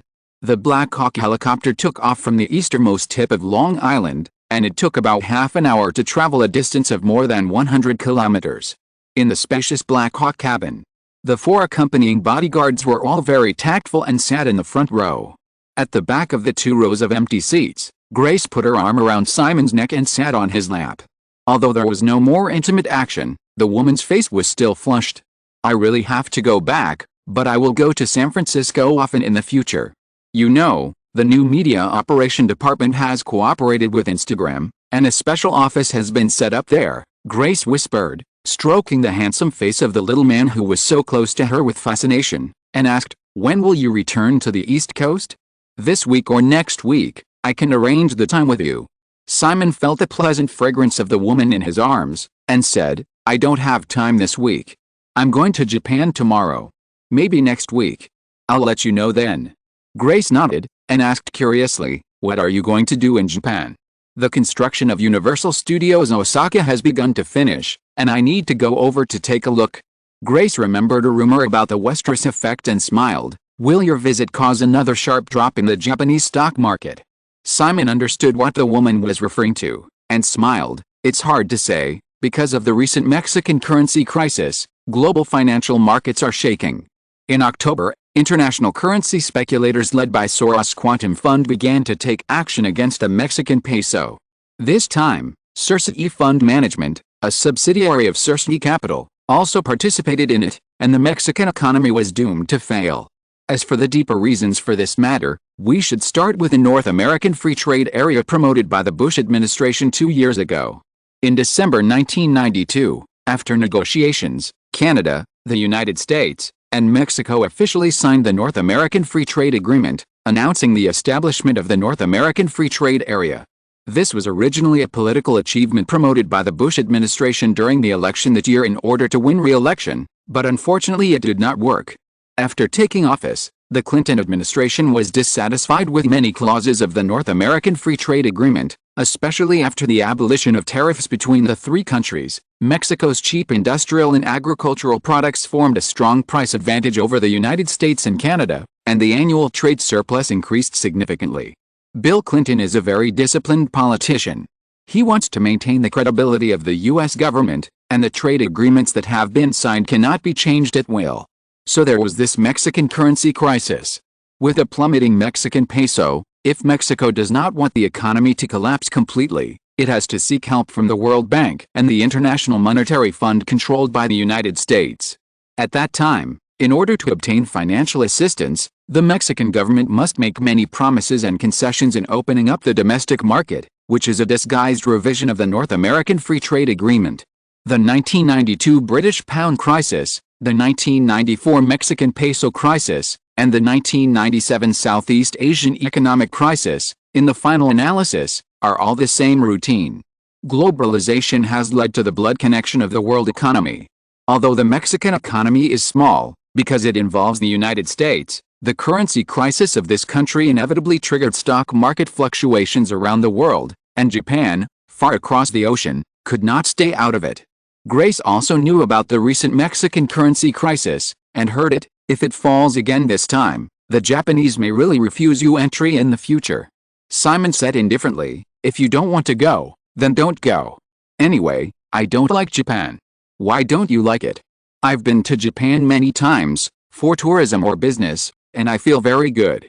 Grace said, with a bit of teasing in her tone, besides, Japanese girls are very docile, you will definitely like them. Simon did not respond to Grace's subsequent questions. Whether a woman is docile or not often depends on the person, and what he lacks the least around him now is docile women. Simon couldn't help but think about why he didn't like Japan. Japanese culture is widely recognized in the West, and it is very positive. However, Simon never felt anything about Japan, so he rarely went to the country across the ocean. As for why? There are naturally some reasons in the previous life, at least, there are obviously other reasons. Grace saw that Simon was distracted, so she didn't disturb him. Although she felt a little strange and embarrassed sitting on the man's lap, she was reluctant to leave, and twisted her body slightly to change to a more comfortable posture.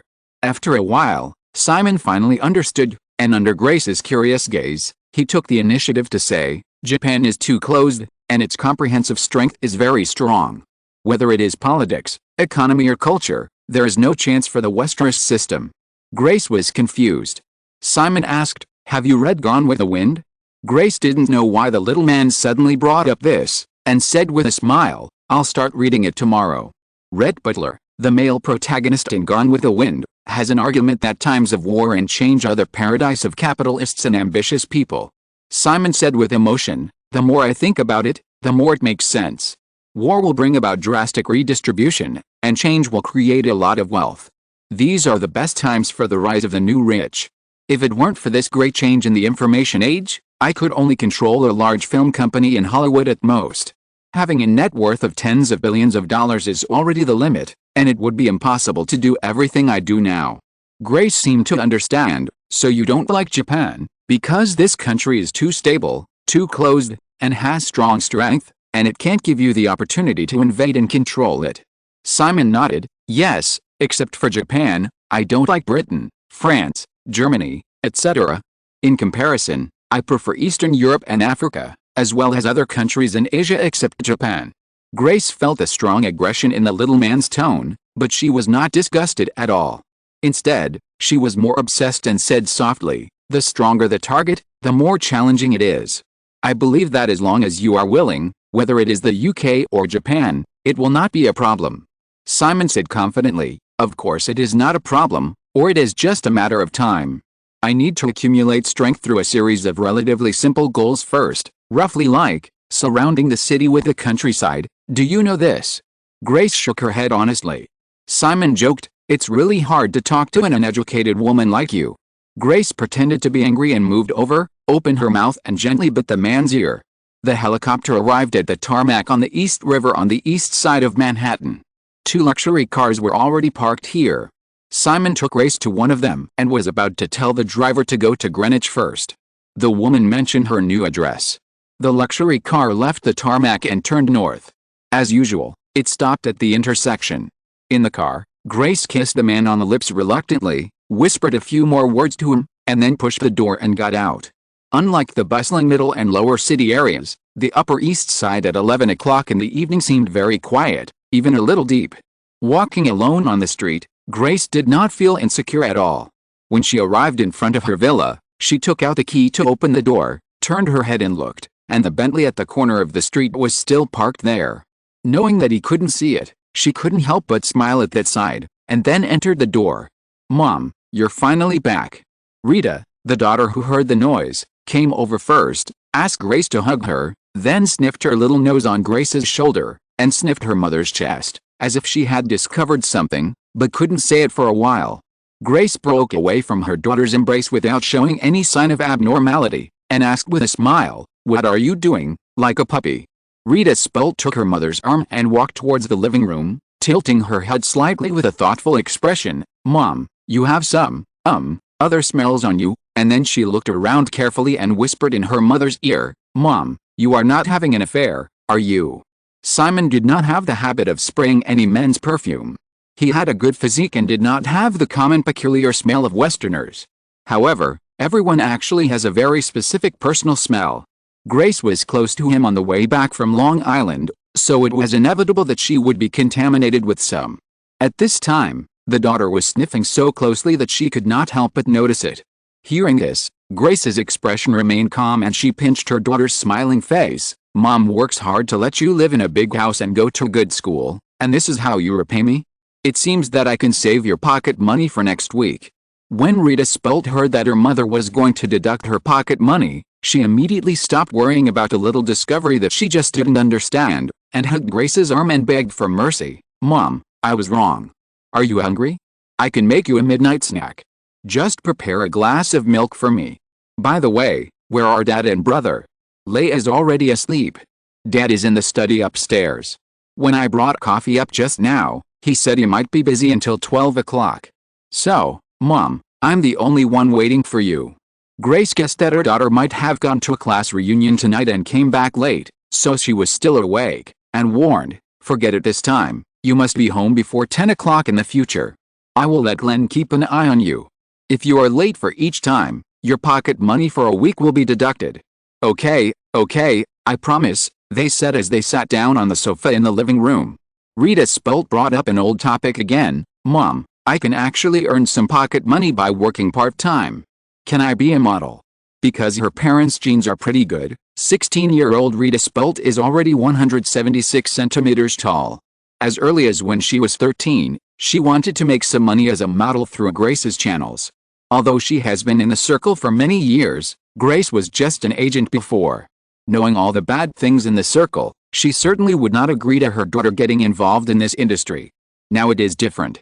However, even though she had the ability to protect her daughter 100%, Grace still didn't want her to get involved in this circle, so she refused again without hesitation. "No."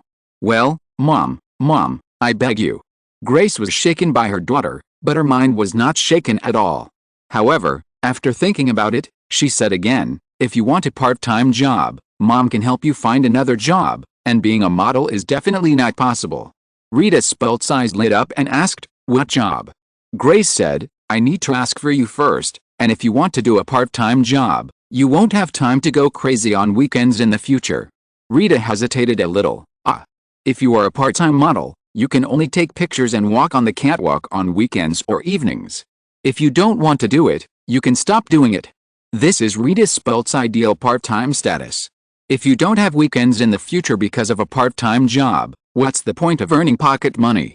Grace didn't force her. You don't have to do it, just study hard, or I'll help you arrange it next summer vacation. Rita bargained, well, Mom, can I see what kind of job it is first? Grace nodded in agreement, gently stroked her daughter's blonde hair, and said, okay, go upstairs and go to bed, don't play computer secretly, I'll go up to check on her later. Rita rubbed her mother coquettishly for a while, then jumped up, I'll prepare milk for Mom first. Grace said, drink a cup yourself, it will help you sleep. Yes. Seeing her daughter jumping and running to the kitchen, Grace took out her mobile phone from her bag, turned it on again, and started to check the phone messages of the past few hours. After a while, Rita came back with 2 cups of milk, 1 cup in front of her mother, and 1 cup in her own hand. She stayed beside her mother and drank a cup of milk in small sips, and then was driven upstairs by Grace. After checking all the phone messages and answering some more urgent calls, it was past 12 o'clock. Grace took the 2 empty cups back to the kitchen, washed them, and went upstairs. She first checked the children's room. Her son had already fallen asleep, and her daughter, who was a bit of a night owl, was caught curled up in bed and talking on the phone, looking sneaky. Sitting down beside Rita's bed, Grace helped her daughter tidy up her hair and asked softly, are you in love? Rita wanted to argue, but feeling her mother's gentle gaze, she hesitated for a moment and nodded, the captain of our school's football team. Grace smiled and said, it seems that our Rita is very charming. She can catch the most outstanding boy in the school so quickly. Rita was also a little proud, and a little happy to be recognized by her mother. She couldn't help but offer her treasure and said, Mom, do you want to see his photo? Okay. Rita immediately took out a photo from under her pillow. Seeing her mother's teasing expression, she felt a little embarrassed, but still showed it to her. His name is Michael Levison. Grace took it, looked at the tall and handsome blonde boy in a baseball jersey in the photo, praised him a few words, and returned it to her daughter. Seeing him put the photo under the pillow again, she said, Mom won't interfere with your private life, but remember to protect yourself. If he bullies you, be sure to tell Mom. Mike won't bully me, Rita retorted subconsciously, then realized that something was wrong, stuck out her tongue, and agreed obediently, I know, but if Mike bullies me, I'm afraid even Dad can't beat him. Mike is 6 feet 3 inches tall. He is not only the captain of the football team, but he has also learned fighting. He is very powerful. Grace listened to her daughter's little arms twisting outward and said angrily, how can you compare your father and your boyfriend like this? Dad will always be the one who protects you most firmly, but your boyfriend may not be. Rita insisted, Mike will. Grace had no choice but to reach out and pinch her daughter's wrinkled nose, and whispered, go to bed, it's late. Rita didn't bother about the little dispute with her mother just now, and shrank into the quilt. Good night, Mom. Good night. Seeing Rita close her eyes, Grace turned off the desk lamp and left her daughter's bedroom with light steps. When they arrived at the study next to the master bedroom on the 4th floor of the villa, Bill Spurt was still busy. There was a pile of information on the desk, his phone was connected, and there was a video call on the computer screen. Grace did not ask much, but just heated up a pot of coffee for her husband, chatted about daily life for a few minutes, said goodnight, and went to her room to rest. Chapter 717, Restless, 3. After parting with Grace last night, Simon stayed in the villa on East 92nd Street for the second time. He punished a restless woman by the way. Simon treated Ralph and her daughter far better than they had ever lived before. A top-notch mansion near Central Park, a comprehensive and professional team of servants, $30,000 a month in pocket money without working, and almost no restrictions on what they did on weekdays. If the woman wanted to join some of Manhattan's top clubs, she talked to Grace and soon got a membership card. The family of 3 could even use the Westeros system's private jet. But people are never satisfied. After Simon stayed in the villa on East 92nd Street for the first time, the intelligence team responsible for monitoring the family discovered that Laura Ralph had intentionally or unintentionally inquired about the information of last year's Michael Jackson case, and it was obvious that she was planning to do the same. In order to settle last year's case, Michael Jackson paid $20 million, accusing the pop king of Chandler, and the Chandler family has now bought a mansion in Manhattan and lived an upper-class life. Laura Ralph probably thought that with Simon's huge wealth, She might be able to get 10 or 100 times the compensation from him, and at the same time completely get rid of his control. Simon just watched quietly and coldly. The truth of Michael Jackson's child molestation case is destined to be a mess. The possibility of this superstar being innocent is very high, but everyone prefers to see the result that he is not innocent. Simon himself is not innocent, but he is not Michael Jackson. According to the instructions given to the monitoring team, as long as Laura Ralph tries to contact a lawyer, she will be restricted immediately and then completely dealt with. Because of the assassination case, the Ralph family should have been the target of elimination. It was just Simon who stayed on a whim. Let them follow the life trajectory they should have. Simon will not be soft-hearted at all. Fortunately, after hesitating for so many days, Laura Ralph hesitated again and again, and finally did not foolishly take action. Simon also directly exposed the woman's mind last night, and punished her by the way, completely extinguishing all the fantasies of a stupid woman. Speaking of which, after the release of the Forbes 400 list of the richest Americans at the beginning of the month, there were a lot of unrest surrounding the Westeros system. In comparison, Laura Ralph's little move was really insignificant. First of all, the most uneasy is the American political circle. In the final sprint of the midterm elections, even though the various operations of the Westeros system in the past 6 months have been widely perceived, many congressional candidates, when asked about Simon's personal wealth, whether they were gentle or fierce, basically said that the wealth of the super-rich should be restricted. Because this is a kind of political correctness. If Simon was just an ordinary person, seeing the personal wealth of the super-rich increasing, he would also be unbalanced, hate the rich, and try to seek more so-called fairness. It happens that these ordinary people hold the votes of the congressman. A personal wealth of $300 billion has completely exceeded the imagination of the public. Few people can figure out what such a huge wealth means, but they will instinctively think that Simon's personal wealth should not continue to grow. Simon certainly will not let this public opinion trend go. As soon as the New Year's Forbes list was released, the Simon and Janet Westeros Foundation announced a new large-scale charity opportunity. At the same time, the media controlled by the Westeros system began to guide public opinion. Simon's attitude is very clear. Perhaps beyond the imagination of ordinary people, Simon's personal wealth is completely legally obtained. Private property is sacred and inviolable. If you want to limit the wealth of super-rich people, no problem, but you must treat all rich people equally. If someone wants to target only Simon, then, I'm sorry, the Westeros system doesn't mind targeting a specific person. In order to protect his legal property, Simon doesn't mind doing anything. Secondly, some of Simon's flaws have once again become the focus of those who are interested. For example, the gangster massacre in Reggio, Calabria, southern Italy in August. Because Simon later issued a clear warning to the entire Italian and even global gangs not to try to provoke himself, otherwise the Stefano family will be a lesson for the past. Therefore, compared with the Pittsburgh Woodfield Manor explosion, where only a few clues were released in the first half of the year, the truth of the Stefano family massacre is known to many people.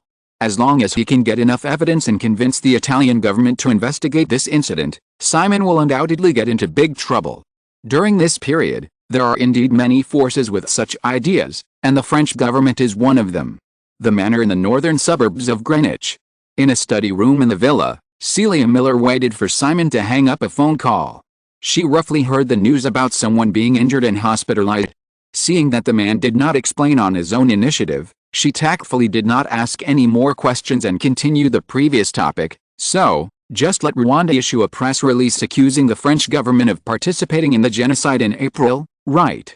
Simon nodded. You communicate with the Rwandan side as soon as possible. Someone from Migrant will contact you this afternoon. After the Rwandan government expresses its position, the relevant press release will be released through the Egret portal. Celia didn't know why Simon suddenly called her over and arranged such an inconclusive task, but she still dutifully suggested, do you want the president or vice president of Rwanda to make a public statement? No, in fact, you should realize that this matter has nothing to do with Rwanda. I'm just reminding the French government not to forget some things. Therefore, the key in the press release is to point out that through investigation, the Rwandan authorities have obtained key evidence of the French government's involvement in the Rwandan genocide. Celia nodded. In fact, she also knew that the Rwandan government did not have any key evidence, but the Westeros system had obtained a large number of confessions from the captured French military advisory group members that the French government was involved in the Rwandan genocide. In the first half of the year, Simon launched a war in Rwanda, Africa, in his private name. In addition to the overthrown Hutu regime, France, which supported the former Rwandan government behind the scenes, also suffered heavy losses, and years of planning were destroyed. Therefore, this time, Simon offended France the most. As one of the 5 permanent members of the United Nations, France's comprehensive strength is unquestionable, and it is easy to find trouble with the Westeros system. If Simon had not occupied the moral high ground through large-scale news reports on the Rwandan genocide in advance, and secretly caught the French government's handle, the Westeros system would never have gotten away so easily. Noticing Celia's hesitation, Simon said, "I know what you want to ask, but I can't explain this to you. You just need to do what I say."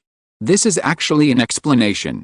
Even if Simon didn't say anything, Celia could roughly guess that the French government, unwilling to accept defeat, must have made some small moves in private to target the Westeros system.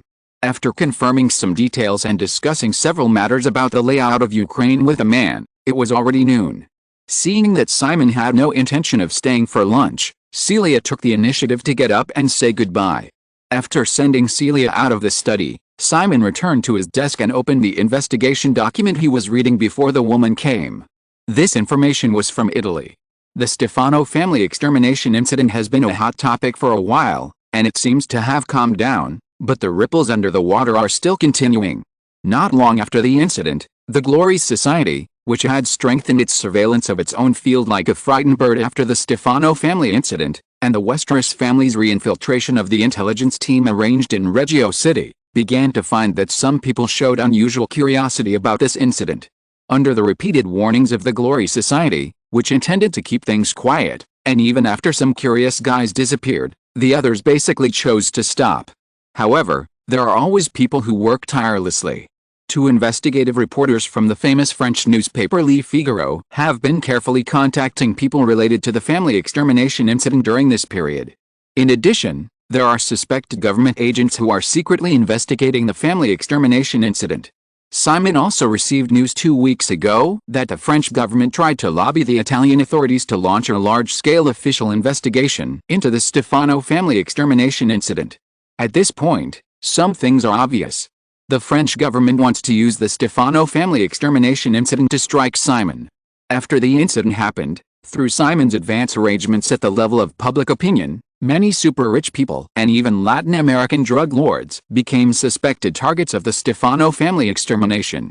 The water was too muddy, and all kinds of confusing inside stories were rampant, and the truth on the surface was difficult to distinguish. However, many people know the real facts. In fact, it is just like the assassination of Kennedy that year. Why were so many witnesses and evidences cleared afterward, and why would a member of the Kennedy family die if he had the slightest thought of entering politics? The reason is that many people know the truth of the incident. Because the truth is too simple and too easy to check, they have to destroy evidence continuously and prevent the Kennedy family from regaining the power to investigate certain things. In the past year, whether it is the Woodfield family bombing or the Stefano family extermination, the truth is not top secret. What Simon needs to do is to destroy evidence continuously and prevent deeper investigations. In addition, it is to delay time as much as possible. The power of time is always the most powerful. It doesn't need to be too long. After 5 years, the authorities will find it more than 10 times more difficult to investigate certain things in the past. In the end, there will be no truth. When things come up again, those who are interested will no longer pursue the truth in vain, and they may only become bargaining chips at other levels. Now, since the French are making small moves, Simon will not sit idly by. Accusing France of being involved in the Rwandan genocide that killed hundreds of thousands of people in the first half of the year through the Rwandan government and the Igrit portal is just an open counterattack and warning. If the French authorities still don't know how to stop after this warning, Simon will not be polite next time. Although the 2 attacks within a year were violent, Simon has always known that some means should never be used too much. However, when it is time to take action, he will not hesitate at all. At Simon's current level, many things can no longer be done based on moral or legal principles, because opponents will not do so. If you limit yourself to a certain framework, The result will only be that you will be eaten up by others without leaving any residue. Because of the friction caused by the Rwandan genocide, it is difficult to ease the relationship between the Westeros system and the French government. In this case, just take action as you see fit. As an old capitalist power, one of the 5 permanent members of the United Nations, and one of the top 5 large economies in the world, France's comprehensive strength is unquestionable. However, it is not impossible to make such a country decline. Combing through past memories, France has too many flaws. Moreover, because of the long-term discord between the United States and France, the U.S. government can also become a support for the Westeros system. On the other hand, Simon, who is pessimistic in his bones, believes that mankind will inevitably destroy itself in another world-class large-scale war. However, for a long time in the future, the game between countries will be an economic game. The current Westeros system is already a superjebel with strength exceeding most countries in the world. It can even be said to be a separate economy that exceeds the jebel level. Not only that, compared with countries that need to consider too much, the Westeros system is completely controlled by Simon alone. If necessary, the Westeros system can completely launch an economic war with far more destructive power than Soros's attack on other countries' currencies. The knock on the door interrupted Simon's thoughts. Lady A appeared at the door of the study and reminded, "Boss, lunch is ready, and Miss Gralf is here." Simon nodded, motioned Allison to take Victoria Gralf to the restaurant, locked the information he had just read in the safe, and he also left the study. When he arrived at the restaurant, Allison and Arya had already set up lunch. Without Simon's instructions, 2 meals were placed on the table. The other was obviously for Victoria Gralf, who was standing obediently beside him. He sent Allison and the other 2 out and asked them to close the door of the dining room. Simon sat down at the table and looked at the girl who was docile and a little uneasy not far away. Victoria Gralf was wearing a white jacket and washed jeans, and looked like a harmless girl next door, but Simon didn't think she was as harmless as she seemed. The call he received when he met Celia just now was about Laura Gralf being stabbed in the chest and sent to the hospital. The assailant was standing opposite Simon. Moreover, there was not only lunch on the table, but also 2 thin daggers with a classic style but sharpness that could be seen at a glance. They were only about 10 centimeters long. If you find the right place, killing people would not be a problem at all. Not in a hurry to eat, Simon was playing with one of the daggers. He looked at the girl who had to stand there without his permission and asked, "Why do you do this?" Victoria Gralf didn't dare to look at Simon, avoiding the man's gaze, but quickly said, I want to warn my mother. I don't want her to do stupid things again, or even kill me." "Oh, it seems you are very smart." Simon raised his eyebrows slightly, then made a look, his voice became a little colder, and said to Victoria, "Come here." Chapter 718, Bickering. Celia Miller was very efficient. Simon arranged it, and the next day, the Rwandan government in Africa suddenly held a press conference, pointing the finger at France, claiming that the Rwandan authorities had obtained important evidence that the French government was suspected of participating in promoting the Rwandan genocide in April this year. In the final casualty statistics, the Rwandan genocide, which broke out on April 7 in the first half of the year and lasted for about 10 days, had a total of 270,000 deaths.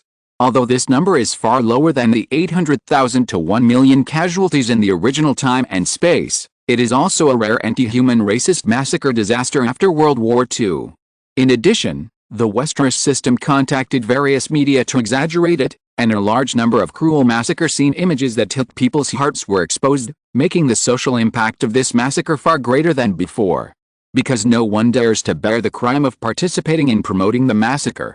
This is especially true for France, one of the 5 permanent members of the United Nations and a traditional power with a profound influence in Africa. Most of the blame for the genocide has been borne by the former Rwandan Hutu government. However, once there is definite evidence that the French government participated in the genocide, not only will the overwhelming public opinion make France lose its reputation in the eyes of the global public, seriously undermining France's international image, but many people will inevitably be held responsible for the incident, whether voluntarily or forced to do so. Many senior government officials, including the current French President Mitterrand, may step down and bear a long-term stigma. Therefore, less than an hour after the news that Rwanda accused the French government of suspected involvement in the genocide appeared on the headlines of the Egret portal, France responded quickly. While firmly refuting the accusations of the Rwandan government, the French government spokesman also stated that if the Rwandan authorities continue such unfounded accusations against France, the French government will stop all humanitarian aid to Rwanda. If it is just a rebuttal, it is nothing. The French government spokesman's threat to stop aid is obviously not well thought out. A second related article soon appeared on the Egret portal, accusing the French government of trying to cover up the truth through disguised threats. Moreover, since the disaster, the direct humanitarian aid from the French government has only been 15 million francs, equivalent to less than $3 million, which is completely insignificant compared to the more than $800 million in aid that the Rwandan government has received from around the world since the disaster. Even for this amount, the French government has only paid less than half of it so far. Of course, there are more humanitarian aid funds and materials initiated by the French people themselves, and the French government has no right to interfere in this regard. Not only that, the public also has the right to know the truth of the facts, rather than being forced to become a bargaining chip for the French government to threaten other countries. Faced with a threat of stopping aid, the Rwandan government acted quite tough and immediately stated that in order to ensure that the investigation of the incident would not be affected in any way, Rwanda would return the 6.5 million francs of aid funds that had been received from the French government. At the same time, the Rwandan government also published some confessions of former Hutu government officials through its official website, pointing directly at France. The sudden news event confused many people, but it did not prevent the media from following up quickly. In just one day, Rwanda's accusation that France participated in the genocide in the first half of the year began to stir up a global uproar. In modern society, there are very few simple and isolated news events that happen inexplicably between two countries. There are often deeper games behind the scenes. People with a keen sense of smell also discovered the tricks at the first time. The Rwandan government suddenly exposed this matter, which is actually of no benefit to itself. If it is finally proved that France participated in the Rwandan genocide, this old imperialist power with deep-rooted power in Africa will not be able to step down, and the Rwandan government will not have an easy time in the future. So, why did Rwanda suddenly do this? Considering that the news of the incident first appeared on the Egret portal, and the Westeros system was also fueling the flames later, the matter does not seem so difficult to understand. While Rwanda and France were arguing in the media, Simon, who is in Japan, received a call directly from the White House. The White House obviously misunderstood Simon's intentions. According to the original agreement, the Westeros mercenaries must withdraw from Rwanda by the end of October. Now that the date is approaching, Clinton thought that Simon suddenly provoked this incident in order to extend the Westeros mercenaries' stationing time in Rwanda. The U.S. military is really familiar with similar tactics all over the world. Faced with Clinton's well-intentioned admonition, who is well-versed in political rules, Simon assured the president that the Westeros system did not intend to do so and that the Westeros mercenaries would withdraw from Rwanda on time. In order to dispel the White House's doubts, Simon also hinted on the phone that there were other reasons for this matter.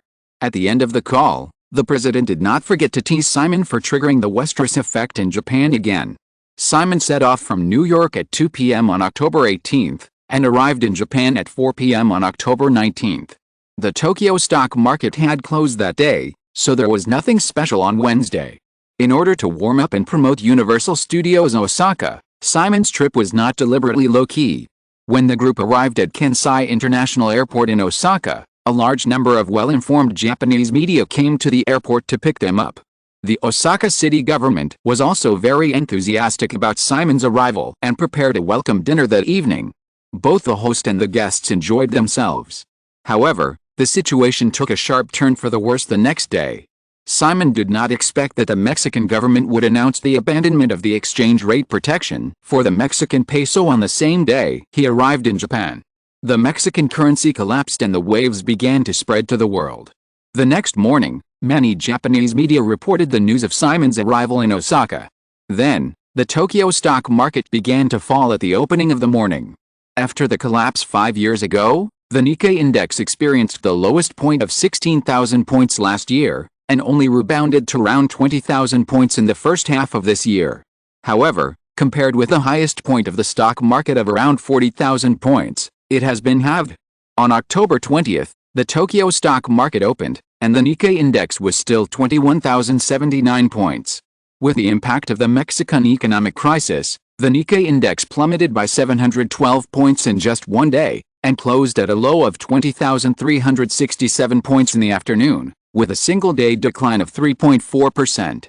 Although professionals understand that this plunge was affected by the collapse of the Mexican currency, the ordinary media facing the public do not think so. Everyone looked around and suddenly found that Simon Westeros came and the Japanese stock market plummeted. Well, this is indeed not a joke. It is not funny at all. Compared with the major global stock markets on October 20th, the Dow Jones Index in the United States fell by 1.3%, the London Stock Exchange fell by 0.8%, the Frankfurt Stock Exchange in France fell by 1.8%, and the German Stock Exchange fell by 0.3%. Only the poor Japanese stock market fell by as much as 3.4%. What else could this be if it is not the Westeros effect? Disaster. This is not over yet. The next day, October 21st, Friday.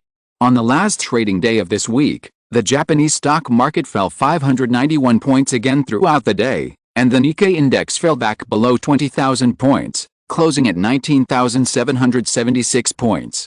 Although the single-day decline narrowed compared to yesterday, it still reached 2.9%.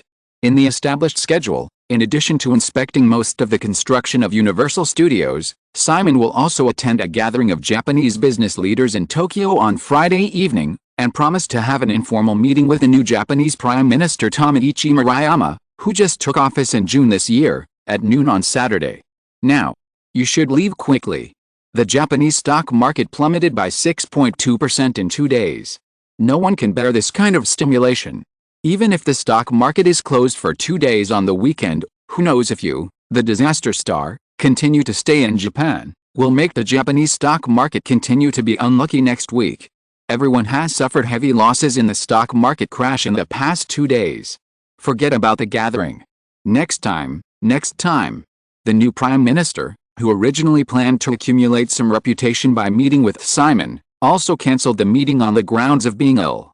So, Simon, who originally planned to spend the weekend in Japan, set off on Friday afternoon with a warm farewell of his Japanese friends.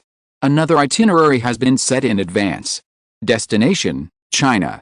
I have wanted to come back for a long time, but I have not been able to make the trip for various reasons. This trip to Asia is just on the way. I have communicated with the Chinese side in advance. Simon hopes for a completely private and undisclosed trip. He does not have the idea of showing his face in the Great Hall when his classmate Damon visited China at the beginning of the year. If in Western countries where the news is relatively free, facing the pursuit and blockade of paparazzi, it is impossible for Simon to do this, but there is no problem in China. In recent years, under Simon's intentional or unintentional promotion, Westeros Company, which is in charge of James Raybould, has unknowingly invested more than $700 million in China, involving all aspects of China's economic field. For China at this stage, $700 million is definitely a capital that cannot be underestimated. Relying on Simon's prophetic advantage, in addition to the investment of Westeros System Enterprises in building factories and R&D centers in China, other funds are also targeted. Perhaps some investment targets will change due to Simon's butterfly effect, and perhaps some funds will be directly hacked. However, as long as some of the companies can grow according to the previous timeline, the current investment will be able to get 10 times or 100 times the return in the future. On the other hand, the main companies in the Westeros system, Deaneries, Ygritte, Melisandre, Cersei Capital, Nokia, Cisco, AOL, Tinkerbell, etc., have quietly established branches in China and have carried out very extensive cooperation with local Chinese companies. Although Simon has never been to China before and has never made any public comments on this country, through the continuous influx of huge capital from the Westeros system, the Chinese government is obviously aware of Simon's attitude towards this country. Therefore, upon learning that Simon hopes to make a private trip, the Chinese government quickly responded positively. Although it is hoped that Simon, a super-rich man, can make his trip to China public, which can greatly stimulate the confidence of overseas capital in the Chinese economy. Since the young rich man wants to keep it secret, of course there is no problem. As long as he is satisfied with this trip, there will always be opportunities in the future. Simon originally planned to come to China from Japan on October 24th. Since he was kicked out by Japan in advance, the trip to China was temporarily advanced. After all, It was a private trip, so it didn't matter if it was a few days earlier or later. Starting from Osaka, Simon arrived in Shanghai in the evening of October 21st. Because of Simon's personal habits, the person in charge of Westeros Company in China had already purchased a private residence for him. The Chinese side also specially equipped a team for Simon to help him coordinate any destination he was interested in. It was agreed in advance not to have any contact with the official. That night, Simon only received a call from a senior official in SH City. Both parties greeted each other politely. Then only a 30-year-old woman named Lin Su led a team of 10 people around Simon. From the arrangement of a certain graceful female person in charge, the Chinese side obviously also investigated Simon's preferences. On Simon's side, in addition to the crew members of the private plane and 2 groups of bodyguards, only Girl A accompanied him. There was no work arrangement for this trip. After staying in Shanghai for only one night, Simon quietly went to Suzhou the next day. The purpose is simple. Early autumn is a good time to eat crabs. Suzhou is naturally famous for its gardens. Simon plans to go to Suzhou to eat crabs and enjoy the scenery. Lin Su directly brought the 4 famous gardens in Suzhou for Simon to choose. He had been to the most famous humble administrator's garden before, and casually chose the most common name, Lingering Garden. The others were allowed to move freely, and only brought Girl A and a group of bodyguards to the destination. The Lingering Garden had been cleared in advance. Wandering among the gardens, listening to the young female tour guide with a soft voice introducing the details of each scene in detail and skillfully, half an hour later, everyone came to a pavilion by the lake. A set of chairs were placed in the pavilion, and 2 tall girls and Chong Sam were waiting in it. Only Simon, Lin Su, Girl A and a 25 or 26-year-old girl named Chen Qing, who was responsible for translating for Allison, sat down at the dining table. Lin Su confirmed with Simon and told the 2 women next to him. One of the girls left, and the other came over to pour tea for the few people. Lin Su and the other maids poured Simon a cup of tea. Seeing the man took a sip and looked very satisfied, she asked in Mandarin, "Mr. Westeros, there is also folk art arranged here. Do you want to listen to it?" Simon put down the teacup, glanced at the woman next to him who had a soft and graceful temperament unique to Jiangnan women, and did not hide his fluent Chinese. He smiled. "Do you think I can understand it?" Lin Su also showed a beautiful smile. "Mr. Westeros is an artist, and all art is interconnected. You are good at speaking." "Thank you." "Suzhou," Simon thought for a while and asked, "Kungwe?"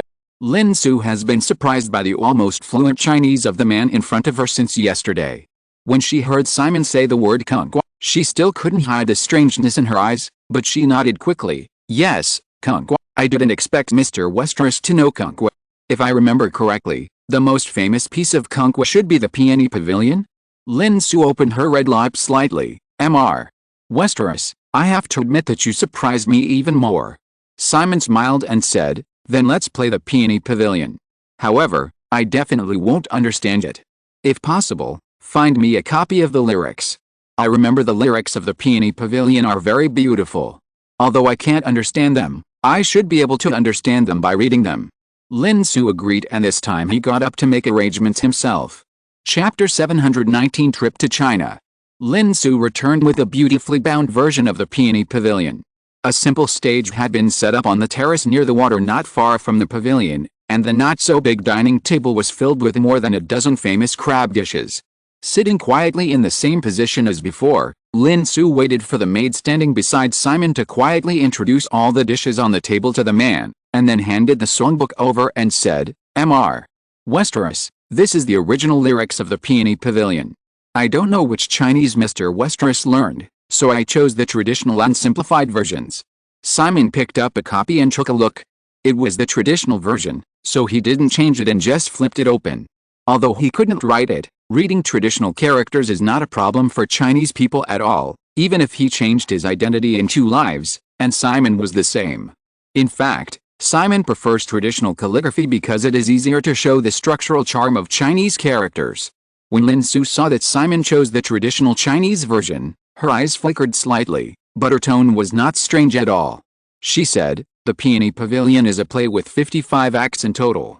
It is impossible to finish it in one meal. I chose the most famous one, Awakening from a Dream. Mr. Westeros, do you think it's okay?" Simon read the opening of the Peony Pavilion with great interest, and said, "A little earlier, an awakening from a dream will be left for after the meal." Lin Su was slightly stunned, looked at the dishes on the table, and immediately understood, and nodded, "Okay." A moment later, the sound of stringed instruments came from the terrace not far away. Lady A listened to the tune in her ears, watched the maid demonstrate how to use the 8 crab pieces, and finally glanced at her boss, who was already using tools to eat crabs while whispering with Ms. Lin. Even though she had seen too many special things about him, Allison was still surprised that her boss could speak Chinese fluently from last night to now. Moreover, compared with other countries, Allison also easily noticed the special things about her boss about China. The boss didn't like Japan, not because he was kicked out by the Japanese yesterday, but because he didn't like it instinctively. Although a certain man was obviously hiding something, she could still feel a natural closeness to China. This reaction was exactly the opposite of the Westerners' perception of Japan and China. Girl A couldn't think in a certain direction anyway, so she was inevitably more curious. However, after being with him for so long, she didn't know how much curiosity she had accumulated. Allison felt that most of her doubts might never have answers. Chen Qing, the translator who was about the same age as her, saw that Girl A was in a daze, smiled and reminded her in English, "Ms. Norris, if you think peeling crabs is too cumbersome, you can try this snow crab bucket, which should suit your Western taste." "Okay."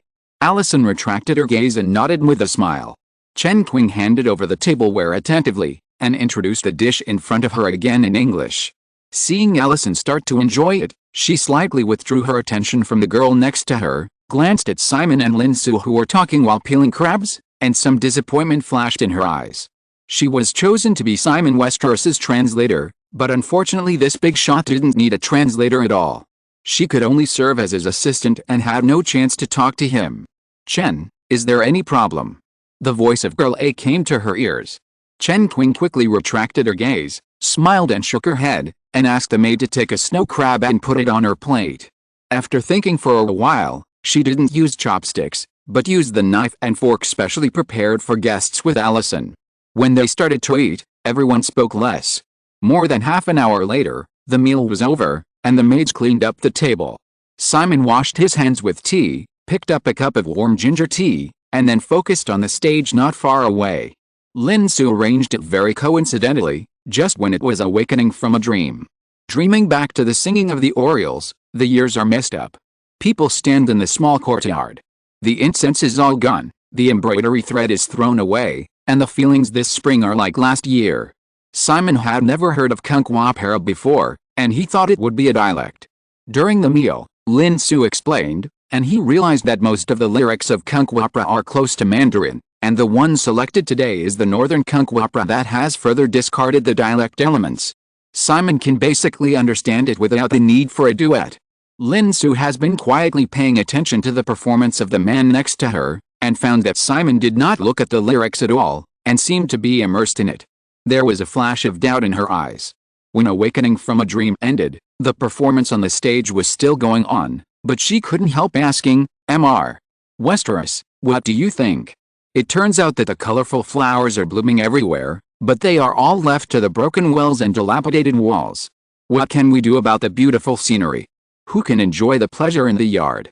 Flying in the morning and rolling up in the evening, clouds and green pavilions, rain and wind, smoke and waves, painted boats, people on the brocade screen look down on this time, Simon recited quietly, savored it for a moment, and praised, "The words are amazingly beautiful, every word is a pearl." Several people in the pavilion, except for Girl A, including the maid standing by, couldn't help but look surprised when they heard Simon's words. The most famous play in Peony Pavilion is Awakening from a Dream. In Awakening from a Dream, the part "it turns out that the flowers are in full bloom" is undoubtedly a pearl-level existence. Lin Su had just been quietly wondering whether a certain man could really understand it. Now she was even a little shocked to see that Simon could accurately grasp the pearl in the play. Moreover, can such an idiom as "every word is a pearl" really be used by a Westerner who has never set foot in China? Over the years, Simon has become accustomed to similar looks from people around him. He is neither very complacent nor deliberately restrained. He is an anomaly in this world. In the eyes of others, normal is abnormal, and abnormal is normal. After drinking the ginger tea, Simon said, "Okay, let's stop here today. Lin Su quickly put away the waves in her heart. So, where does Mr. Westeros want to go next? There are still many places worth seeing in Suzhou. Simon stood up and said, let's see the rest next time. We'll go to Gillen in the afternoon. I remember, Gillen's landscape is the best in the world, right? Lin Su nodded. In that case, I need to make arrangements. After saying that, she couldn't help but look at the man in front of her carefully. This is really not an overseas Chinese who returns to his hometown to find his roots. It is obvious that he has no Chinese blood at all. Simon's private plane landed in Shanghai, and the group returned from Suzhou. Lin Su left for a few hours, using the excuse of arranging the itinerary for Simon, including Chen Qing, who served as the translator for Gerlei, who also left. Simon didn't care about what he could roughly guess.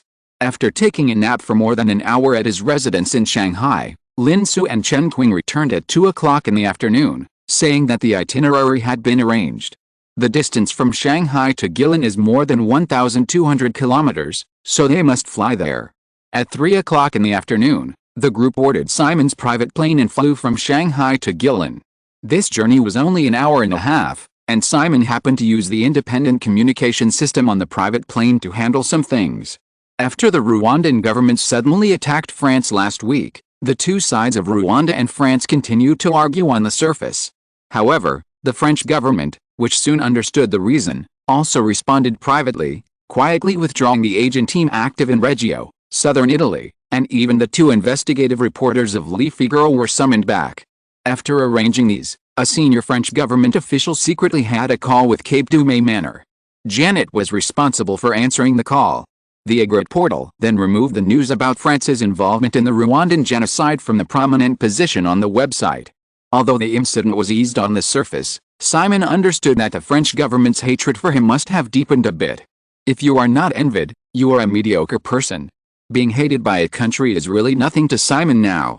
Lin Su and Chen Qing both came from very good backgrounds, but it was the first time for both women to take a private plane, especially this luxurious private Boeing 767. Because of the two women's relatively special status, they did not go to the rear cabin like other attendants, but were arranged in the middle of the cabin. As for the front cabin, except for Simon, only Gerlei can enter at will, including the 4 private stewardesses trained by the Westeros family. None of them have obtained this qualification.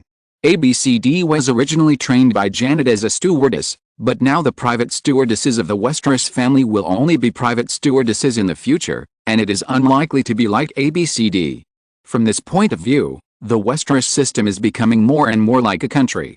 In the early stages of most countries, there are always various channels for upward mobility. With a continuous consolidation of the national political structure, the channels for upward mobility begin to narrow, forming a class solidification. Rulers with a little foresight do not want to see the phenomenon of class solidification. However, when the vested interest group is too large, the result is destined to be a tail that cannot be cut off. The Westeros system is still in a stage of rapid expansion, but Simon has often felt this tendency of class solidification within the system. Just like Nokia and Cisco, in the past, Jorma Olala and John Chambers brought these two companies to the peak. However, after the new century, the two still controlled the two giants for a long time and refused to give up their power. In this world, there are few business managers who can maintain long-term ambition and personal business philosophy that is not out of date. Jorma Olala and John Chambers have been in power for a long time, which has largely led to the collapse of Nokia and Cisco's gradual mediocrity after missing opportunities for industrial transformation. Fortunately, both companies have been acquired by Simon. After all, the Westeros system is not a country. This time, Simon will definitely not let history repeat itself. The Boeing 767 landed at Gillen Airport at 4:30 p.m. Simon did not stay in the GL city. He had prepared a cruise ship in advance and planned to depart from Gillen, go upstream along the Li River, and stay in Yangshuo at night. China's tourism industry is far from developed. There is no sign of the grand occasion of cruise ships on the Li River. It is already Mid-Autumn Festival, and it happens to be a cloudy day. Although the south does not have the decadent loneliness of autumn in the north, the air is inevitably a bit cold. On a white cruise ship about 10 meters long, which was not luxurious but very clean and tidy, Simon sat on the second floor of a 2-story cabin by the window. His mood was not disturbed by the weather, and he carefully savored the beautiful scenery on both sides of the river that had not yet been stained by the noise of the world. There was a low table next to him.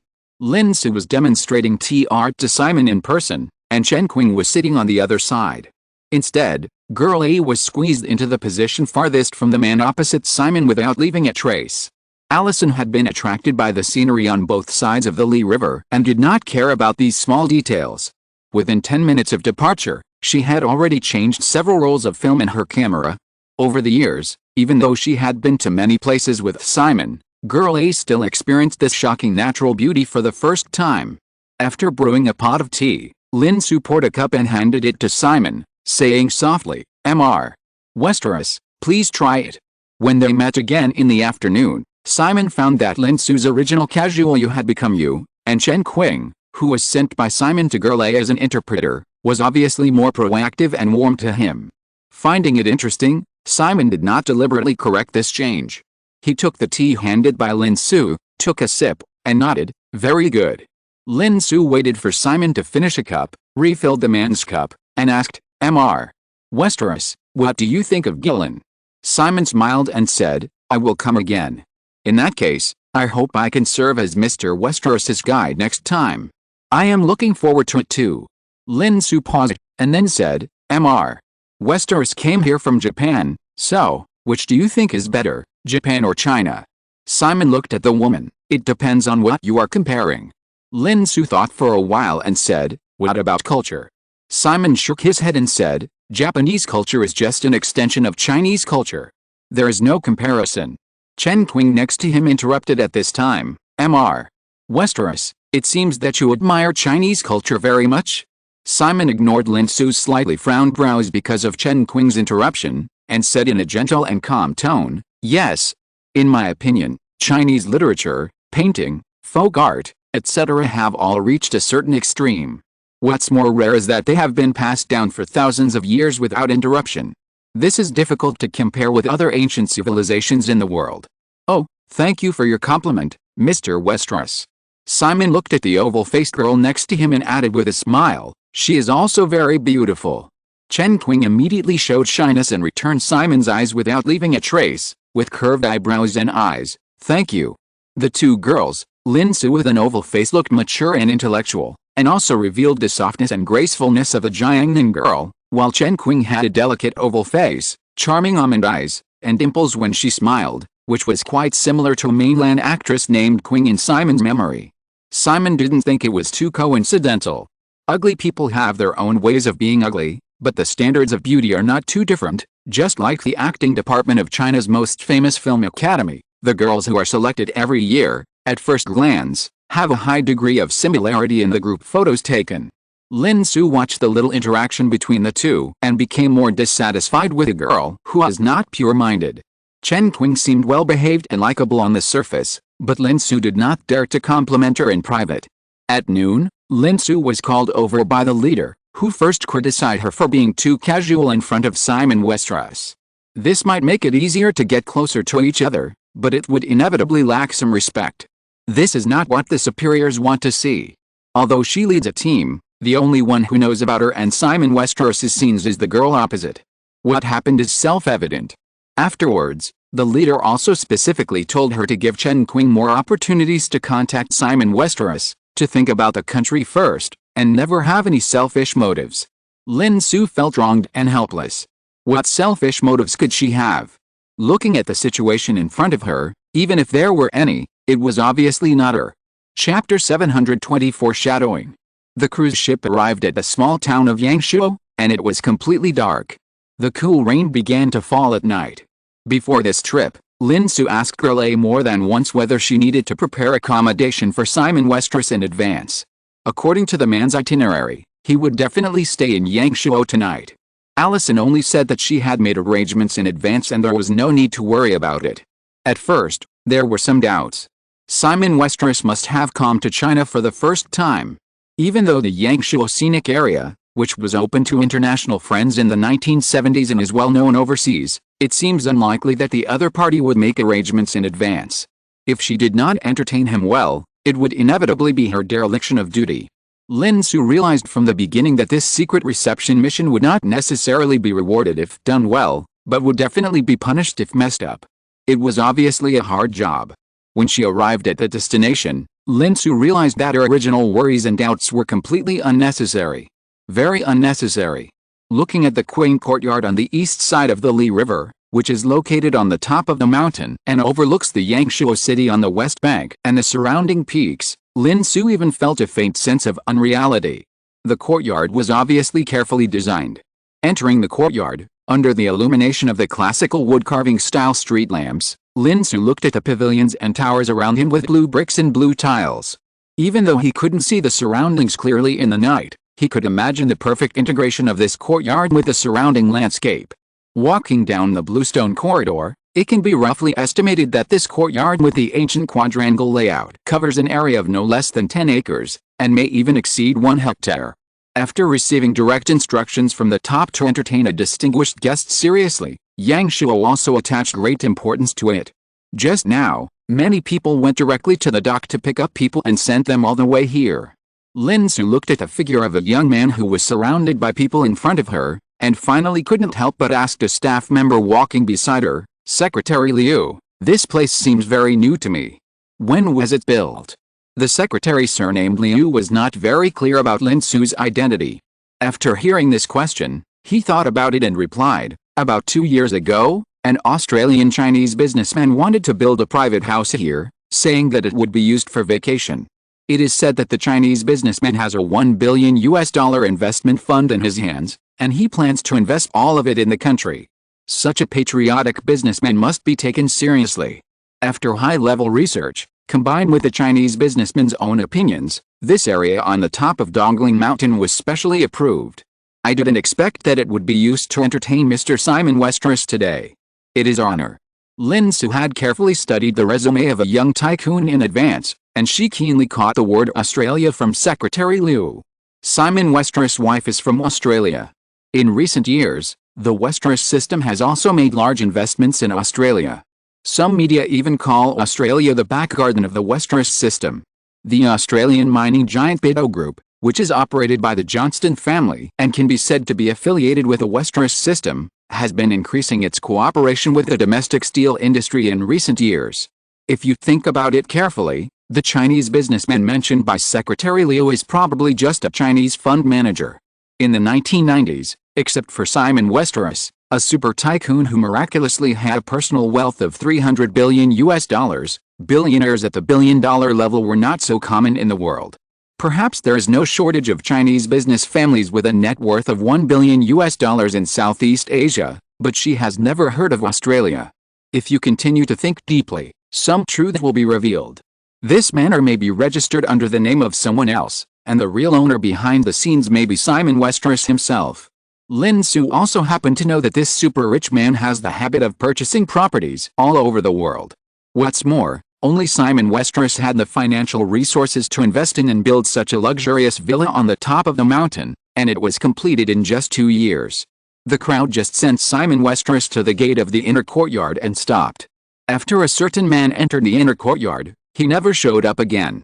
Lin Su was responsible for arranging the follow-up. She worked with Girl A to arrange the accommodation and dinner of many accompanying personnel, and coordinated the defense of the villa. Finally, she followed Girl A into the inner courtyard. After dinner, it was already past 8 o'clock in the evening. Lin Su was assigned to a suite in the west wing of the inner courtyard. Alone in a room. Suddenly, I became uneasy. It was late at night and the courtyard was deep. If something happened, I would not be able to resist, and I probably wouldn't be able to find anything afterwards. After getting his doctorate, Lin Su went to the UK for a year on a government scholarship arranged by his parents. This was actually only 2 years ago. Because they were both in the English cultural circle, she had heard a lot of gossip about Simon Westeros, even if she didn't mean to. Apart from other things, he was definitely a very philandering guy in terms of men and women. But he seemed to be liked by women. This was not surprising. Thinking about getting along with him since yesterday, even Lin Su herself could not have any negative emotions, but instead felt a kind of instinctive closeness. Not to mention the huge wealth he had, just the talent shown by this man was simply impressive. A 26-year-old young man who had never set foot in China could not only speak Mandarin so fluently, but also had a deep understanding of Chinese culture. In the morning, when he recited the paragraph, "It turns out that colorful flowers are blooming everywhere," after only listening to it once, Lin Su was really surprised. Perhaps only such a person could create a huge wealth empire in just 8 years. There have always been miracles in this world. Simon Westeros is obviously one of them. Sitting alone in the living room of the wing room, leaning on the table with my chin propped up, thinking about all kinds of random things, when I came to my senses, it was already past 10 o'clock in the evening. Nothing happened. Suddenly I realized that I might be a little self-indulgent. She is indeed a beauty in China, but the aesthetics of Westerners are different from those of Orientals. She probably knows that Westerners think that Oriental women with sharp faces and high cheekbones are good-looking, and her soft face shape has nothing to do with these characteristics. Perhaps, in the eyes of that man, I am ugly. My mood suddenly became bad. I have lived so long and been proud for so many years, but suddenly I found that I might be an ugly woman. How can I be in a good mood? After all, I have been busy all day, and even if I have a lot on my mind, I still feel tired. I took a shower and fell asleep quickly. I woke up to the faint sound of birds singing, and looked at my watch in a daze. It was 7:40. Oh my God. I hurriedly dressed and washed up, and left my room. After all, it was already 8 o'clock. The moment I stepped out of the door, I saw a thin mist everywhere. After a night of rain, the sky did not clear up. Looking around through the gaps in the building, strange peaks appeared in the clouds, like a fairyland. Suddenly I felt that it would be nice to live in such an environment for a lifetime. It would be better to have someone to accompany me. A fairy couple. When this word appeared in my mind, Lin Su felt her cheeks slightly hot. I walked to the door of the main house where Simon lived and knocked on the door. The one who opened the door was a flight attendant accompanying Simon. After leaving the plane, she naturally became a waitress. They introduced each other on the luxurious private plane yesterday. Lin Su greeted each other in English and couldn't help looking at the girl who didn't know if she had stayed overnight in the main house last night. The two chatted for a few words and learned that Simon was on the viewing terrace on the west side of the courtyard. After thanking him, they walked through the layers of courtyards and went west. Walking out of the westernmost side door of the courtyard, in front of me was a viewing terrace built on the edge of the cliff.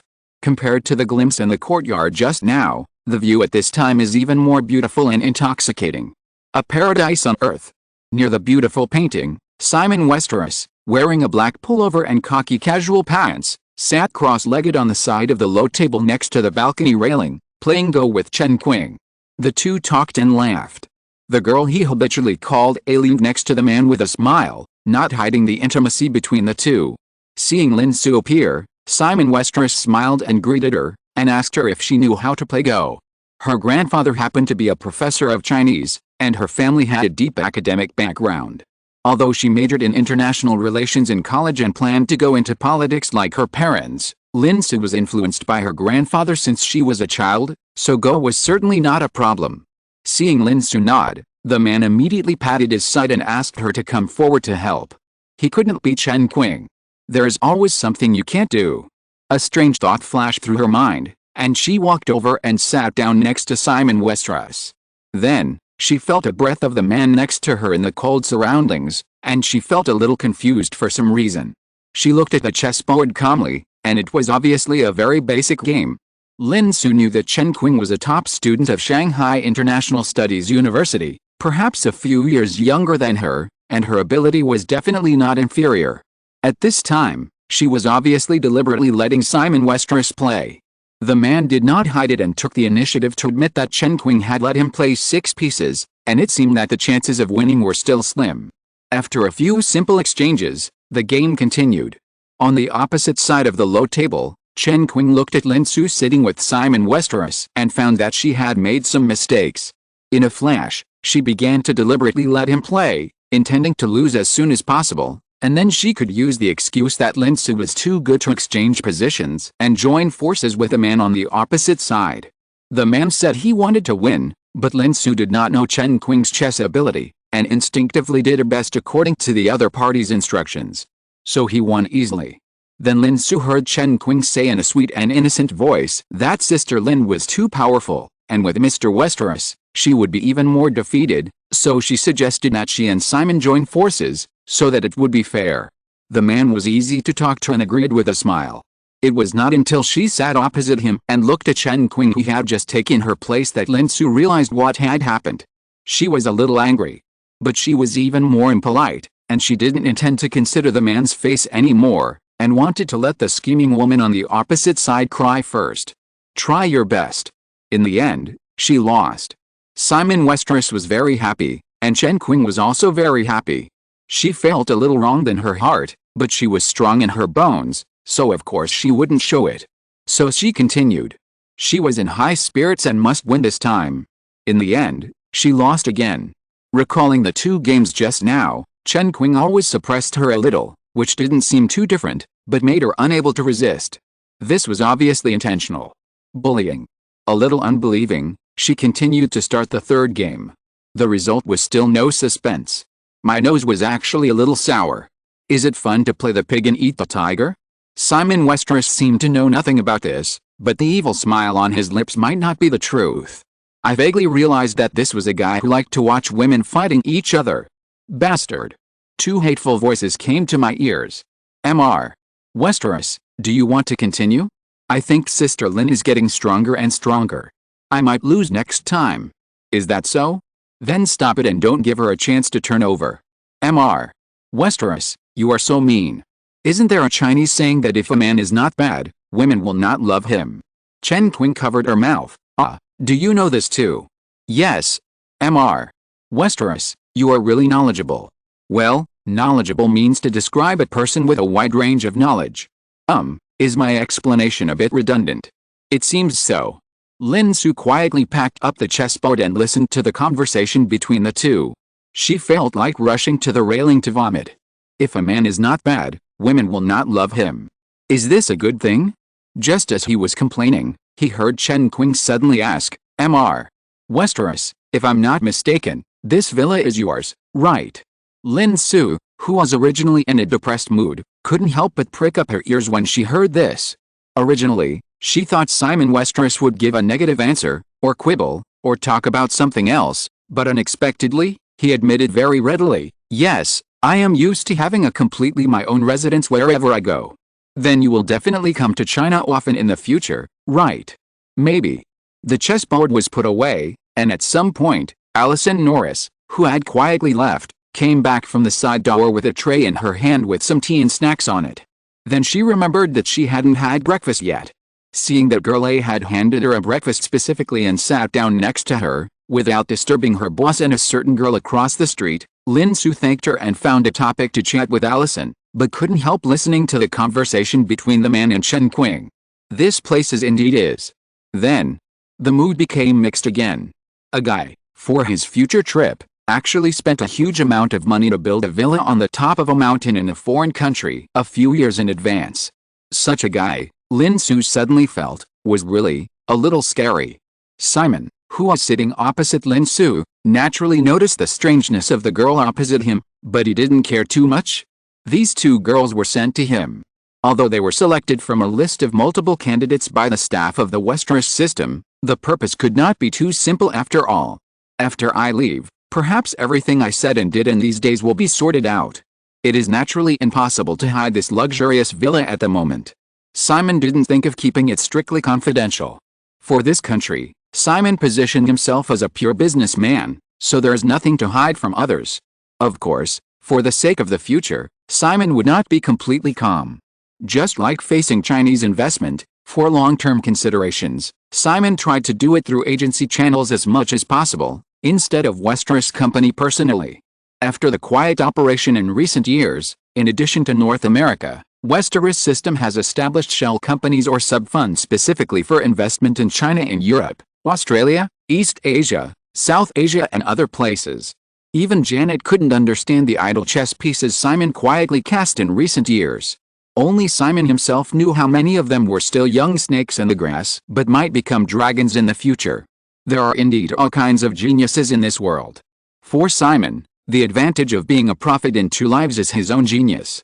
A genius painter can create a masterpiece by randomly splashing ink.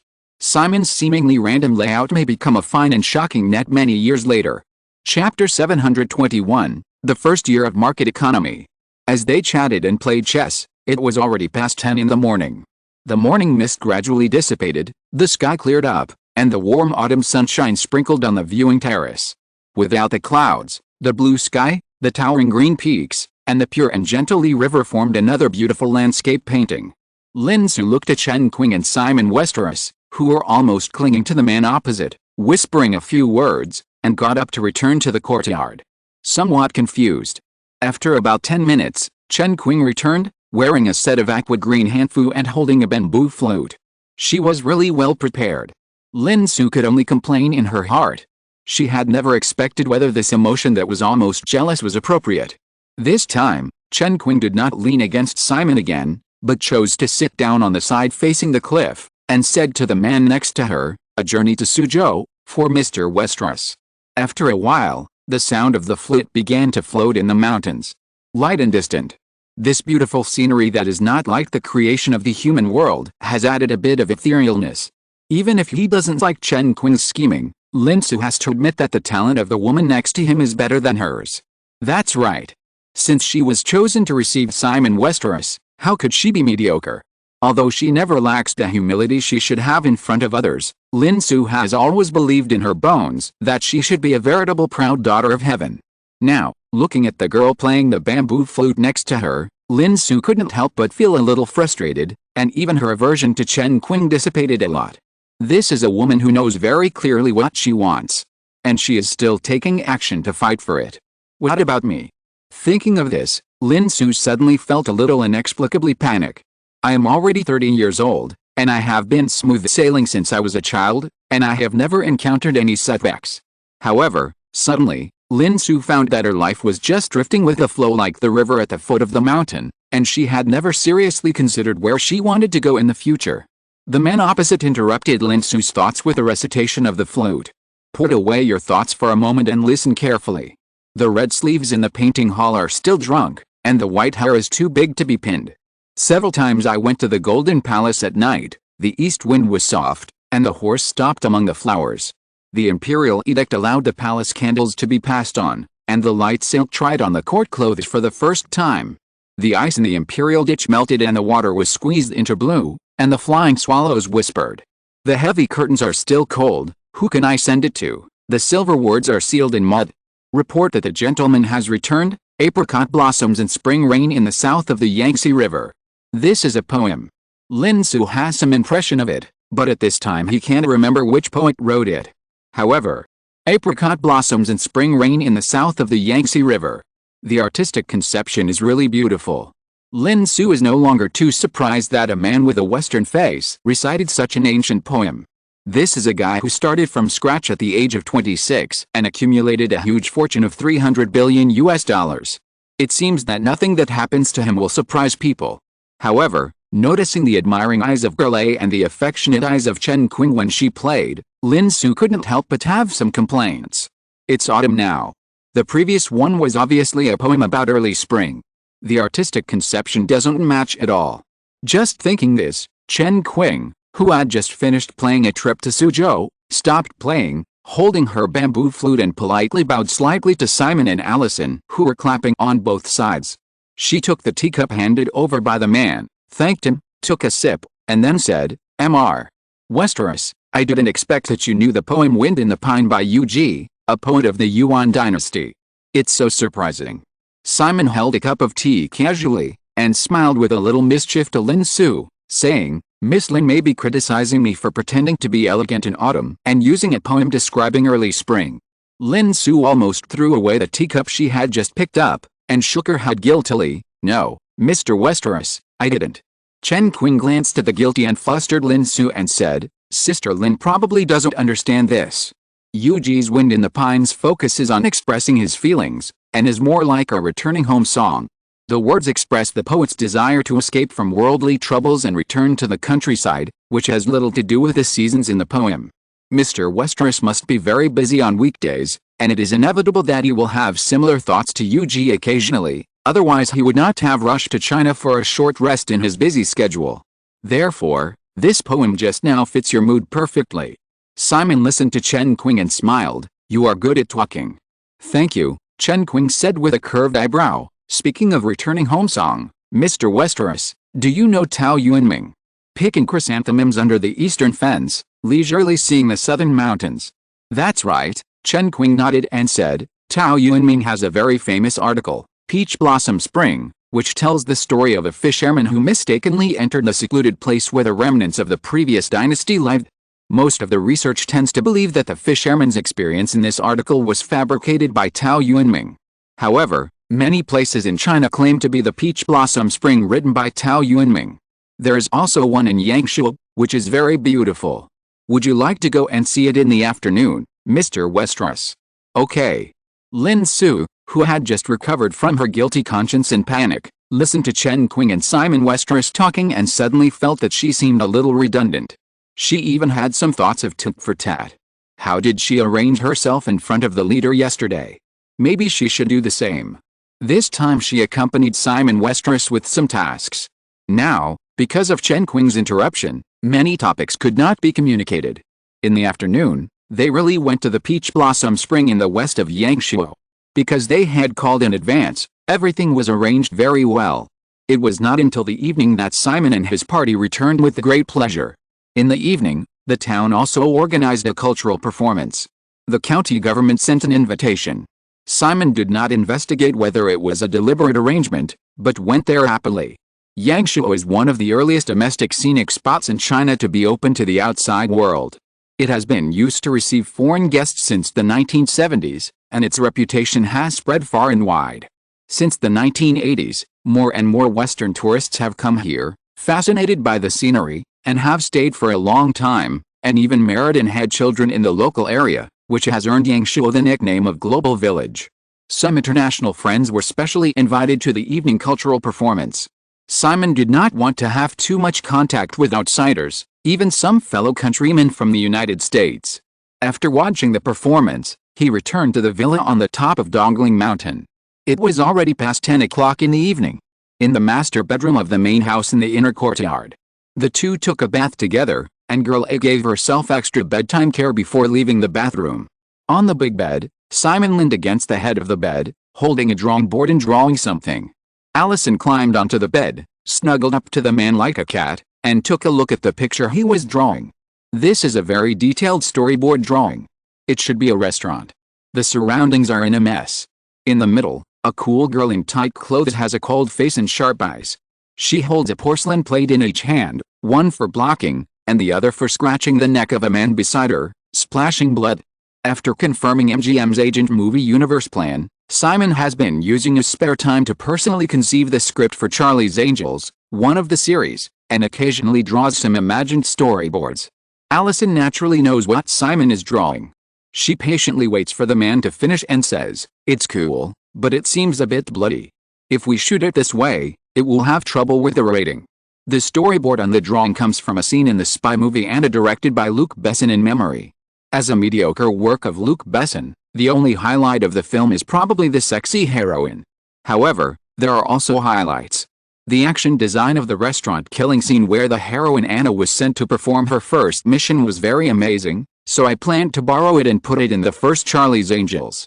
Simon wrote a line of notes under the finished drawing and said, "Just try not to see blood during the shooting." Many times, the difference between Hollywood R-rated and PG-rated is actually whether the fighting scene is bloody.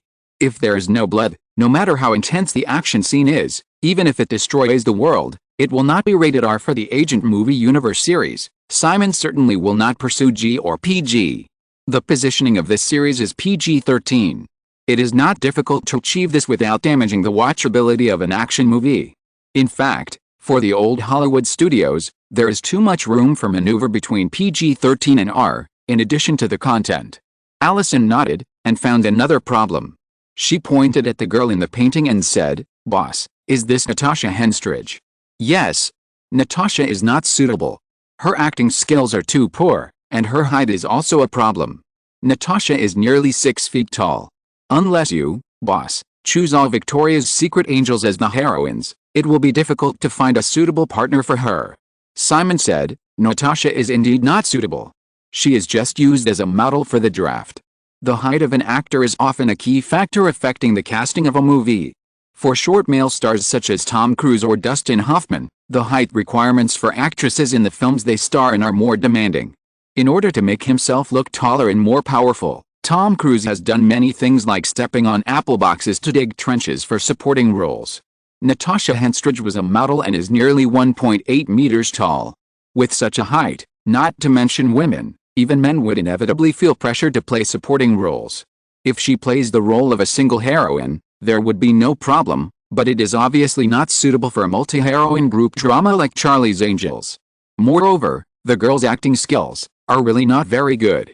Simon actually thought of letting Natasha Henstridge play one of the roles at first, but he quickly gave up the idea.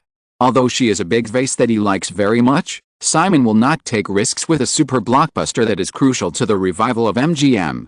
Originally, the Force Output role named Sabrina Dunn that was originally intended to be given to Natasha, Simon planned to set it as a very classic 3-no woman type in comics, similar to Rie anime. Initially, I thought that Natasha Henstridge, who has no acting skills, just relied on the style of alien with no acting skills and few lines, which was just right. However, if you think about it carefully, the 3-no attribute requires higher acting skills. The actor must establish the character through a small number of lines and subtle facial expressions and movements, and it should never be a real 3-no. Allison and Simon were chatting. After her boss finished marking the drawing and continued drawing and supplementing for a while, she rubbed her body against the man quietly. "Boss, do you want me to call Lin and Chen over?" Simon tilted his head and rested it on the woman's soft hair, and smiled. "What will you do if they come over?" "The bed is very big, and it can accommodate 4 people. Simon looked like a gentleman. "That would be a big problem." Allison smiled and asked, "Boss, what do you think of them?" "Both are excellent. One is suitable to stay by your side as an assistant, and the other can be sent out to stand on her own after some training." "So, does the boss plan to take them away?" "Chen Qing can be sent to Apollo Management Company for training for a year or 2, and get an MBA by the way. Maybe she can be one of the persons in charge of our business in China in the future." Among the 3 subsidiaries of Cersei Capital, Apollo Management Company is mainly responsible for corporate mergers and acquisitions, which happens to be the main model for the expansion of the Westeros system in China. Except for the emerging fields that are still in the early stages of development, Simon intends to adopt the model of equity investment and mergers and acquisitions for other expansions in China.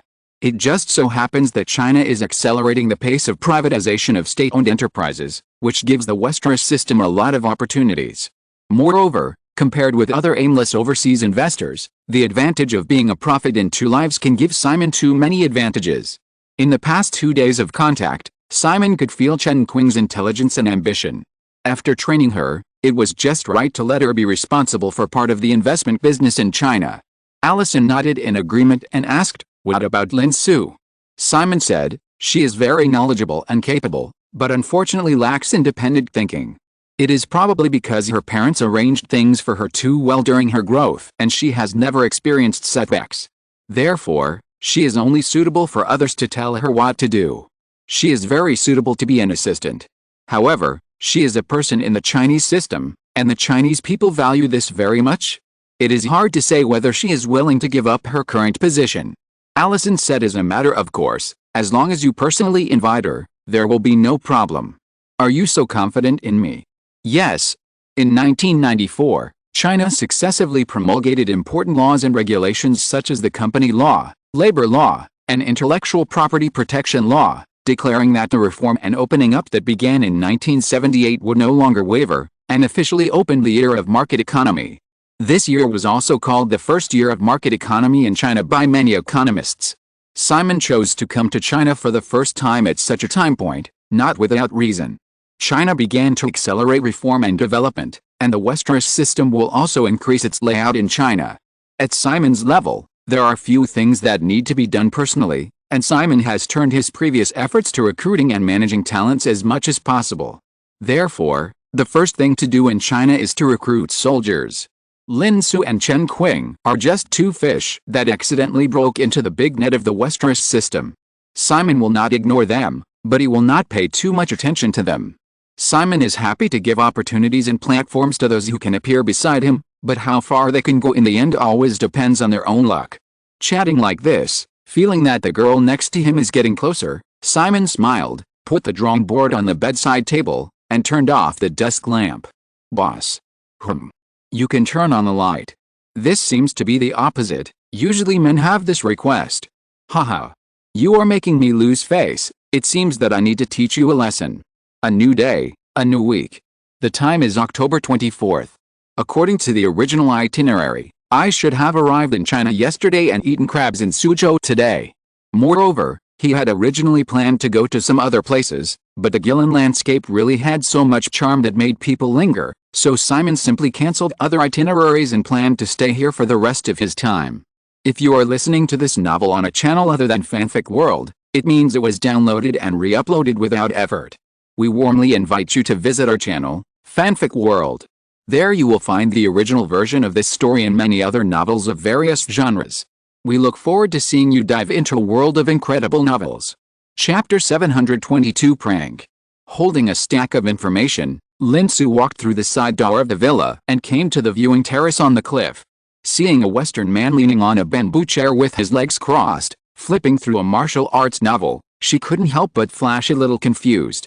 Today is October 26th. Wednesday. For several days in a row, Simon Westeros spent most of his time on this terrace, reading, playing chess, drinking tea, painting. Yesterday, he summoned some girls from the county art troupe to dance for him. He disliked some of them for not being pretty enough, and he was going to select from the art troupe in Gillen. He also said that the red sleeves of Xiangxiang must be pretty, otherwise it would not be Xiangxiang, but a mess. It was exactly the style of those dandies in Lin Su's circle. Fortunately, he was just watching the girls dance purely and didn't do anything more ridiculous. Otherwise, Lin Su found that he seemed to have no way out. Maybe he would have to help him clean up the mess. More than a dozen girls danced for him for more than an hour in the evening, and each of them received a $200 tip when they left. As a result, Lin Su received a call from Secretary Liu in Yangshuo County this morning, asking Mr. Westeros if he wanted to continue watching the dance today.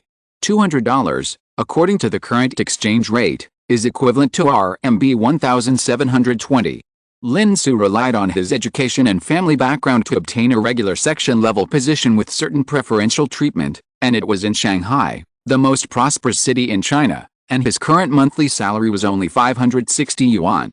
The girls in the art troupe in the remote county town of Guangxi only had a monthly salary of dozens of yuan, and suddenly received a so-called tip of $200, which was a huge sum of money.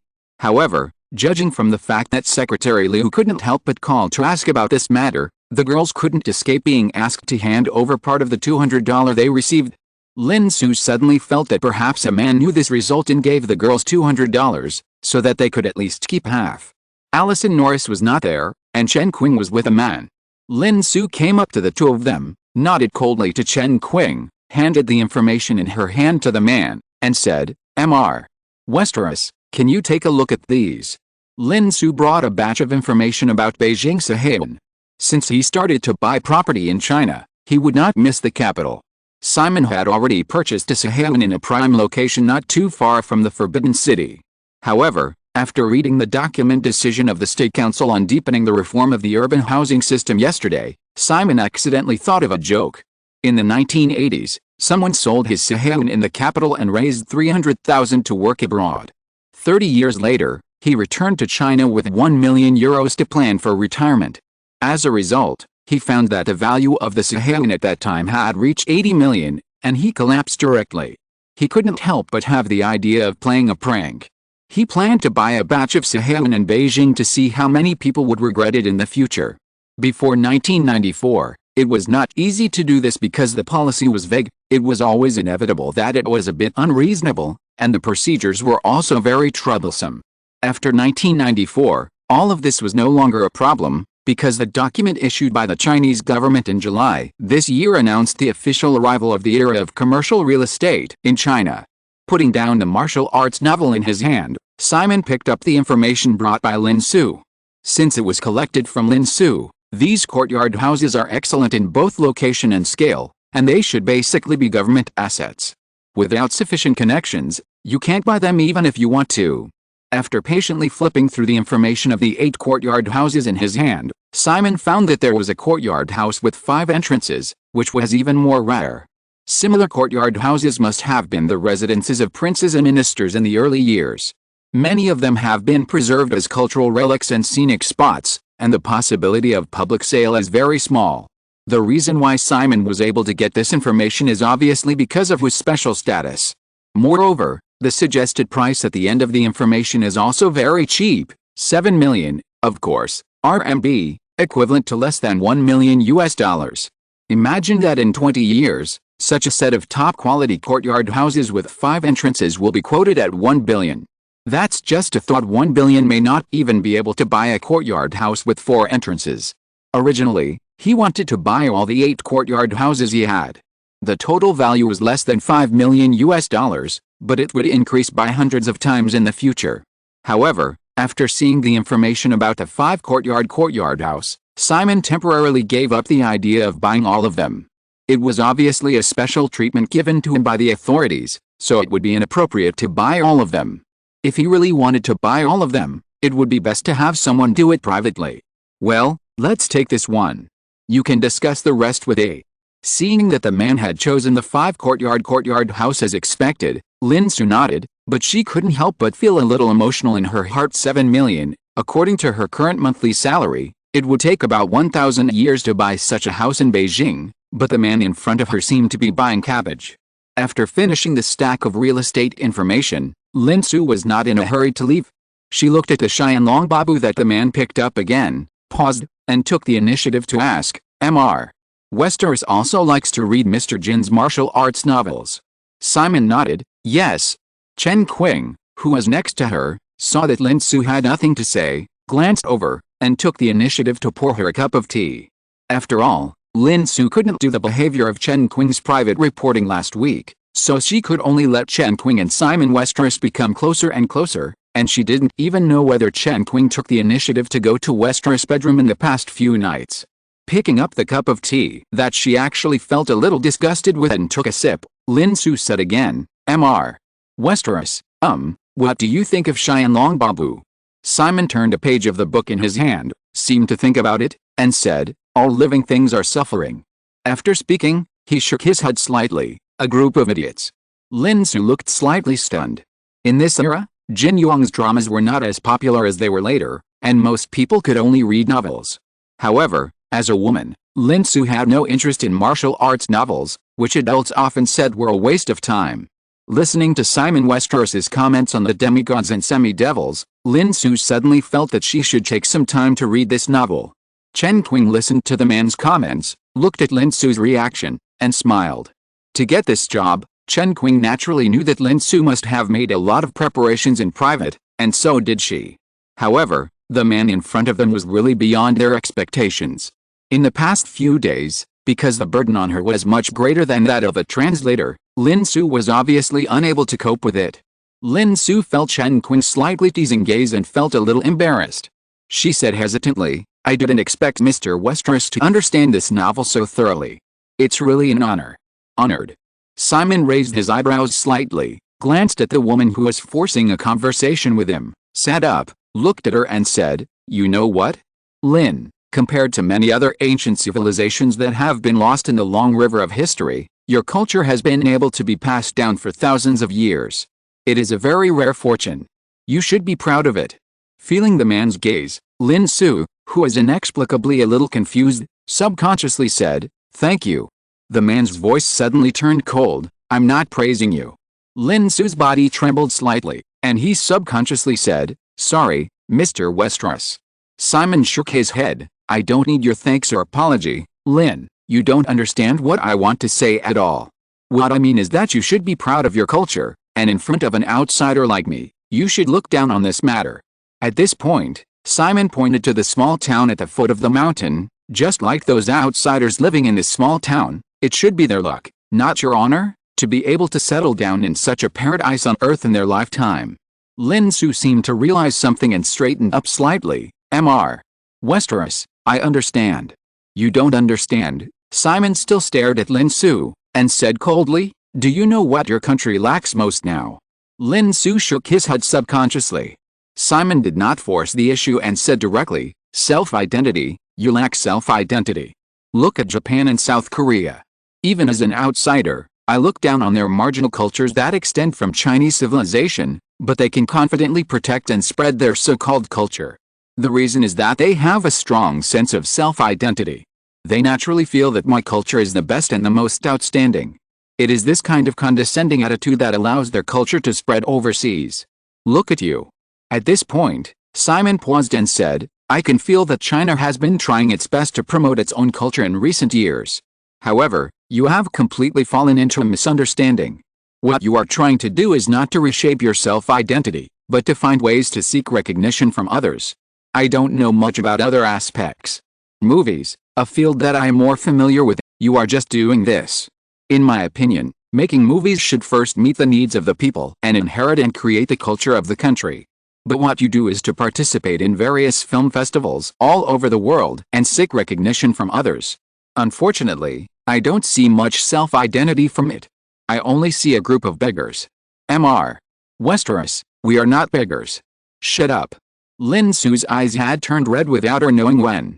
After hearing what the man said, she did not speak again, but forced herself to look at the man in front of her. Simon, who was getting angrier for some reason, continued, I'm leaving tomorrow. I know you must have received some tasks to test me. I'm not in the mood to give you any answers, only this. Your country hopes to rise again, and this year is indeed a good start. However, if it is just an economic rise, I tell you, that is not called a rise. In the future, you will only grow into a group of fat sheep, and wherever you go, you will just be a human wallet that is looked down upon by others. What you need is to rise culturally first, reshape your nation's self-identity, reshape your nation's self-esteem and pride, rather than being complacent in the face of any praise and recognition from foreigners with an inferiority complex engraved in your bones. As long as you're confident enough, what does it matter what others say? Will a tiger care about the monkeys chirping and barking?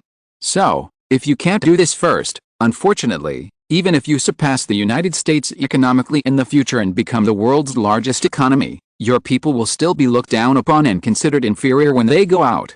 Moreover, this is not because of others. This is because you lack cultural confidence and self-identity and feel that you are born inferior from the bottom of your heart. After saying this, seeing the woman in front of him already in tears, Simon suddenly lost interest, picked up the novel again, and flipped through it. After a while, realizing that Lin Su had not left yet, Simon hesitated for a moment, and still said, quit your job and go to America with me. I won't. Then, I'll let your company fire you. Do you think I will give in? Your parents' positions don't seem to be too high either. It doesn't seem difficult to fire them together. You bully people. I'm sorry, I suddenly want to bully you. Look, you just happen to be powerless to resist. What a sad thing. Lin Su glared at the man in front of her angrily. What am I going to America for? To be your lover. Simon looked at him with contempt. I have many women, but there are not many who can be recognized as lovers by me. You don't deserve it. You. Simon smiled hatefully. Do you want to fight me to death? Lin Su bit her lip and continued to remain silent. Look, you don't even dare to fight me. You are bullying me. I told you, I just want to bully you. If you don't give in, I will bully your whole family. Asshole. Go wash your face. It's so ugly when you cry. Chen Qing looked at Lin Su, who covered her mouth and ran away, then turned to the man opposite. There was some strange expectation in her eyes. The man's words just now did touch her. But, next? Is it her turn? Simon looked at her and smiled. I will arrange you to the Apollo management team under Cersei Capital, mainly in the investment department facing China. I will give you 2 years to get at least another MBA degree. After 2 years, I will give you as much resources as you can. Thank you, Mr. Westeros. Also, I am a man with a strong possessiveness, so you are mine for the next 2 years. Chen Qing paused for a moment this time, but still nodded quickly. However, she couldn't help asking, Mr. Westeros, what about 2 years later? After 2 years, of course you can do whatever you want. I don't have the idea of controlling you for the rest of your life. Even if you perform too mediocrely, you may not appear in my sight in less than a year. Chen Qing nodded again. I felt a little relieved, but also a little disappointed. No woman is willing to be a man's private pet for a long time without justification. However, She was inevitably disappointed when she heard such straightforward words from a man. If you are not polite when you are close, you will complain when you are far away. However, Chen Qing's heart was not as fragile as Lin Su's. From the beginning, her goal was very clear, to seize this opportunity at all costs. Now, Simon Westeros gave her a chance, and if she couldn't do it well, she would accept her fate. Having made up her mind, Chen Qing put aside her unnecessary emotions and took the initiative to find a topic. Mr. Westeros, have you seen the article in Japan's Asahi Shimbun? Chapter 723, How much did you earn? Simon didn't expect Chen Qing to know something from the Asahi Shimbun. It's not a big deal.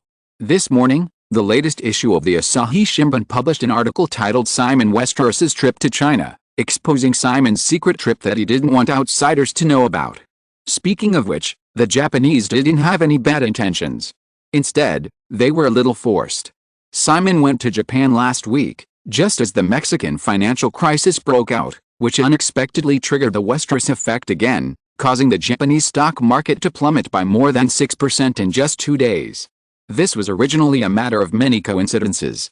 Because of the characteristics of its own export-oriented economy, and the fact that the Japanese economy has not fundamentally and thoroughly emerged from the shadow of the collapse of the stock market and the real estate market in the past few years, the market situation is still very fragile, and the slightest disturbance may brew into a storm.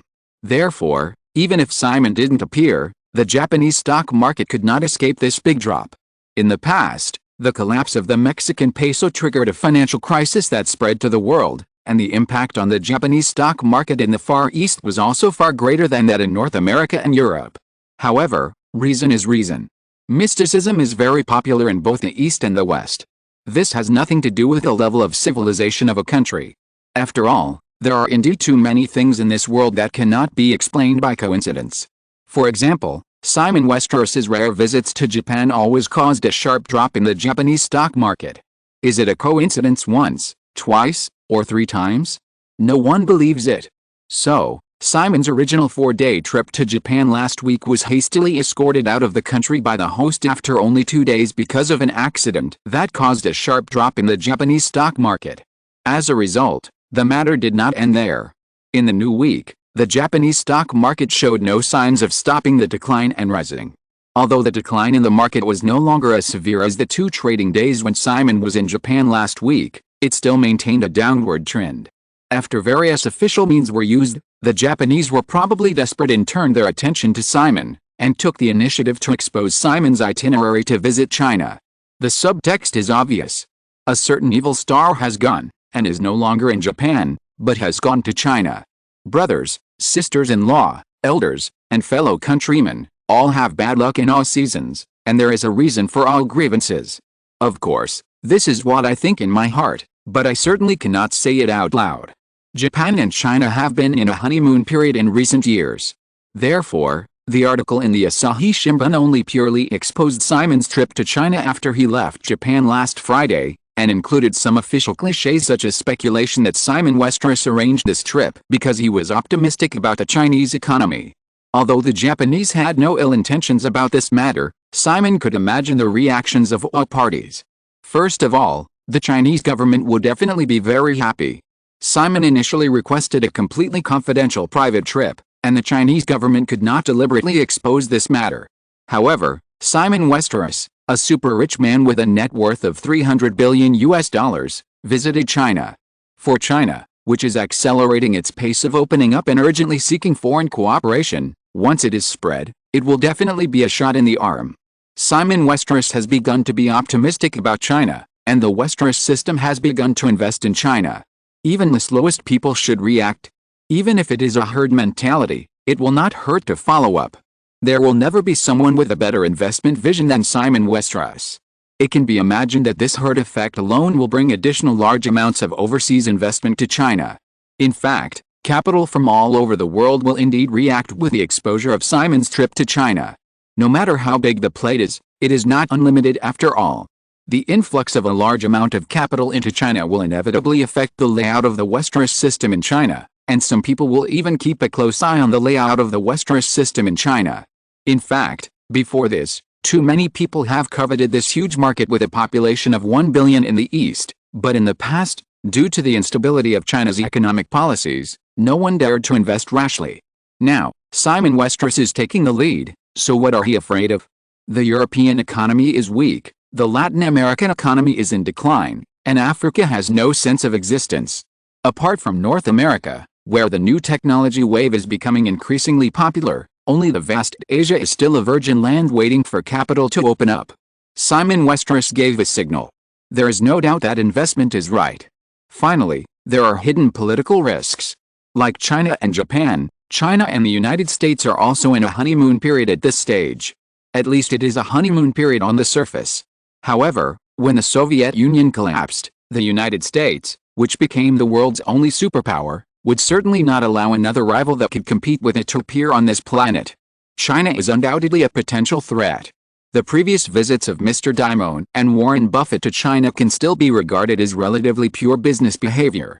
With Simon's current wealth and international influence, his doing so will inevitably cause unnecessary speculation beyond business. In the final analysis, the Westeros system has become too powerful without knowing it. As Simon expected, the next morning, at the routine press conference of the Chinese Ministry of Foreign Affairs, when asked whether Simon Westeros would visit China, the spokesperson of the Ministry of Foreign Affairs readily admitted the matter, and clearly praised Simon's trip to China, and did not forget to re-promote China's investment opportunities to foreign media. The news quickly spread around the world, triggering follow-up reports from media around the world, and some people even began to explore in depth what Simon did during his trip to China. Simon left China at about the same time. Returning to San Francisco, due to the time difference, it was still Thursday morning, October 17th on the west coast of North America. He did not go home immediately, mainly because there were several very important meetings in San Francisco that Simon needed to attend, which was also a preset schedule. It is almost the end of the year again. With a further accumulation of the new technology industry, the Westeros system will take the lead, and a large number of cutting-edge companies in the new technology field, such as Agrit, AOL, Cisco, Microsoft, Intel, IBM, Compaq, HP, etc., will launch a large-scale new technology industry marketing plan at the end of this year. The large-scale marketing plan is expected to last for 2 months, and the total project budget will reach an astonishing $1.5 billion. Therefore, these days, not only representatives of major technology companies, but also senior executives of many media platforms and advertising companies are intensively active in Silicon Valley, hoping to get a share of the big marketing plan at the end of the year. Simon arrived in San Francisco and only took a short break. At 2 o'clock in the afternoon, he began to attend the final plan discussion meeting for the marketing plan named Information Age. The entire marketing plan has determined a unified slogan. After bidding, the marketing team chose the concise and powerful slogan "Catch the Internet or You're Out," with a very clear purpose. In addition to this slogan, the marketing plan is mainly divided into 3 parts. The first is traditional advertising coverage. In the next 2 months, more than a dozen new technology companies that have joined together will use carpet bombing to place advertisements at a high intensity, covering all media platforms that the public can access, such as newspapers, television, radio, outdoor advertising, etc., with a total budget of $500 million. The second is the product discount plan. The total budget of this part of the plan will reach $1 billion, mainly IBM, Compaq, HP, AOL and other hardware manufacturers and internet service providers in the purchase of personal computers and internet access services, etc., which will last for 2 months. Large-scale discount activities. In 2 months, whether it is purchasing a PC, accessing the internet, or consuming other software and hardware cooperative brands, consumers can enjoy a considerable degree of discounts. Through lucky draws in traditional media, online platforms and other channels, many users have the opportunity to get free personal computers or internet access service vouchers and other gifts. The nominal budget plan is $1 billion, but in fact, as long as users are enthusiastic enough, there is no upper limit to this plan. The last item is a special case promotion plan. The Westeros system deliberately selected personal success cases of realizing the American dream through the internet platform in recent years, and made them into copywriting for large-scale distribution on various media platforms. This plan overlaps with the advertising coverage plan and does not set up a separate budget. However, the execution of the plan will be responsible for a dedicated team. Compared with illusory slogans, real success cases are undoubtedly the most effective in stimulating the public to join the information age that has arrived. The meeting lasted the entire afternoon. Jeff Bezos was personally responsible for introducing the various execution links of the entire huge marketing plan. It was not until 7 o'clock in the evening that representatives from various companies were able to leave the meeting room. There was also a cocktail party in the evening, but Simon, who had just experienced a long journey, did not plan to attend. Holding a stack of successful case briefs in his hand, Simon went to the company's internal restaurant with Bezos and others. While waiting to order, Simon took the time to read through a series of cases. Peter Sturman, an unemployed automotive engineer in Wisconsin, taught himself software programming. The dating website he created has received continuous investment from companies such as Ygritte and Sequoia Capital. At this stage, it has 8 million registered users. The latest financing website valuation is as high as $60 million. This unemployed engineer who once could only receive welfare benefits has a net worth of $36 million with his 60% stake in the website. Susanna Vaughn, a housewife in Arkansas in Central America, unexpectedly gained popularity for a vampire-themed novel she wrote on the Ygritte blog platform in her spare time. After the novel was published in person, it was once on the New York Times bestseller list and earned more than $3 million in just 2 years. Peter McClone, a 16-year-old high school boy in Florida, used his spare time to self-study and write a science fiction flash game with alien themes. It was very popular on the Facebook platform and became the youngest millionaire in the area in just half a year. Alex Bridge, a bartender in Washington State, has become the most popular personal talk show host on the online radio website Broadcast with his excellent language talent. He has more than 2.6 million fans and an annual income of $2 million from website contract salaries, advertising endorsements and user subscriptions. The more than 10 successful cases that will be released on various media platforms throughout North America all show the arrival of another era of the American dream. As long as you embrace the internet as soon as possible, you may become a new generation of millionaires, multimillionaires or even billionaires. As for the fact that most of these successful people are lucky enough to get special support from investors or the website itself, there is no need to tell outsiders. In any case, these are small figures who have successfully stood out after the advent of the information age, so they can form a strong stimulus to the public. In fact, the most direct group of new technology companies in the Westeros system have a greater stimulus to capital and the public who are familiar with the inside story. The unemployed engineer in Wisconsin earned $36 million in personal wealth from a website with 8 million users. The Instagram photo-sharing website created by Dee, one of the 4 girls in the Wisconsin ABCD, went online at the end of July. As of now, in 3 months, the total number of users has exceeded 38 million, relying on the unremitting content version of the Ygritte portal. Considering the high growth of Instagram, Wall Street analysts value the website at $500 million. Not to mention Dee, whose net worth has reached $280 million due to her 56% stake in Instagram, even the other 6 girls who accidentally participated in the investment at the beginning. The total value of their 4% shares is now $20 million. At the beginning, the 6 people, Yaojing, Legjing, AC, Little Jenny and Olivia, only invested a mere $200,000 in startup capital. From the establishment of the project in April to now, in half a year, this investment has miraculously soared 100 times. This is the great charm of the emerging internet industry. Although this marketing plan will focus on promoting a group of cases where ordinary people have achieved the American dream, neither Silicon Valley nor Wall Street can ignore the more dazzling capital miracle created by the Westeros system relying on the internet industry. The waiter brought the dinner. Simon put down the stack of information in his hand, picked up the tableware, and asked Carol Bartz, one of the 4 giants of Ygritte, "Carly, can't the outsourcing platform be launched together next Monday? The final plan will be determined today and tomorrow. Next Monday, the information age marketing plan will be officially launched." In the first half of the year, Simon was inspired by the cooperation between Ygritte and Indian software companies and proposed a plan to establish an online outsourcing platform. In the past 6 months, Ygritte has been investing in development, and Simon himself will occasionally follow up. In fact, the outsourcing system named Ygritte Outsourcing has started internal testing 2 months ago, but it has not yet been open to the public. Carol Bartz said, "The rating system still needs to be adjusted. This is very important. If we cannot make accurate ratings based on the personal ability, work quality and other details of the registered members, both the companies that place outsourcing orders and the members who take orders may suffer losses, which is very detrimental to the development of the platform. So, it will definitely not be possible next Monday. However, boss, I can guarantee that it will be open by mid-November at the latest." In mid-November, the effect of the information age marketing plan just appeared. The emergence of a large outsourcing platform that can provide millions of jobs for the entire United States every year will inevitably further enhance the advertising effect of this marketing plan. You know, Ignorant's Yo platform is not only for engineers. Ordinary people who know a little about computers can take on jobs such as image classification from the website. Of course, the more capable people are, the more difficult it will be to obtain outsourcing orders, and the rewards will naturally be more generous.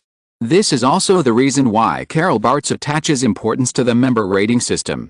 Simon is a boss who pays great attention to time and always hopes to see the project completed according to the established plan.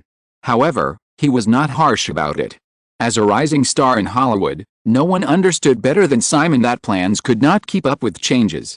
Therefore, as long as the reasons were justified, he did not mind the delay of some projects. After chatting with Carol Bartz for a few more words, Simon turned to Alice Ferguson, who was sitting next to him, and talked about Amazon.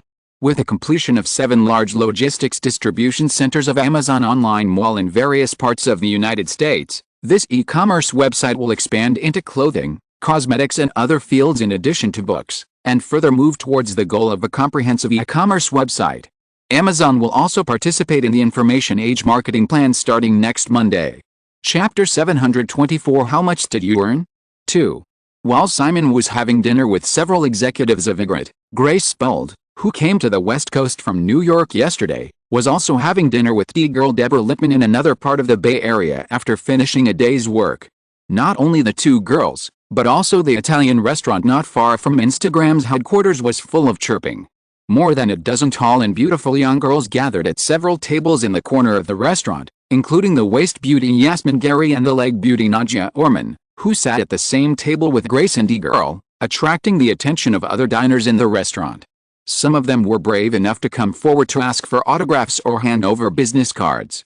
Except for the 2 big fairies with special identities, all other girls were clients of Grace, including the 3 girls of Trish Goff, who became famous in the second half of the year because they signed contracts to become maintenance angels, and Karen Mudd, who Grace had to take over under the pressure of elite President John Casablancas some time ago. The upcoming information age marketing plan also gave the fashion industry many opportunities. Grace came to discuss the next step of cooperation with Elite this time, and brought all the girls under her name directly, also wanting them to be familiar with the Silicon Valley Circle. No one knows what the future will be like, but since the new technology wave in recent years is so aggressive, it is definitely right to keep up with the pace of the times. Speaking of which, as the vice president of Elite's U.S. branch, Grace only brought a dozen girls under her name to San Francisco, which inevitably seemed a bit selfish, but the woman herself knew that the resources in the fashion circle were far less than those in Hollywood or the music industry. When she needed to cooperate with other agents under the company, she would not be stingy, and she would not be humble at all when it came to the resources that should be obtained for her clients. In any case, these girls in her hands are the most direct objects for her to extract commissions as a model agent, which is considered the foundation. Even the rapidly rising new media operation department is not as reassuring as holding a group of popular models directly. If she wants to leave Elite now, she can't take the new media operation department with her, but these girls can follow her and leave to start their own business. After dinner, it was already 8 o'clock in the evening. Grace said goodbye to the D-girls and took her group of girls out of downtown Palo Alto in several cars and rushed to Los Altos Hills in the south of the city. This is another luxury residential area in the South Bay, which is connected to Woodside, Portola Valley, Palo Alto Hills and other luxury residential areas, similar to the Hollywood Hills, Beverly Hills, Bel Air, and Brentwood in Los Angeles. Yesterday, she arrived in San Francisco with her girls. They did not choose to stay in a hotel, but settled in a luxury house covering more than 2 acres in Los Altos Hills. This is a property under Simon's name. Grace had agreed to this trip with a little man when she was in New York some time ago. During the period, She contacted him and said that she would bring several clients under her name to San Francisco. The man took the initiative to borrow her luxury house and told her some perverse reasons on the phone, saying that fairies should be raised in wealth and have a high vision. In fact, they are more likely to make progress and will not lose control when they are slightly tempted. It seems to make sense. If the man gave her a luxury house directly, he often did so. Grace would not accept it because of some small insistence in his heart. Now he just lent it to her to place her own clients, so she did not refuse. Because she knew that this was nothing to him. The man even had a special hobby of keeping vases in his house. Since there was a luxury house with up to 8 bedrooms, Grace, who originally planned to only let the 3 girls of Coco Gauff accompany her, brought all the girls who were temporarily unemployed to San Francisco. The fashion season had just ended, and they had been busy for more than a month. It was a good thing for the girls to take a break. However, it was impossible to rest when they really came here. With the connections in her hands, Grace temporarily took a lot of work for the girls. Amazon's online mall, which has begun diversified trial operation, needs to take a lot of display photos for the product pages of clothing and cosmetics. Just this item requires a large number of models. The demand for graphic models on other types of websites in Silicon Valley is also increasing day by day. Because of this demand, after Elite, several major model agencies in North America have increased their layout in San Francisco, which was not paid much attention by the fashion circle. Therefore, as soon as they arrived yesterday, the girls started to be busy in various ways. This is another twisted logic of a little man. Women can be kept, but they cannot be left idle. Too much idleness will lead to trouble. Indeed. Think about the Graf family, who probably got into trouble because of being too idle. This is obviously a personal experience. Back at the mansion in Los Altos Hills, a group of girls rushed into the villa. Following Grace, who came in, clapped her hands and said to the fairies who came over, "Okay, take a shower and go to bed early. We have work tomorrow. Whoever is late will be forced to sleep on the street." Shauna Zadrick, who looked a bit like Cindy Crawford, couldn't wait to occupy a sofa in the living room, with a tired look on her face. "Gray, I'm so tired, can we always rest on the weekend?" "Sure," Grace nodded and smiled. "Don't complain, I don't know how many girls wish to have a job like you every day. Now the modeling agencies on the West Coast must be criticizing you for running from the East Coast to steal their jobs. If I had the good opportunity you have, I wouldn't have to be an agent now. Alright, don't lie on the sofa, go upstairs, take a shower, go to bed, oh, don't forget to do your bedtime maintenance," Grace said, and then walked to the other side and reached out to take the business card from Angela Lindwall, tore it off and threw it into the trash can. This was the business card that the girl received when she was approached at the restaurant. A 15-year-old girl, it was not the time to think about such things. Angela Lindwall was glared at by Grace, stuck out her tongue, pulled up a companion next to her and went upstairs first, and the other girls dispersed one after another. The living room became quiet, and Grace was finally able to sit on the sofa. Assistant Michelle brought coffee over. Grace just took a sip, and her mobile phone rang. She answered it, said a few words to the other party, and Grace hung up quickly. Michelle heard what Grace had just said to the other party, and asked, "Gray, are you going out?" Grace nodded, with no unusual expression, and stood up and told Michelle, "Keep an eye on them, don't sneak out to play." Michelle agreed, vaguely guessed something, but didn't dare to say much. This boss is actually not easy to talk to. After a few more instructions, Grace picked up her bag and walked out the door. Michelle just walked her to the door. She saw a conspicuous black Rolls-Royce parked in front of the villa. This luxury residential area has very strict security. Without permission, strangers would never appear in front of a luxury house. Now, the speculation just now was directly confirmed, but Michelle tried her best to pretend that she didn't see anything. Just a few days ago, Grace asked several of her assistants to sign a confidentiality agreement. The smart Michelle certainly knew what the actual purpose of the agreement was. Michelle only had hidden envy for her boss's fate. That was Simon Westeros. When the driver saw Grace coming, he took the initiative to help open the car door. Grace got in the car, but she didn't see her little man at the first time, which made her a little disappointed. After asking the driver, she found out that he was still entertaining and was just taking her to his place tonight. The Rolls-Royce left Los Altos Manor and drove along the mountain road for more than 10 minutes, Arriving at Portola Valley bordering Woodside, and entering a manor hidden in the dense forest that enclosed the entire mountain. The main villa is a country villa-style building with stone walls and gray tiles. It has 3 floors and covers an area of more than half an acre. It is much more magnificent than the mansion in Los Altos Manor. The driver just parked the car at the door of the main villa and motioned Grace to go in by herself. Grace got out of the car, stepped up the steps in front of the door with both trepidation and expectation, and entered the brightly lit villa hall. A familiar girl came to greet her. This was Zoe Parks, a baby-faced girl she had met several times in the manor in the northern suburbs of Greenwich. Seeing an acquaintance, she relaxed a little, but then she was inevitably a little embarrassed. This is an affair after all. Zoe's face was not strange at all. She hugged Grace warmly. After greeting, she took Grace upstairs directly to a living room with a terrace on the 2nd floor. Compared to the 1st floor where other maids were busy, the 2nd floor seemed very quiet. After busying around to serve Grace coffee, Zoe said, "The boss may have to wait a while before coming back. Ms. Spuld, if you need anything, you can always call me," Zoe said, and pointed to the crystal ball ornament on the side of the sofa. Grace agreed, knowing that the crystal ball was probably a servant summoner. She also had 2 nannies at home, but she didn't need it. This mansion with dozens of rooms is inevitable, otherwise, if the owner wants someone to serve, he can't shout in the house. After thinking about it, Grace called Zoe, who was about to leave, and said, "I just came back from outside, I want to take a bath first." "Oh, of course, please follow me," Zoe said, made a gesture of invitation, and took Grace up to the 3rd floor and came to the master bedroom. When Grace came in, the girl diligently helped her prepare a bathrobe and put the bathwater, and then left.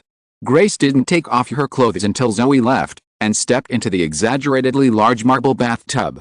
She had just been soaking for less than 10 minutes when she heard a noise outside. Grace looked at the bathroom door with some vigilance. "Zoe, is that you?" No one responded. The door was pushed open, revealing the tall figure of a little man. When she woke up in the morning, she knew it must be late just by looking at the bright sunlight coming through the gap in the curtains. Last night was the first time she spent the night with a little man. She was a little greedy and felt a little weak when she woke up. After hesitating for a while, she simply gave up getting up and didn't even bother to call. She was only away for a morning, the sky wouldn't fall, and Michelle could help her deal with many things. She admired the little man's abundant energy. He had just traveled around the world for most of the time, and after coming back, he could still toss people like a little tiger, and now he ran out to work early. She couldn't stand it. She closed her eyes again and began to rest until noon, when she heard a knock on the door and woke up. It was Zoe who came in. This time she was even more embarrassed. However, she could not help but dissipate a lot of her embarrassment when she noticed a faint envy in the respect of the baby-faced girl. Zoe did not stay for long, but just sent a tray in and reminded Grace that her boss would be back at noon to have lunch together. It was already 11:30. After Zoe left, Grace sat up from the bed, glanced at the glass of water on the tray on the bedside table, and the few pills on the plate, and roughly understood what they were. At a certain moment, she hesitated for some reason, but in the end she reached out, picked up the cup, took the pills, and then got out of bed to dress and wash. After getting dressed and going downstairs, Simon happened to return from outside. The other maids in the villa were obviously sent away, leaving only Zoe, who helped the 2 people with lunch, and the girl also disappeared on her own initiative. Sitting down at the dining table, feeling the little man's gaze, Grace felt a little embarrassed, and couldn't help wondering if he would laugh at her for being so useless last night. She pretended to be calm, picked up the cutlery, and found a topic. "Before you left last time, I said that the Westeros effect might happen again. I didn't expect you to really mess up the Japanese stock market again." Simon had the lonely expression of a master. "Yeah, many times I feel that I am too powerful and can't control myself. If I'm not careful, someone will be in trouble." Feeling the man's relaxed and playful tone, Grace relaxed, and couldn't help rolling her eyes slightly. She remembered something and asked curiously, "This time the Mexican currency collapsed, you must have made a lot of money again, right?" This question is actually a bit sensitive. The woman's brain obviously hasn't turned around, otherwise she wouldn't ask. Simon did not avoid the topic, but just shook his head and said, "Mexico actually doesn't have much oil and water, it's mainly Latin America. The economic model of Latin American countries such as Brazil, Argentina, and Chile is very similar to that of Mexico. The financial crisis in Mexico is like the first domino that fell, and the whole of Latin America is in trouble. After the short-lived prosperity in the 1970s, Latin American countries have basically been on a downward trend in recent years due to the failure of economic transformation. In addition, North America's continued export to Latin America and its overt and covert suppression have made it more difficult for these countries to turn over. Basically, except for a few closed countries such as Cuba and Venezuela, other countries such as Brazil have become the backyard of the United States. Simon did not participate in the hunting of European countries during the European currency crisis 2 years ago, but he will not be polite to Latin America this time. Of course, it will not be too ostentatious. This time, Soros is still the big head in the front, and the Westeros system is just quietly entering the village. The line that was established with British businessman Joseph Lewis earlier happened to come in handy this time. Simon agreed to cooperate with Lewis at the beginning, which was originally aimed at the layout of the Latin American market. Michael Lewis participated in the last European currency crisis.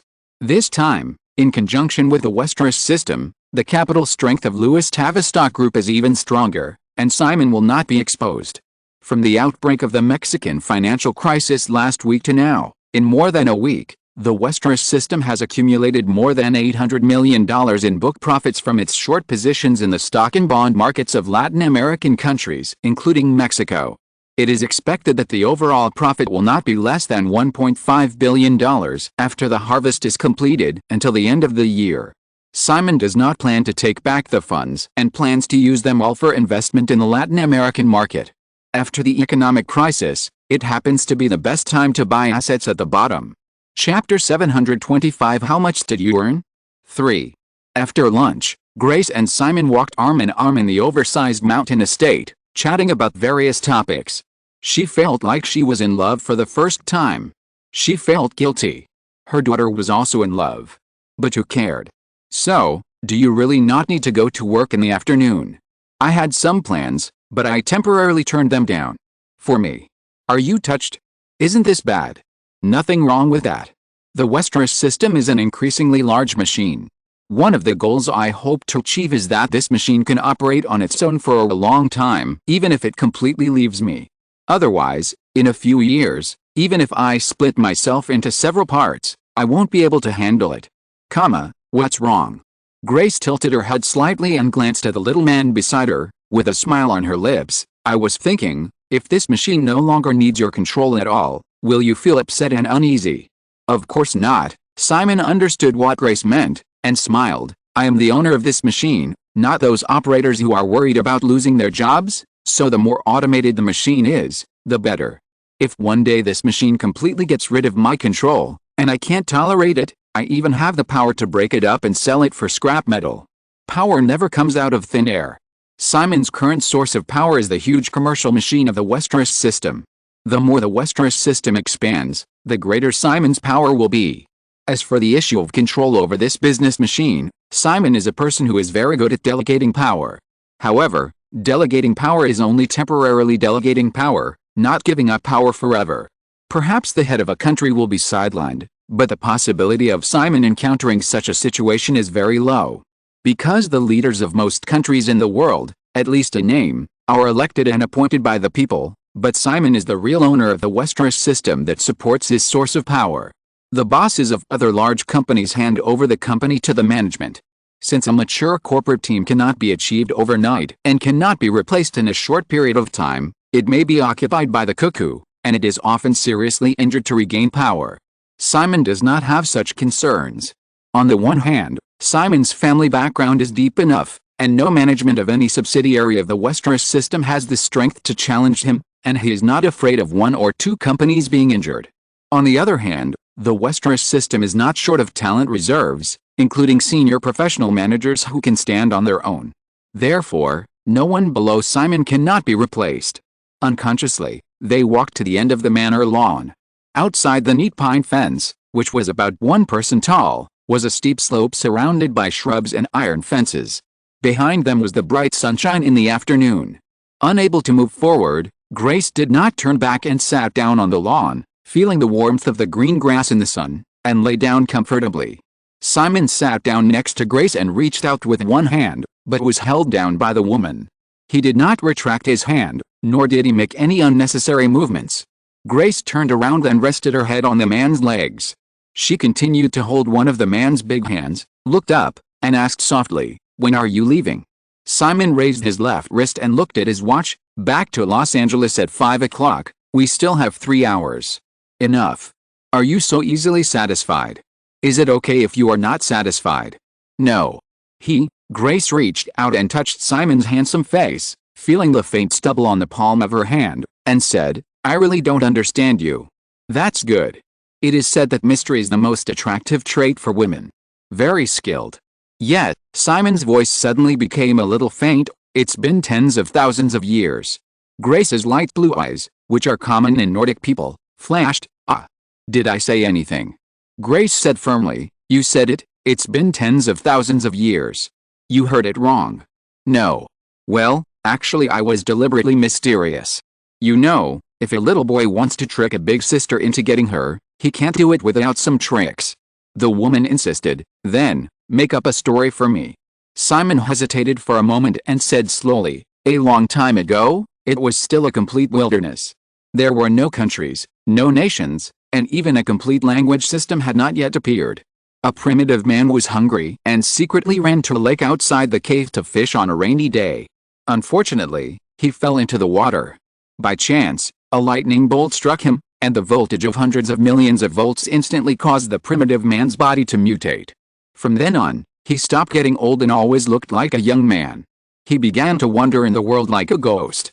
He witnessed the integration of tribes, the formation of countries, countless primitive and cruel cold weapon wars, the preaching of Jesus, the birth of Buddha, the whip of God of the Mongols, the arrival of the age of exploration, and 2 world wars that destroyed the world. In order to avoid his immortality being discovered, every 10 to 20 years, at most 30 years, he would use the power he had accumulated in the secular world to find a substitute, change his name, and even change his appearance, and start his life again. This time, his name is Simon Westeros. Grace listened carefully to the man's narration. Her light blue eyes blinked for a moment, and finally she smiled. "It's a very good story. Do you believe it?" "No." Simon asked with a smile. "Why?" Grace reached out and gently stroked Simon's face, and said, "If you really are an ancient human who has lived for tens of thousands of years, you will never let yourself be known to the world like you are now, but hide yourself as much as possible. You are wrong. In fact, there was a life when my name was Alexander III. I once led my army and conquered the whole of Europe. Later, because of my interest in physics, I temporarily found myself an identity of Isaac Newton, and then you must know what happened. When he wanted to get out, he could only let a fool who was interested in alchemy take his place, and he didn't make any achievements in his later years. In more modern times, I think mankind has been ignorant for too long, so I made the steam engine. Since then, human civilization has begun to explode exponentially. That time, my name was James Watt. Simon reached out and held the woman's face. His tone became faint again, and it also revealed a bit of distant vicissitudes. "Little girl, do you want to know, who was I before Simon Westeros?" Grace's light blue eyes blinked quickly, as if she was struggling to protect her collapsing outlook on life. After a moment, feeling the familiar and gentle smile on the man's face, Grace forced herself to relax and said hesitantly, "Will you kill me?" "Why should I kill you? I know your secret. Just now it was just a script I conceived on the spur of the moment, and it was you who asked for it. Speaking of which, this is an idea I had a long time ago, but there are some joints that I haven't figured out, the kind that may cause religious disputes. Now, the train of thought is suddenly smooth, and this point can be completely bypassed. I plan to use $100,000 to shoot this movie. I'll start when I get back. It will be finished in a month or 2, and it will happen to be at the Sundance Film Festival next year. Bob complained last time that there have been no good movies at Sundance in recent years. This time, let them feel the charm of movies again. With $100,000, I can shoot a top-notch science fiction movie. I have even thought of the name of the movie, This Man from Earth. What do you think? Simon, I promise I will never tell your secret. God, do you really believe it? Looks like I need to help you wake up, Simon said, picking up the woman's light body. getting up and walking towards the villa. Warning, remember, this is just a story. Yet, well, I suddenly discovered that I actually have the potential to be a charlatan. Maybe now I can take advantage of the opportunity to create a religion. It is definitely more promising than those scammers in Scientology, and you will be the first believer. Give me everything you have. Yet, stupid earthling. It hurts. Bear with it. I have to sober you up before I leave today. I shouldn't have told you any ghost stories. Was that really a story just now? Of course, but, idiot, don't say that to me, you little boy. Well, I'll give you a spot. You can pick one of the girls under your name to star in this movie. Forget it, let's pick Triz as Guff, so that there won't be a fight between a bunch of goblins. Triz's image is just right. Let her take some acting classes when she has time. Can I play the role, a 20-year-old schoolgirl? Can you play the role, I can play the teacher? Stop it. I'll be your agent. At a little after 5 o'clock, after thoroughly calming Grace's wild thoughts, Simon left his Portola Valley estate, reunited with Girl A, who had gone to Girl C's place to spend the night the previous night, and boarded the Boeing 767 back to Los Angeles. In the afternoon, he was supposed to attend a meeting on Ygritte's online gaming business, the core of which was still the farmland that had been a huge hit in the past 6 months. Later, he felt that it didn't matter whether he attended such a meeting or not, so he simply let Allison take his place, and stole half a day of leisure with Grace in the Portola Valley estate. When the plane took off, Girl A handed Simon the minutes of the afternoon meeting and a general operational profile of farmland. After the launch of this social networking casual game based on flash technology in the first half of the year, it experienced an initial exponential explosion over the past 6 months, and the user growth curve of farmland began to slow down. Even so, within 7 months of its launch, the total number of players of Farmville worldwide has reached an astonishing 53 million, easily surpassing the game operation team's expectation of achieving 50 million players in the first 2 years. At this stage, the number of global internet users has reached 200 million, which is also a growth rate that exceeds the expectations in the first half of the year. Therefore, the number of players of Farmville is equivalent to a quarter of the number of internet users in the world. Maybe the activity level is different, but 1 out of every 4 internet users who have access to the internet activates the Farmville game, which is still a terrifying ratio. The AI and Facebook teams responsible for the development and operation of this game are already considering applying for a Guinness record for this game, but because the number of players of Farmville continues to rise, they have not taken action for the time being. Some media in the industry even predict that the total number of players of Farmville may double again in the next 2 years, breaking the unprecedented 100 million mark. Because of the super popularity of this game, AI and Facebook have specially set up a team of hundreds of people to be responsible for the operation of this game for more than half a year. Because of the careful care of the 2 major technology and entertainment giants, this time, Happy Farm has obviously broken away from its former leisure nature, and has taken on more missions and significance in the early stages of the development of the internet. Such a phenomenal online game that has been tried by many universities to be included in MBA cases has too many things to learn and draw lessons from in terms of development and operation. A large part of the teams of the 2 companies are quietly capturing and sorting out the operation models and key data that can be used as references in the future during the game operation process. In order to make way for Happy Farm, although Ygritte opened up Flash technology and IE game platform, in the past 6 months, casual games similar to Happy Farm have been basically suppressed, and some obvious imitators have been sued. Even within AI, Happy Farm, which is similar to the Happy Farm model, has been temporarily shelved after its development was completed. Because Happy Farm is still in its rising stage, as long as its own gameplay is constantly updated, its popularity will not decline for the time being, so there is no need for Happy Farm to add icing on the cake. The team plans to choose the right time to launch Happy Farm within 12 to 18 months after the launch of Happy Farm. Relying on the linkage of the 2 games, the vitality of Happy Farm can be extended to the greatest extent. For the outside world, many people are undoubtedly most concerned about how much money Happy Farm makes. Neither company has given a very clear number for this, but only some estimates from industry media, even if they are quite underestimated numbers, are enough to make too many game manufacturers and even other parties of capital jealous. Simon naturally has the most detailed data in his hands. At the very beginning, in just the first week of opening, Happy Farm earned $2.61 million in prop sales revenue, and the user scale at that time was less than 7 million. Now, the total number of game users has reached more than 7 times the initial scale. Because the payment channels in many overseas regions are not smooth and the payment rate is inevitably reduced as the number of users increases, the weekly revenue has not increased by the same multiple level. However, the game's revenue in the past week has still reached $13.91 million. In summary, from the launch on March 25 to the most recent revenue statistical cycle on October 20, in 7 months, Happy Farm relied on its huge player base to accumulate a huge revenue of $196 million. An online game with a development cost of less than $1 million has earned $196 million in half a year. Even Latin American drug lords would be jealous of such huge profits. Moreover, drug trafficking is a crime, but games are legal.